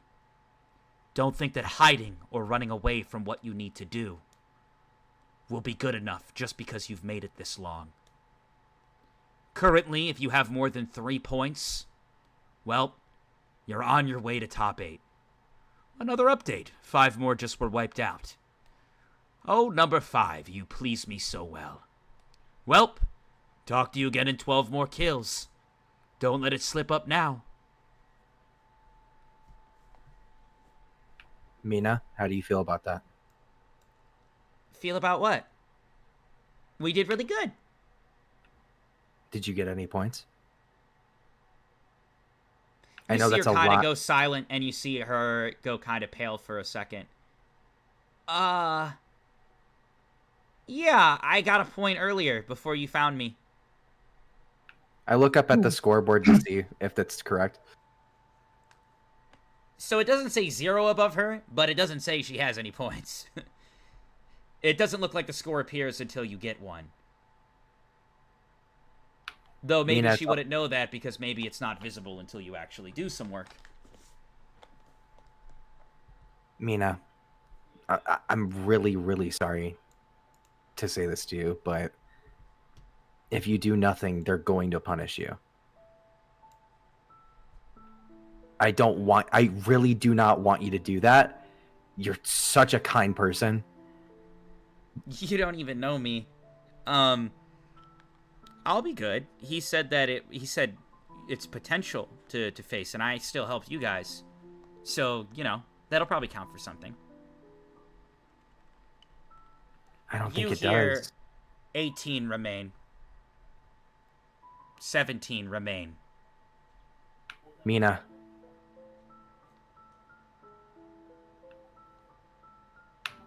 I don't want to kill anybody. Sorry.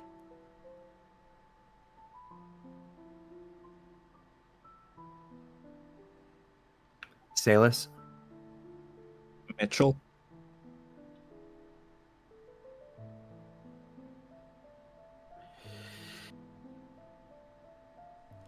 You see Dan go over to his stuff. 11 remain. What do you want to do? I'm considering taking the L. I don't really know what you mean by that. Mina, if I took the bear trap off my back, would you use it on me? No! What the hell? Absolutely not. I'll have nightmares forever. I know, I'm sorry. It's like an insane ask. I really don't want to see you get hurt. You see, off guard, somebody walks through the portal. I'm glancing at who it is.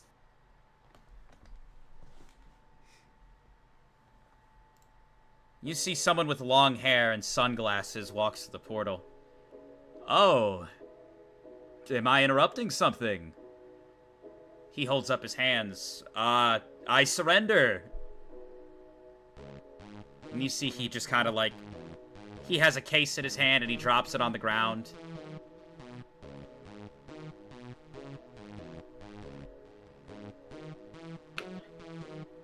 Salus, you know what to do. Do you want the supply? Maybe we could talk out a trade. We're both so close to the top 8. It would be a shame if anything happened to one of us.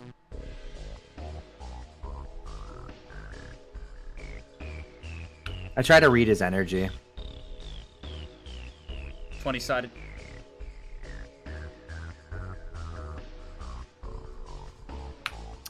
Nine. If he has aura, he is doing an incredible job of hiding it because you don't sense a thing. Additionally, he is completely calm. He has both hands in the air and he's just completely calm. Dan. You nervous? You see Dan. him... Well, you see Dan kind of look over at you. You said the number 1 through 3 can By the conceal. way, I thought I should say this to you guys. You look, he has 11 kills. So what number you rocking, buddy? Number.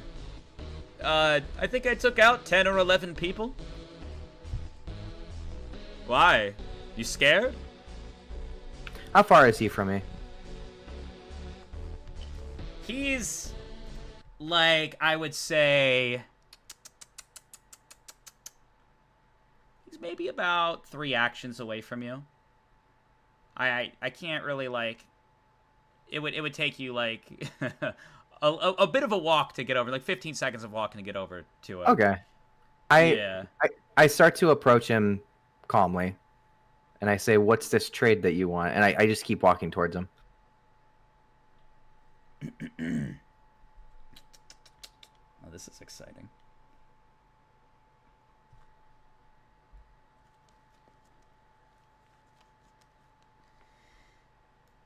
You start to slowly walk over to him.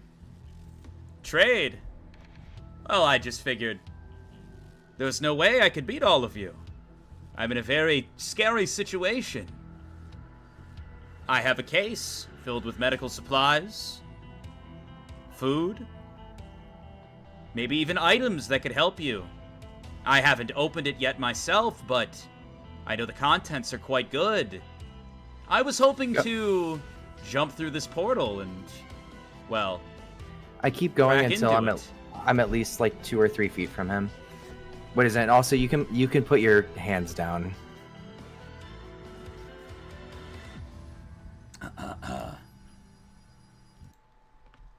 You see him slowly move his hands. Would it make you feel more comfortable if I put them in my pocket? I mean, it's whatever you want to do at this point. No, I'd rather be comfortable. How far am I from him, Vodka? You're very close. You're nearly face to face. I immediately turn around and I throw my back towards him. Okay. 20-sided. 15. You leap back towards him, and you see he doesn't move. He just sees the bear trap coming, calmly doesn't move at all, and just lets the bear trap go directly towards him. Are you going towards his face or his body? Oh, fuck yeah, going towards his face. Okay. You leap up and go towards his face. The bear trap comes down on him as you guys fall to the ground, and you see the bear trap just clink into his face, but it doesn't cut it. It doesn't crush it. Almost as if just hitting against what feels like iron. Oh, shit. I immediately try to get away from him. The moment it clamps, he bear hugs you and holds you. Where you going, buddy? Die. At that moment, his entire body just self-detonates.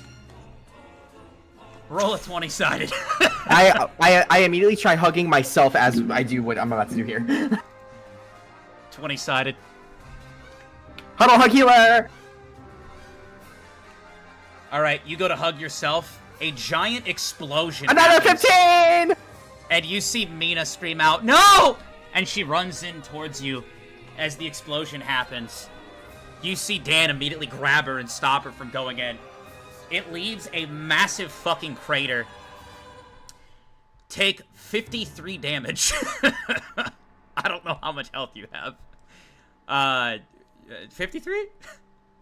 How you doing? Mitchell?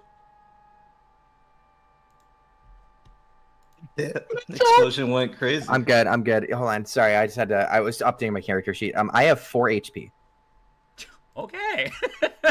Roll a 20-sided for being knocked unconscious.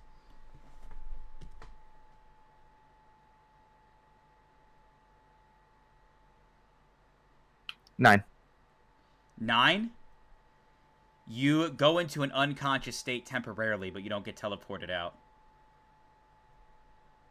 You see him get up for a second. And he stares down at Mitchell. Did he really think that was gonna work? He should have just taken the trade. You see he reaches his hand towards Mitchell's face. Right here. Are Can you you guys- do that thing I asked? Wait, what's up? I message you and ask if I can ask that. If Dan can do that. But you'll have to say that out loud, right? Regardless, so that he can hear you. I mean, I was doing that prior to the first interaction, like before Mitchell like hugged himself. You see, in that moment, Dan takes his hand, puts it on the ground, and several earth pillars come up to try to separate him from Mitchell and try to weave around him. You see he jumps back. Oh, wow. I forgot you're all a team. Very scary. How about I'll just stay back here then? I don't wish to fight all of you at once. Also, the announcer said there's only 11 left. It wouldn't be much purpose in you all dying. I'll stay back here. You want to check on your friend? You see Mitchell on the ground. Mina quickly runs over to Mitchell. Are you okay? And then at that moment, you see him just go, die. And an explosion happens underneath Mitchell again. And it blows up Mina as well. I won't them out, or is it too late? Oh, it's too late. Dale. Bro's got the killer queen stand. You see Dan, you piece of shit! And he runs in towards him, draws his blade, and swings it. And then, time freezes. Ding, ding, ding! Congratulations to my top 8. We will be moving to a different stage from here on out. Everyone else will be rewarded based on how they placed. Congratulations, Salus. You're in top 8. Their minds disappeared? Oh! Yeah. No! You were the actually. I want to point out you were the only one who had a choice not to participate, and now you're the only one who's actually made it far enough, and you're alone. Look.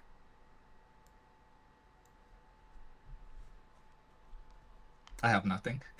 Before I advance, I am gonna be like wrapping up the session now, but I want to make sure I get the rewards delivered to the people. What did you guys think of? I want to know what my players thought of the session. I want to know what my players thought of the session. I had a fucking blast. That was fun. I had a blast in more ways than one. Hey, same! I too! I'm a little disappointed that I got taken out by a broken toe, but otherwise I had a fun time. Oh, my little baby toe! Oh, my toe!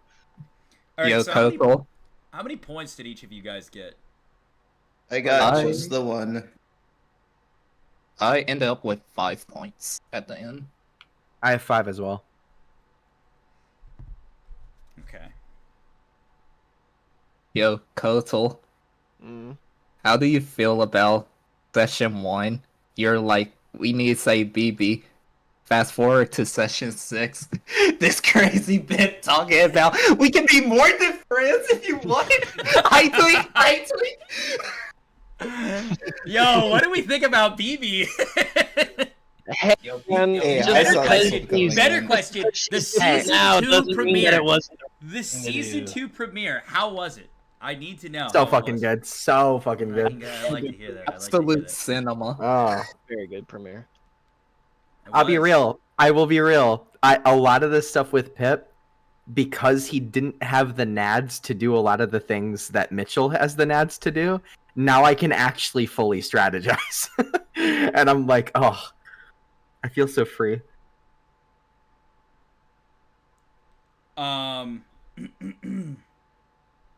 Yo, Mitchell trying to get safe killed again, talking crazy shit to the number 5. Safe didn't have to jump in. Yes, he did. Oh, bitch, I wasn't trying to kill you.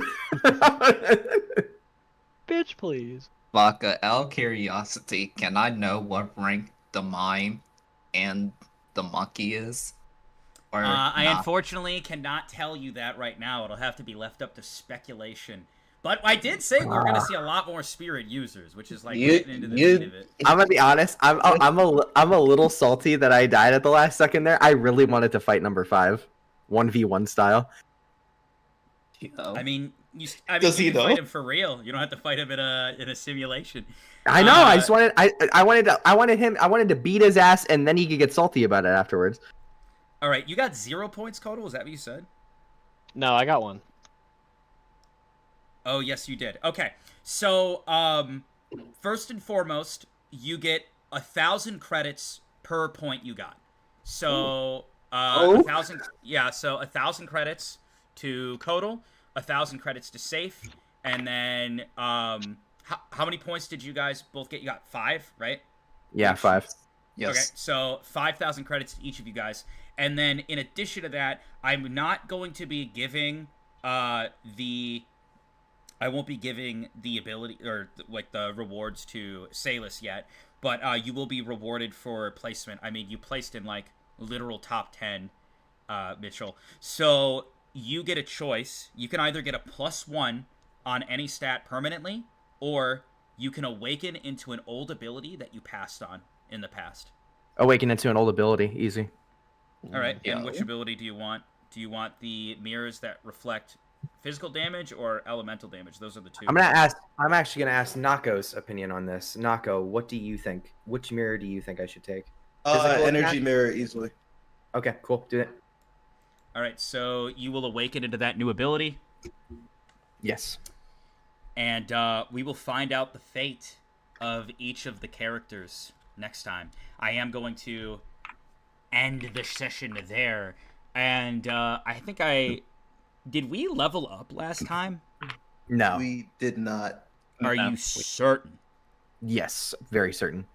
All right, Yes. then. I will level everyone up because I know you're on the cusp, but one thing that I didn't look into, I was so focused on getting this session prepared and Season 2 prepared that I did not sort that out. But I'll be generous and I will say everybody levels up. So what level would you guys go to? 9. 9. 9. Okay. Each of you guys will have to do a health roll. And let me check something real quick. Did you guys- man, so I could have survived that explosion. Fuck. Did you guys get to put +1s on at level 8? My notes are all fucked up. I know I'm looking like a very out of sorts DM, but this is I the world I'm living in. believe we did. That's what I thought as well. I think I decided to be generous since you guys were struggling. You're supposed to get the +1 at level 9, but I think I gave it to you at level 8 because you guys were struggling. Royalties, thank you so much for the gifted sub. Hey, can you thank that gifted sub in Mitchell's voice? It was to Tarquin or Rusa. If you could say that. Now, That's I me. don't know. That's me. I know. I'm aware. I'm just making sure because you said it like you had to read the fucking. All right. Royalties. Thanks for. I gotta be honest. I don't know what the fuck this is. 10 gifted. Was it One 10? gifted Jesus Christ. Tier 1. They gifted. They're Mitchell given. can't even read. Dude, Mitchell can't 120. read? Canon? No, he can read. He went through such an evolution, he evolved the ability to forget how to read. You know what, Royalties? Thank you so much for the thing you gave, and it means as much as it's worth. What's with the fuck? As much as Bro got music during his things? I don't know, man. Just wanted to listen. Yeah, I'm just like Mitchell. I have no fucking clue what the fuck that is. I feel like Mitchell would be like, I don't want to say a dickhead about it, but he'd be like, I'll use this sub money to wipe away the monsters. Something like that. But yo, I mean... I'll use the 5,000 credits gained from this session and the gifted sub in order to rule the world. You guys all I get to, will like- be king. You guys all get to kick back and chill. And except for Salis. Salis gets to be in panic mode until next week. Yeah, bro's probably gonna get the clothing beam though. He's like set. Yo, the trip beam? Holy shit. Who did that? It was Piccolo, right? Yeah. So there's this thing in like Dragon Ball, bro, where Piccolo just like holds out his hand, he shoots a beam at one of the characters, and they have drip. They're just in like nicer clothes now. I don't know if that's canonically his power. I really don't know. That's just the thing he can do. He has the drip beam. He can just give you a $10,000 fit just by shooting you with his beam. So that's what they came to me, and Salus is like, "Yo, I want the drip beam. I don't care what power I get. Let me get the power to like give people drip." I'm just like, no, what the fuck. Well, you don't But think as it'll a be high? spider, he can weave webs, so he should be able to weave threads. Chat. That's what by I'm the saying. way, chat and the players. There were so many characters introduced this stream, so I have to ask, or who stuck out to you of the new characters that were introduced? Who did you like? Who are you curious about? You know, that's what I want to sink my teeth into. I feel like there's a lot to talk about here. Okay, there is a lot to talk about here, actually. I will For say, anybody that was in the one-shots. I was gonna say Dan Donovan. I took all of my fucking being not to play out of character, because when I heard it was Dan Donovan, I went, yes! You thought it was Don Donovan, his brother? Yeah, no, because I knew it wasn't Don Donovan, but I was like, listen, he's related, good enough. Wait, no. So that like gives me a question though. Yeah. Because Dan Donovan is the same dude who asked me to You mean Don kill Donovan? somebody. No, Dan Donovan.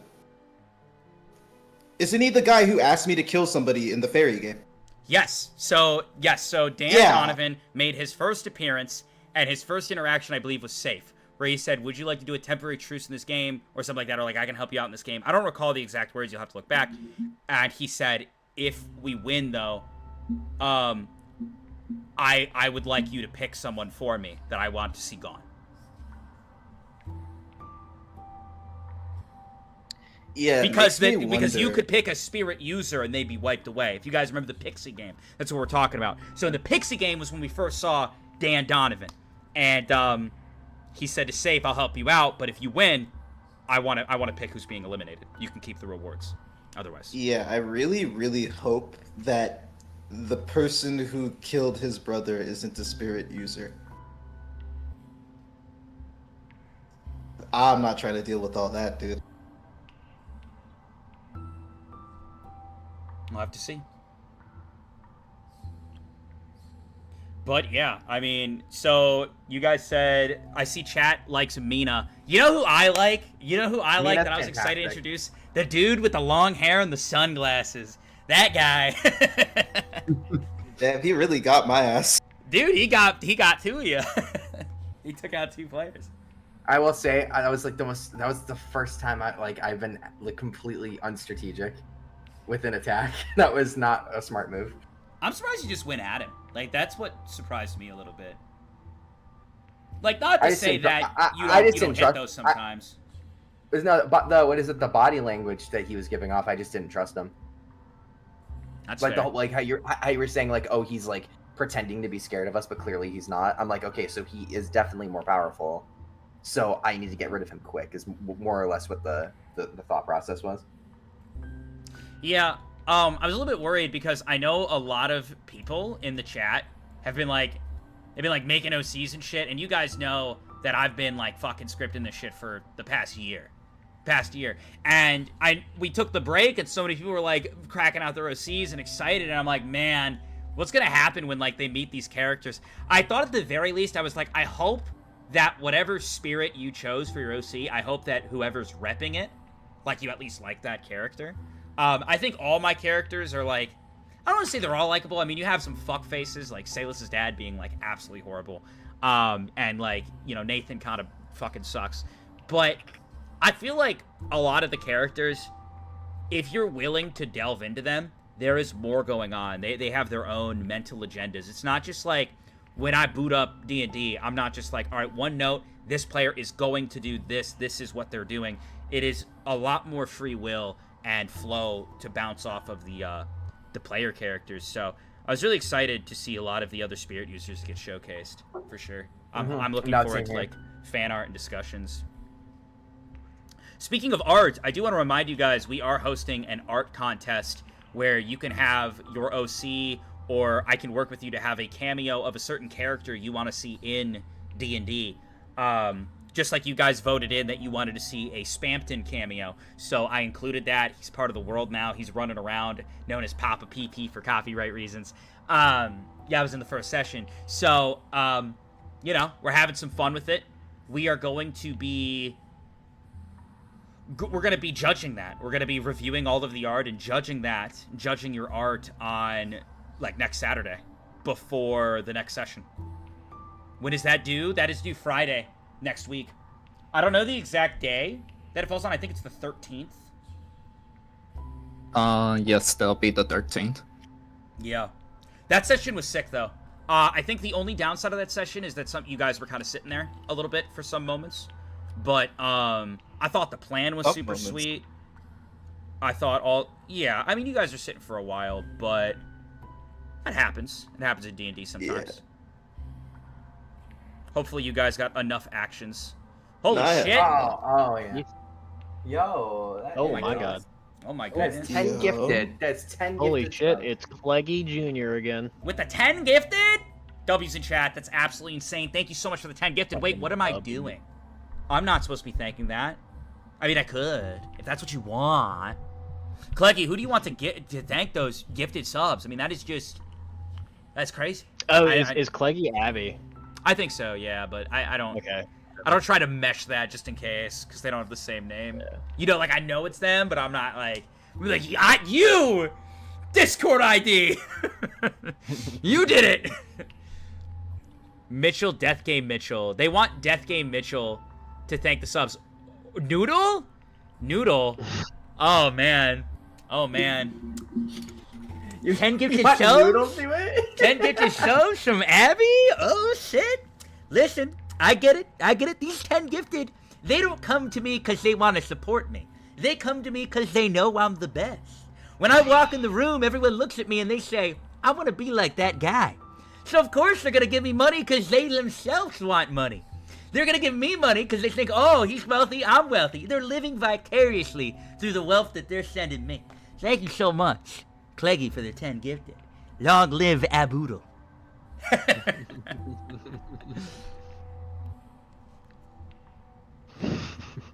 I can't wait for the next Noodle appearance. No, this might be one of my favorite sessions, though, for sure. Although I think the reason why this was one of my favorite sessions so far is because I actually finally got to play as characters and use abilities of characters that I've been waiting to use for fucking months. Yeah. Man. Why does she want me to play the game, Vodka? I'm so cooked next session. Anansi? Yo, Anansi's crazy. Anansi is ready to win, bro. I think that's just it. You killed it, though. Yeah. I have to say, I mean, MVP of this session in terms of, like, quick thinking and, like, really pulling shit off. I mean, I have to say, both Mitchell and Salis overperformed. I mean, they both did really well. Salis... I mean, you both were cooking. Yeah, you both were cooking to hell and back. I mean, that is some good quality D&D right there. Seeing the fast thinking, seeing the ideas come together, utilizing not just like frame one, stabbing every person you see, making certain connections. Like, this is truly death game excitement, and I was very pleased with the session overall. I'm really glad that you liked it. I was just typing in the chat, but I'm gonna just say it. Yeah, Mitchell, every single time we get done with a session, I have like full on like notepad documents where I write down literally everything that he learned from the session and what he's gonna do to like improve his strategies. And so I'm really glad we get this in this session. We had this huge battle royale because I was like, I get to show exactly what he like the type of stuff he's been thinking about. Like the bear trap stuff. Like there's actually a couple of applications with the bear trap. One of them is that it's actually a direct counter to Axel if he was ever a problem. I think Axel's in trouble. I'm gonna be honest, bro. Like, Axel was someone in the death game that I was like, this dude is gonna go far. And I still think that he has capabilities to go far, but like, the roles, just like you guys have certain roles that kind of come back to bite you in the ass. Axel has been a standout and has been running a little bit of a muck, both vocally and physically. And I think that just like you guys kind of say, man, my actions are fucking me over, or I didn't know that XYZ would fuck me over later, I think he's going through that. Like, I think he is getting fucked over by XYZ later. Oh my god, we got new subs. Down the road. Like, bro, BB is fucking crazy. Like really quick, note that put a pin in that real quick. Once, thank you for the 5 gifted subs. What was that, Sleepy Pip? Yeah. This is aftermath blown up Pip. No, but Wallens, who do you wanna do to read it? Yeah, that's 5 gifted, thank you. What character voice do you want to read those 5 gifted subs in? Let us know.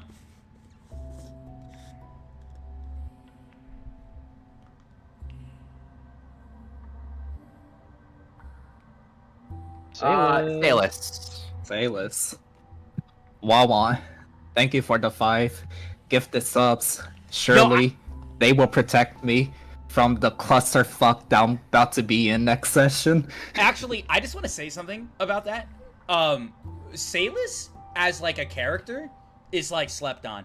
I know that I'm gonna get some shit for that, probably from Kaylee, because I know he likes being in the background. But Sayless was like very slept on in the beginning. He is always like, all of his fights are peak. Like, all of Sayless's fights are fucking peak. I want to say that right now. And then in addition to that, Sayless, when he had the sit down with Kodo, like, Sayless has been watching this entire time. And I feel like his interaction with Kodo, where he says, listen, man, I don't really do this like mushy gushy shit, you know, but he still like pushed himself to push out those words to kind of like comfort Kodo. And in addition to that, like, all of his actions, it was like high octane cinema movements. Like, I don't know, bro. I think the Sayless stocks are like too low for what they should be. Bro's been making W plays since the beginning. He's just quieter than everyone else. And when he does talk, it's like actually like, oh shit. Oh shit, let's stop and listen for a second. He's not overplaying that role.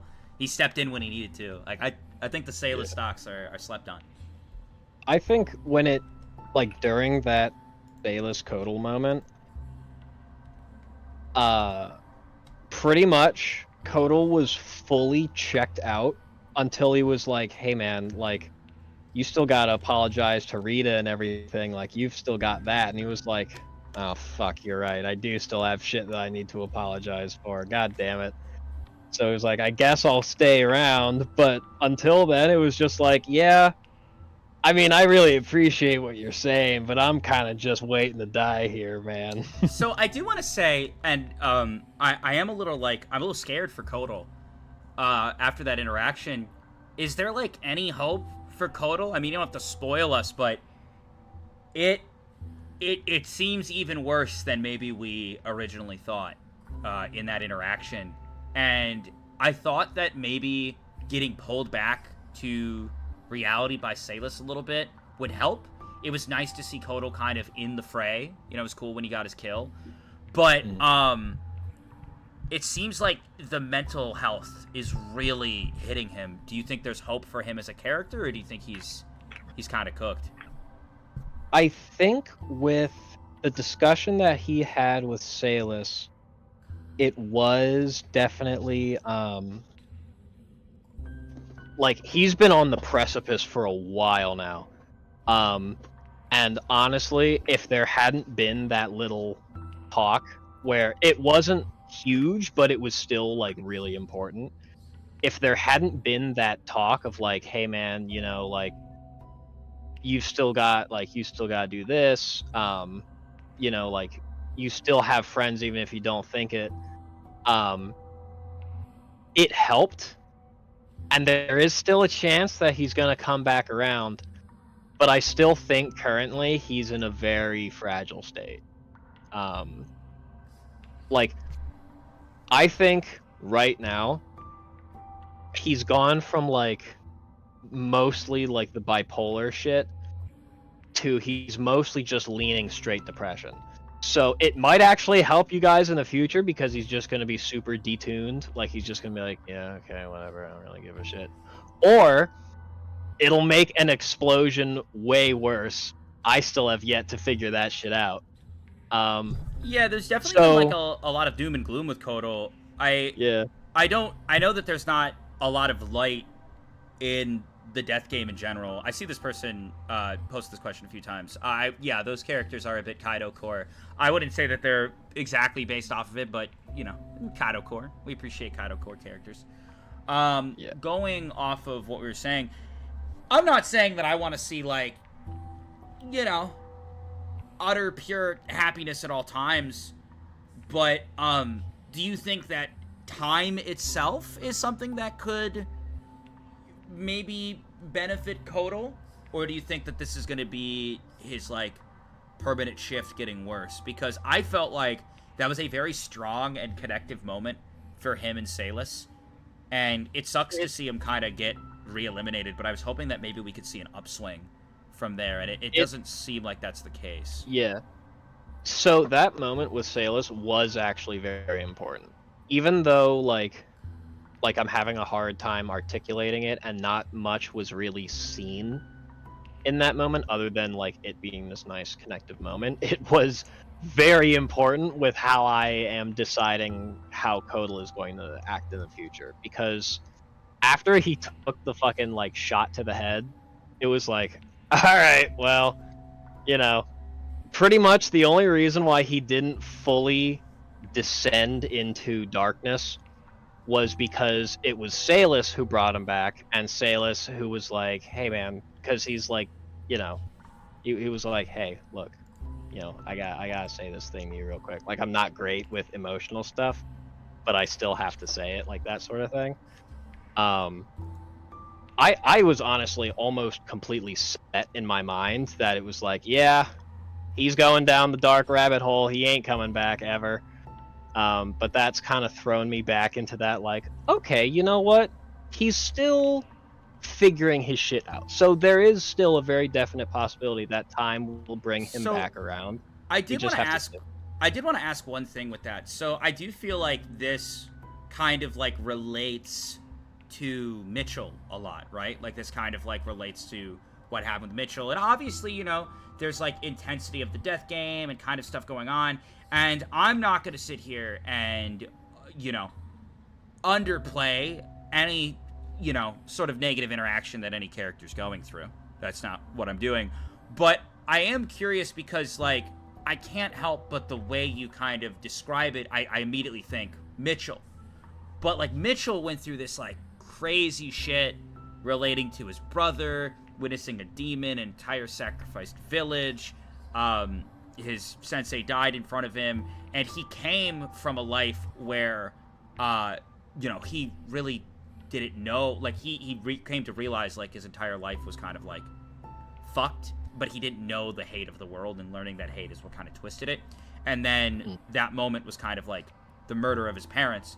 So I guess one thing for me that kind of, like, I struggle a little bit with to, like what I want to see, like, hope for Kotal is because I feel like, I don't want to say that he hasn't gone through as much as Mitchell. You know, everyone's kind of going through their own things in their own ways. But I feel like a lot of his stuff came down to miscommunications, I suppose. Whereas, like, a lot of stuff that Mitchell went through is things that are permanent that he'll never get back. Where it's like, you know, time with his parents, pills that were taken, his brother, and now his parents that are dead. So I feel like when it comes to stuff like that, communication is fixable, you know? Things that are bad and weigh us down, time can fix that, and those communications can fix that, whereas Mitchell's stuff isn't really fixable at this point. Which I guess is why I'm kind of surprised that you really think that there is true hopelessness down the road. So I guess, like, one thing that I wanted to ask is what was specifically, like, that kind of trigger because I just kind of listed Mitchell's and they're insane. I would guess I was kind of hoping that that conversation would mend that trigger with Salis, and that you and Salis could grow from that. But I wouldn't expect you to be in the clear, especially after the interaction with, like, Safe and Mitchell. I figured there'd have to be more talks, but I didn't think there'd be more darkness. So can you explain kind of what maybe the trigger was that led you down that path, or is that something that... The trigger that led Kodal to this, like, hopeless, like, things are just sucky type thing? Raikou, I did not say anything about it easily being fixed. I did not say... I said that I don't think that we should go full Mitchell. Mitchell literally has had a personality snap and is now murdering people, like, just straight up. Like, we're going from, like, innocent lad to full-blown killer. We've all had negative interactions with our friends, and we've moved past them through growth and, you know, growing. I just wanted to know if that was in the cards, and if it wasn't, which doesn't sound like it is, if there were other triggers that maybe I overlooked that I, you know, because he's called, you know, I did not say anything about, like, well, it should be easy to overcome this upsetting interaction. Yeah. No, I just don't think you go on a killing spree, or, like, you know, to make it your personality. That was my thought. Hey, Sappy, do you think that shot made Kodal feel, like, safe in that moment? And it made him feel like they didn't help his feelings? Definitely the fact that he was shot in the head, there definitely was, like, a god damn it, like, type of moment where... I don't know how I'm being misconstrued right now. Depression doesn't have a cure. It takes a long process. Just like I'm not undermining depression. I'm not undermining. I'm stating that miscommunications between people that you care about can be resolved if both parties are able to reconnect and recommunicate. I'm not saying that pains can't still be there. I'm not saying it doesn't take time. I'm saying that it's called growth. It's called being a bigger person. It's called moving forward with your relationships in life. So that's I don't expect that from Safe or Mitchell at this time. I'm saying that I fucked with what happened with you and Salis, and it saddens me that there wasn't more taken from that, I guess. That, like, we're on, like, a spooky path even after that interaction. Yeah. So, kind of like how you were saying, like the similarities between Kodal and Mitchell, is Mitchell, all of that stuff happened really fast. Like, he did, like, grow through most of his life, but he still kind of kept that childlike mentality of, like, okay, things are good, never really kind of grew up. And then all of a sudden, I mean, you can also correct me if I'm wrong, Dakota, but, like, all of a sudden... There was a lot of build-up. Yeah. There was a lot all of of a sudden, like, so everything came crashing the fuck down all at once, and then it was just like, you can't handle that with the way that you've built yourself up. That's not quite, no. I definitely would not say that's accurate. Yeah. There's a lot of notes I have here of things that I want to reveal over time. More I guess the start of the process of understanding comes from the average human lifespan is living up to 60. He's 22. He escaped torture from basically infancy a week ago. So they stole a third of his life. Yeah. That's where he's coming from.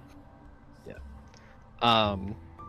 The thing about Kodal is, I mean, like, we haven't really delved much into what happened to him while he was living on the streets. It was mostly like, oh, you know, like there's been talk about his family life and how that was, you know, like, it was toxic and abusive, but no one has really, like, there hasn't really been much light shed on the 10 years of time where he literally had to fight to survive and eat, like, rotten, maggot-filled food, and, like, was constantly put down by other like, either other, like, homeless people or... See, I didn't even know about this. I'm gonna be honest. I read the stuff you sent me, and I don't remember you listing out stuff like that. Like, I knew that you came from, like, struggling on the streets, but I didn't know, like, maggot-filled food was on the menu. I didn't know this. And see, this is where my questions come from, because, chat, we're just sent... I'm sent, like, rough drafts of, like, where their characters come from, and I incorporate it into my world. So, as we're having this talk, you know, on live, I kind of am learning right now. That's where Kaylee said his head hurts. Kaylee, do you want to dip? If you're hurting, bro, you can go lay down. Nah, I'll be good. All right, sure. What is it? Kaylee, like, what kind of, like, hurt is it? Is it like you're, like, it's like throbbing? No, it's not throbbing. I am not used to having to cook that much on the spot. Yeah. But I will be do hurt the brain. Hey, you did very well. You did very well. But I just haven't drank a lot of water today, so I also needed it. Go hit some goddamn water. Yeah, so I think the thing with Kodal is that what you just said is we don't know a lot about his backstory. So I think part of the reason why because I'm the DM. I'm the DM. So it's like, at the end of the day, I am supposed to take what you give me, and I'm supposed to work that into my world. And the closer it hits to realism and stuff that makes sense, the easier it is for me. So when Dakota kind of like sent me the drafts, and we talked about some stuff, we did some back and forth, we cleared some stuff, I knew going in that there was a long list of things that could happen that could lead in direction A, B, C, or D. It wasn't just, one potential path of doom. There was a lot of, like, different paths. You know what I mean? Saying, like, this could happen or that could happen. This person could be someone I look into, or I embrace this personality. And this was kind of mentioned. So I have the Kodal rough draft. I look over it, and we haven't yet really delved in to the background of Safe and Kodal. We've gotten some little tidbits here and there, but that's gonna kind of like unfold down the road, and probably will in season 2. So I'm excited for that. But I guess for me, I did this. I don't want to seem like I'm picking on anyone here, because I sent Dakota the exact same message. It's painful for me as a DM when a character loses their shine, like, really early, because it's a long campaign. So if you, on session 3, 4, or 5, decide that this interaction has impacted me negatively, and it is going to warp my personality and change me for the rest of the campaign, that is a lot to commit to. And I talked to Dakota about this. We talked about we had a lot of back and forth about this, where and this goes with anybody who wants to get into D&D DMing. If I am hosting, sorry, chat's like distracting. I have the Discord open. I'm like, what the fuck's going on? If I am hosting a campaign that takes 20 to 30 sessions, and at session 3, you decide I am a character who does not fuck with characters anymore. This is an example. I am a character who doesn't like people. I am going to fight most people I come in interaction with. My instantaneous thought is I dislike people. You now have that personality to play into. And I feel like, and you guys can agree with this as players, certain personalities and certain tropes can be fun for a few sessions and can be fun on paper, but it might become a lot harder to do what you want to do down the road. And I think Nako could definitely vouch for this with a character he played in my last campaign.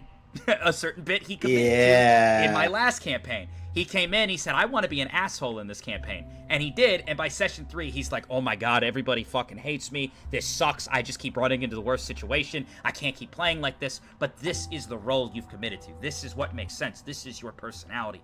So I guess the thing is I fear seeing Kodal lose his shine so early. Yeah. You know, before we even know his backstory, before we even know about the Riva cult, about Ravana, what happened with his parents, you know, over interactions with friends that are trying to, like, reconnect. So I guess that's why I was curious to some extent. And yeah. I didn't know about the whole, I don't remember reading that when you were giving the breakdowns on Kodal's past. I mean, that sucks you know what to I come think? from. I think when it was before even like writing everything down, we had been talking about it in VC, and I had brought that stuff up in VC, and then I guess I'd maybe not put that down on the actual like sheet. I mean, it could be possible. I'd have to look back. I mean, it doesn't. I know about it now. And I can apply that. But yeah, no. I think for me, it's just the reason that it spooks me, and I gave Dakota the exact same heads up, where it's like, man, we're seeing a very like depressed Kodal, and it's like, is Kodal gonna be depressed and the embodiment of depression for 20 more sessions? And my thought is, I hope not. I hope not. I was hoping that Salis could get through to him at least, and maybe, you know, he wouldn't be on the best terms with these two, but maybe when Salis is around, he opens up a little bit more, or you guys connect a little bit more, and you push into a more better direction. And I'm not hating on depression. I know chat's already typing away and like, Vodka, how dare you undermine depression? No, we all go through shit. I may be smiling up here, but we all go through shit. I go through my fair share of shit too. As far as the Kodal and Salis interaction goes, I did have like a bunch of different bullet points that I want to get to, and this isn't like a dig at you or anything like that.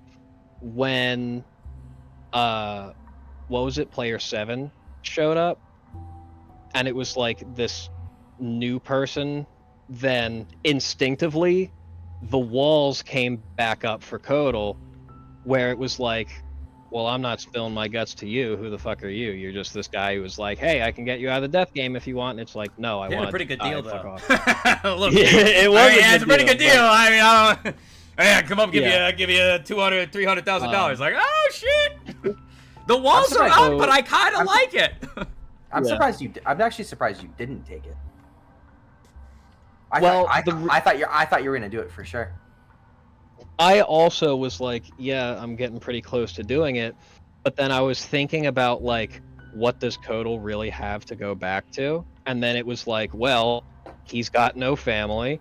All he did was live on the streets, and he's an enemy of Trinket City. So it was like that right there. What you're saying right there. That right there. So that is what I 1000% agree with that. So it doesn't make sense, right? So that if you take the deal, it makes sense that Kodal's mindset, he's had enough. Let's get the spirit out of here. Let's go. The one thing that would hold Kodal back from doing this would be if your backstory, what you just told me, where he doesn't want to go back to the streets, he doesn't want to like reset, like this is his chance to be something more, then I feel like why are we riding the middle, I guess is what I want to know, where you're kind of like, oh, I don't really want to do it, but like I guess, but because isn't it, if your pain, that's why I asked where that trigger comes from, because if that pain and trigger comes from going back to what you were and going back to being on the streets and stuff, wouldn't it make sense to do everything in your power? You don't have to be chummy. Wouldn't it make sense to do everything in your power to revert that, to make sure that doesn't happen? I was thinking that you would lock in and embrace the game, but you were like, nah. So then it's like, okay, does that mean that, you know, does that mean we're going the other path where you want to be free from the game, you get free from Coco, she doesn't get hurt, you don't get hurt, but then you kind of slump back into where you were. So I guess that's why I'm confused, because it feels like he's kind of riding the middle where it's like, I'm sad, I'm down, and we can't fix that. So I think that's where I'm confused. Yeah. So, as far as Kodal is concerned, like, Salis and Safe and Mitchell and everything like that, those people were kind of like his lifelines that were keeping him afloat and had pulled him out of, you know, doom and gloom and everything like that. Yeah, but I mean, it's also been like a week, though. Not to undermine any relationship or connection you can make in time. I would assume that, like, the interaction with Rita would maybe hold more impact than the interaction with player characters. Because they didn't, like, you know, they didn't, like, cut your dick off and, like, windmill it around you. But, not to say that it still wasn't disrespectful and stupid. I mean, you talked about it. Yeah. But I guess, like, is Kotal's ambitions to do what I can to not go back to the streets? Or is it like, fuck all this, I want to get out of here? Like, once I resolve things with Rita, like, just fucking kill me, I'm done. It's so hard to get what I want to say out of my brain. It's more nuanced than that in a way that I can't even really describe. It's so hard to put to words.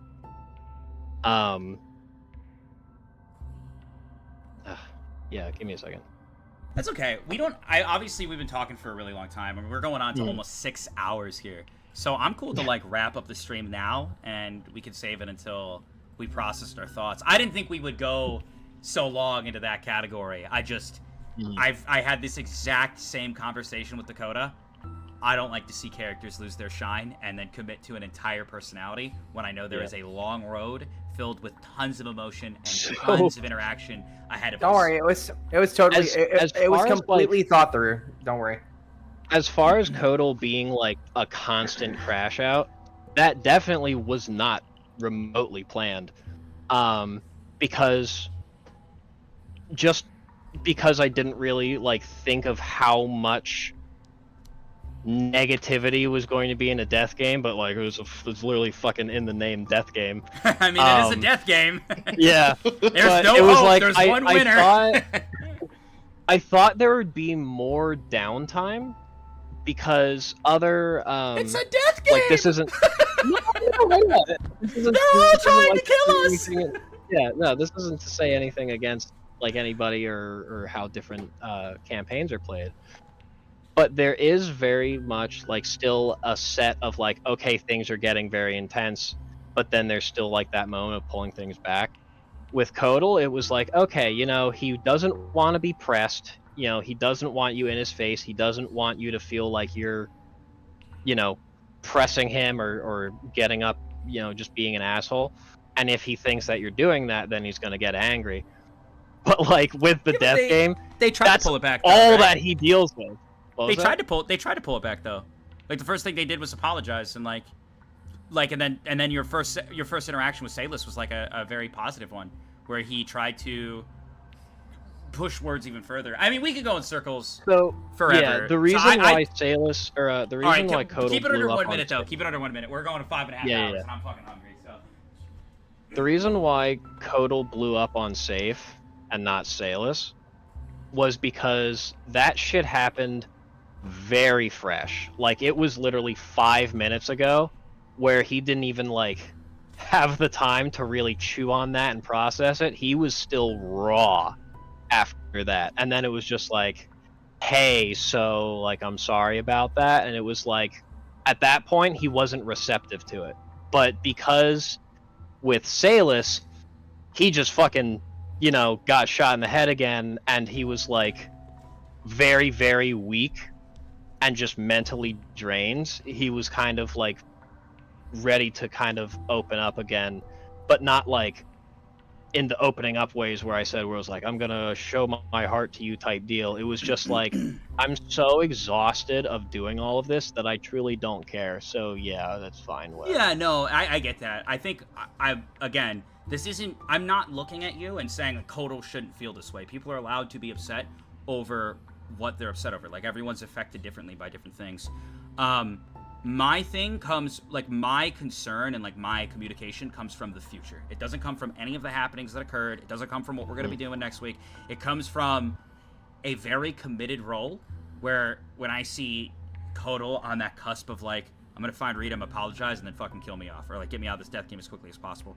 This doesn't, if it makes sense, sure, but it doesn't commit to you having a maximum amount of fun in a long period of time, which, I mean, it's a death game, so, you know, only so much fun can be had, but I don't think myself or anybody in the chat wants to see Kotal just wither and die, like, next week after we apologize to Rita, you know. So I guess my thing came from, like, after this session, is there room for light? that was more or less where I was coming from. Yeah. So it wasn't really like, because once you commit, like Mitchell's Mitchell now for the rest of the campaign. Pip ain't coming back. And if that is where Kotal's mindset's going to be for the rest of the campaign, I worry for Kotal as a character. But it is a death game, so I guess I would have like rather seen it in like session like 10, not session 6. That poor man. I mean, they've all been through a lot. But I'm gonna end it here. We're like going super late. I'm keeping these guys super late. We will definitely. We did not finish level up. We did. Yeah, we'll do that in call. We'll do that in call right now. It's like quite literally just +1s. Okay, got you. But anyways, guys, have a good rest of your night. I'm ending it here. No more talking. No more talking to chat. I'm gonna answer these questions. I will answer them if I see them in Death Game, and if not, I will answer them next week. I hope you guys had fun with the Season 2 premiere. Thanks for hanging out, listening to us chat. It was a good session. I hope you're looking forward to seeing Salus throw down in top 8 and seeing, well, what's going to become of characters that maybe didn't get any kills. Anywho, we'll have to see you guys next time. We will be continuing Deltarune tomorrow, most likely. We're doing the new chapter. It's a lot of fun, so hope you pull through for that at 2 p.m. EST. And then, of course, next Saturday, continuing, and the art contest. Have a good night, everyone. Bye! I'm leaving! Goodbye! Bye. Bye, guys. Bye, everybody. See ya.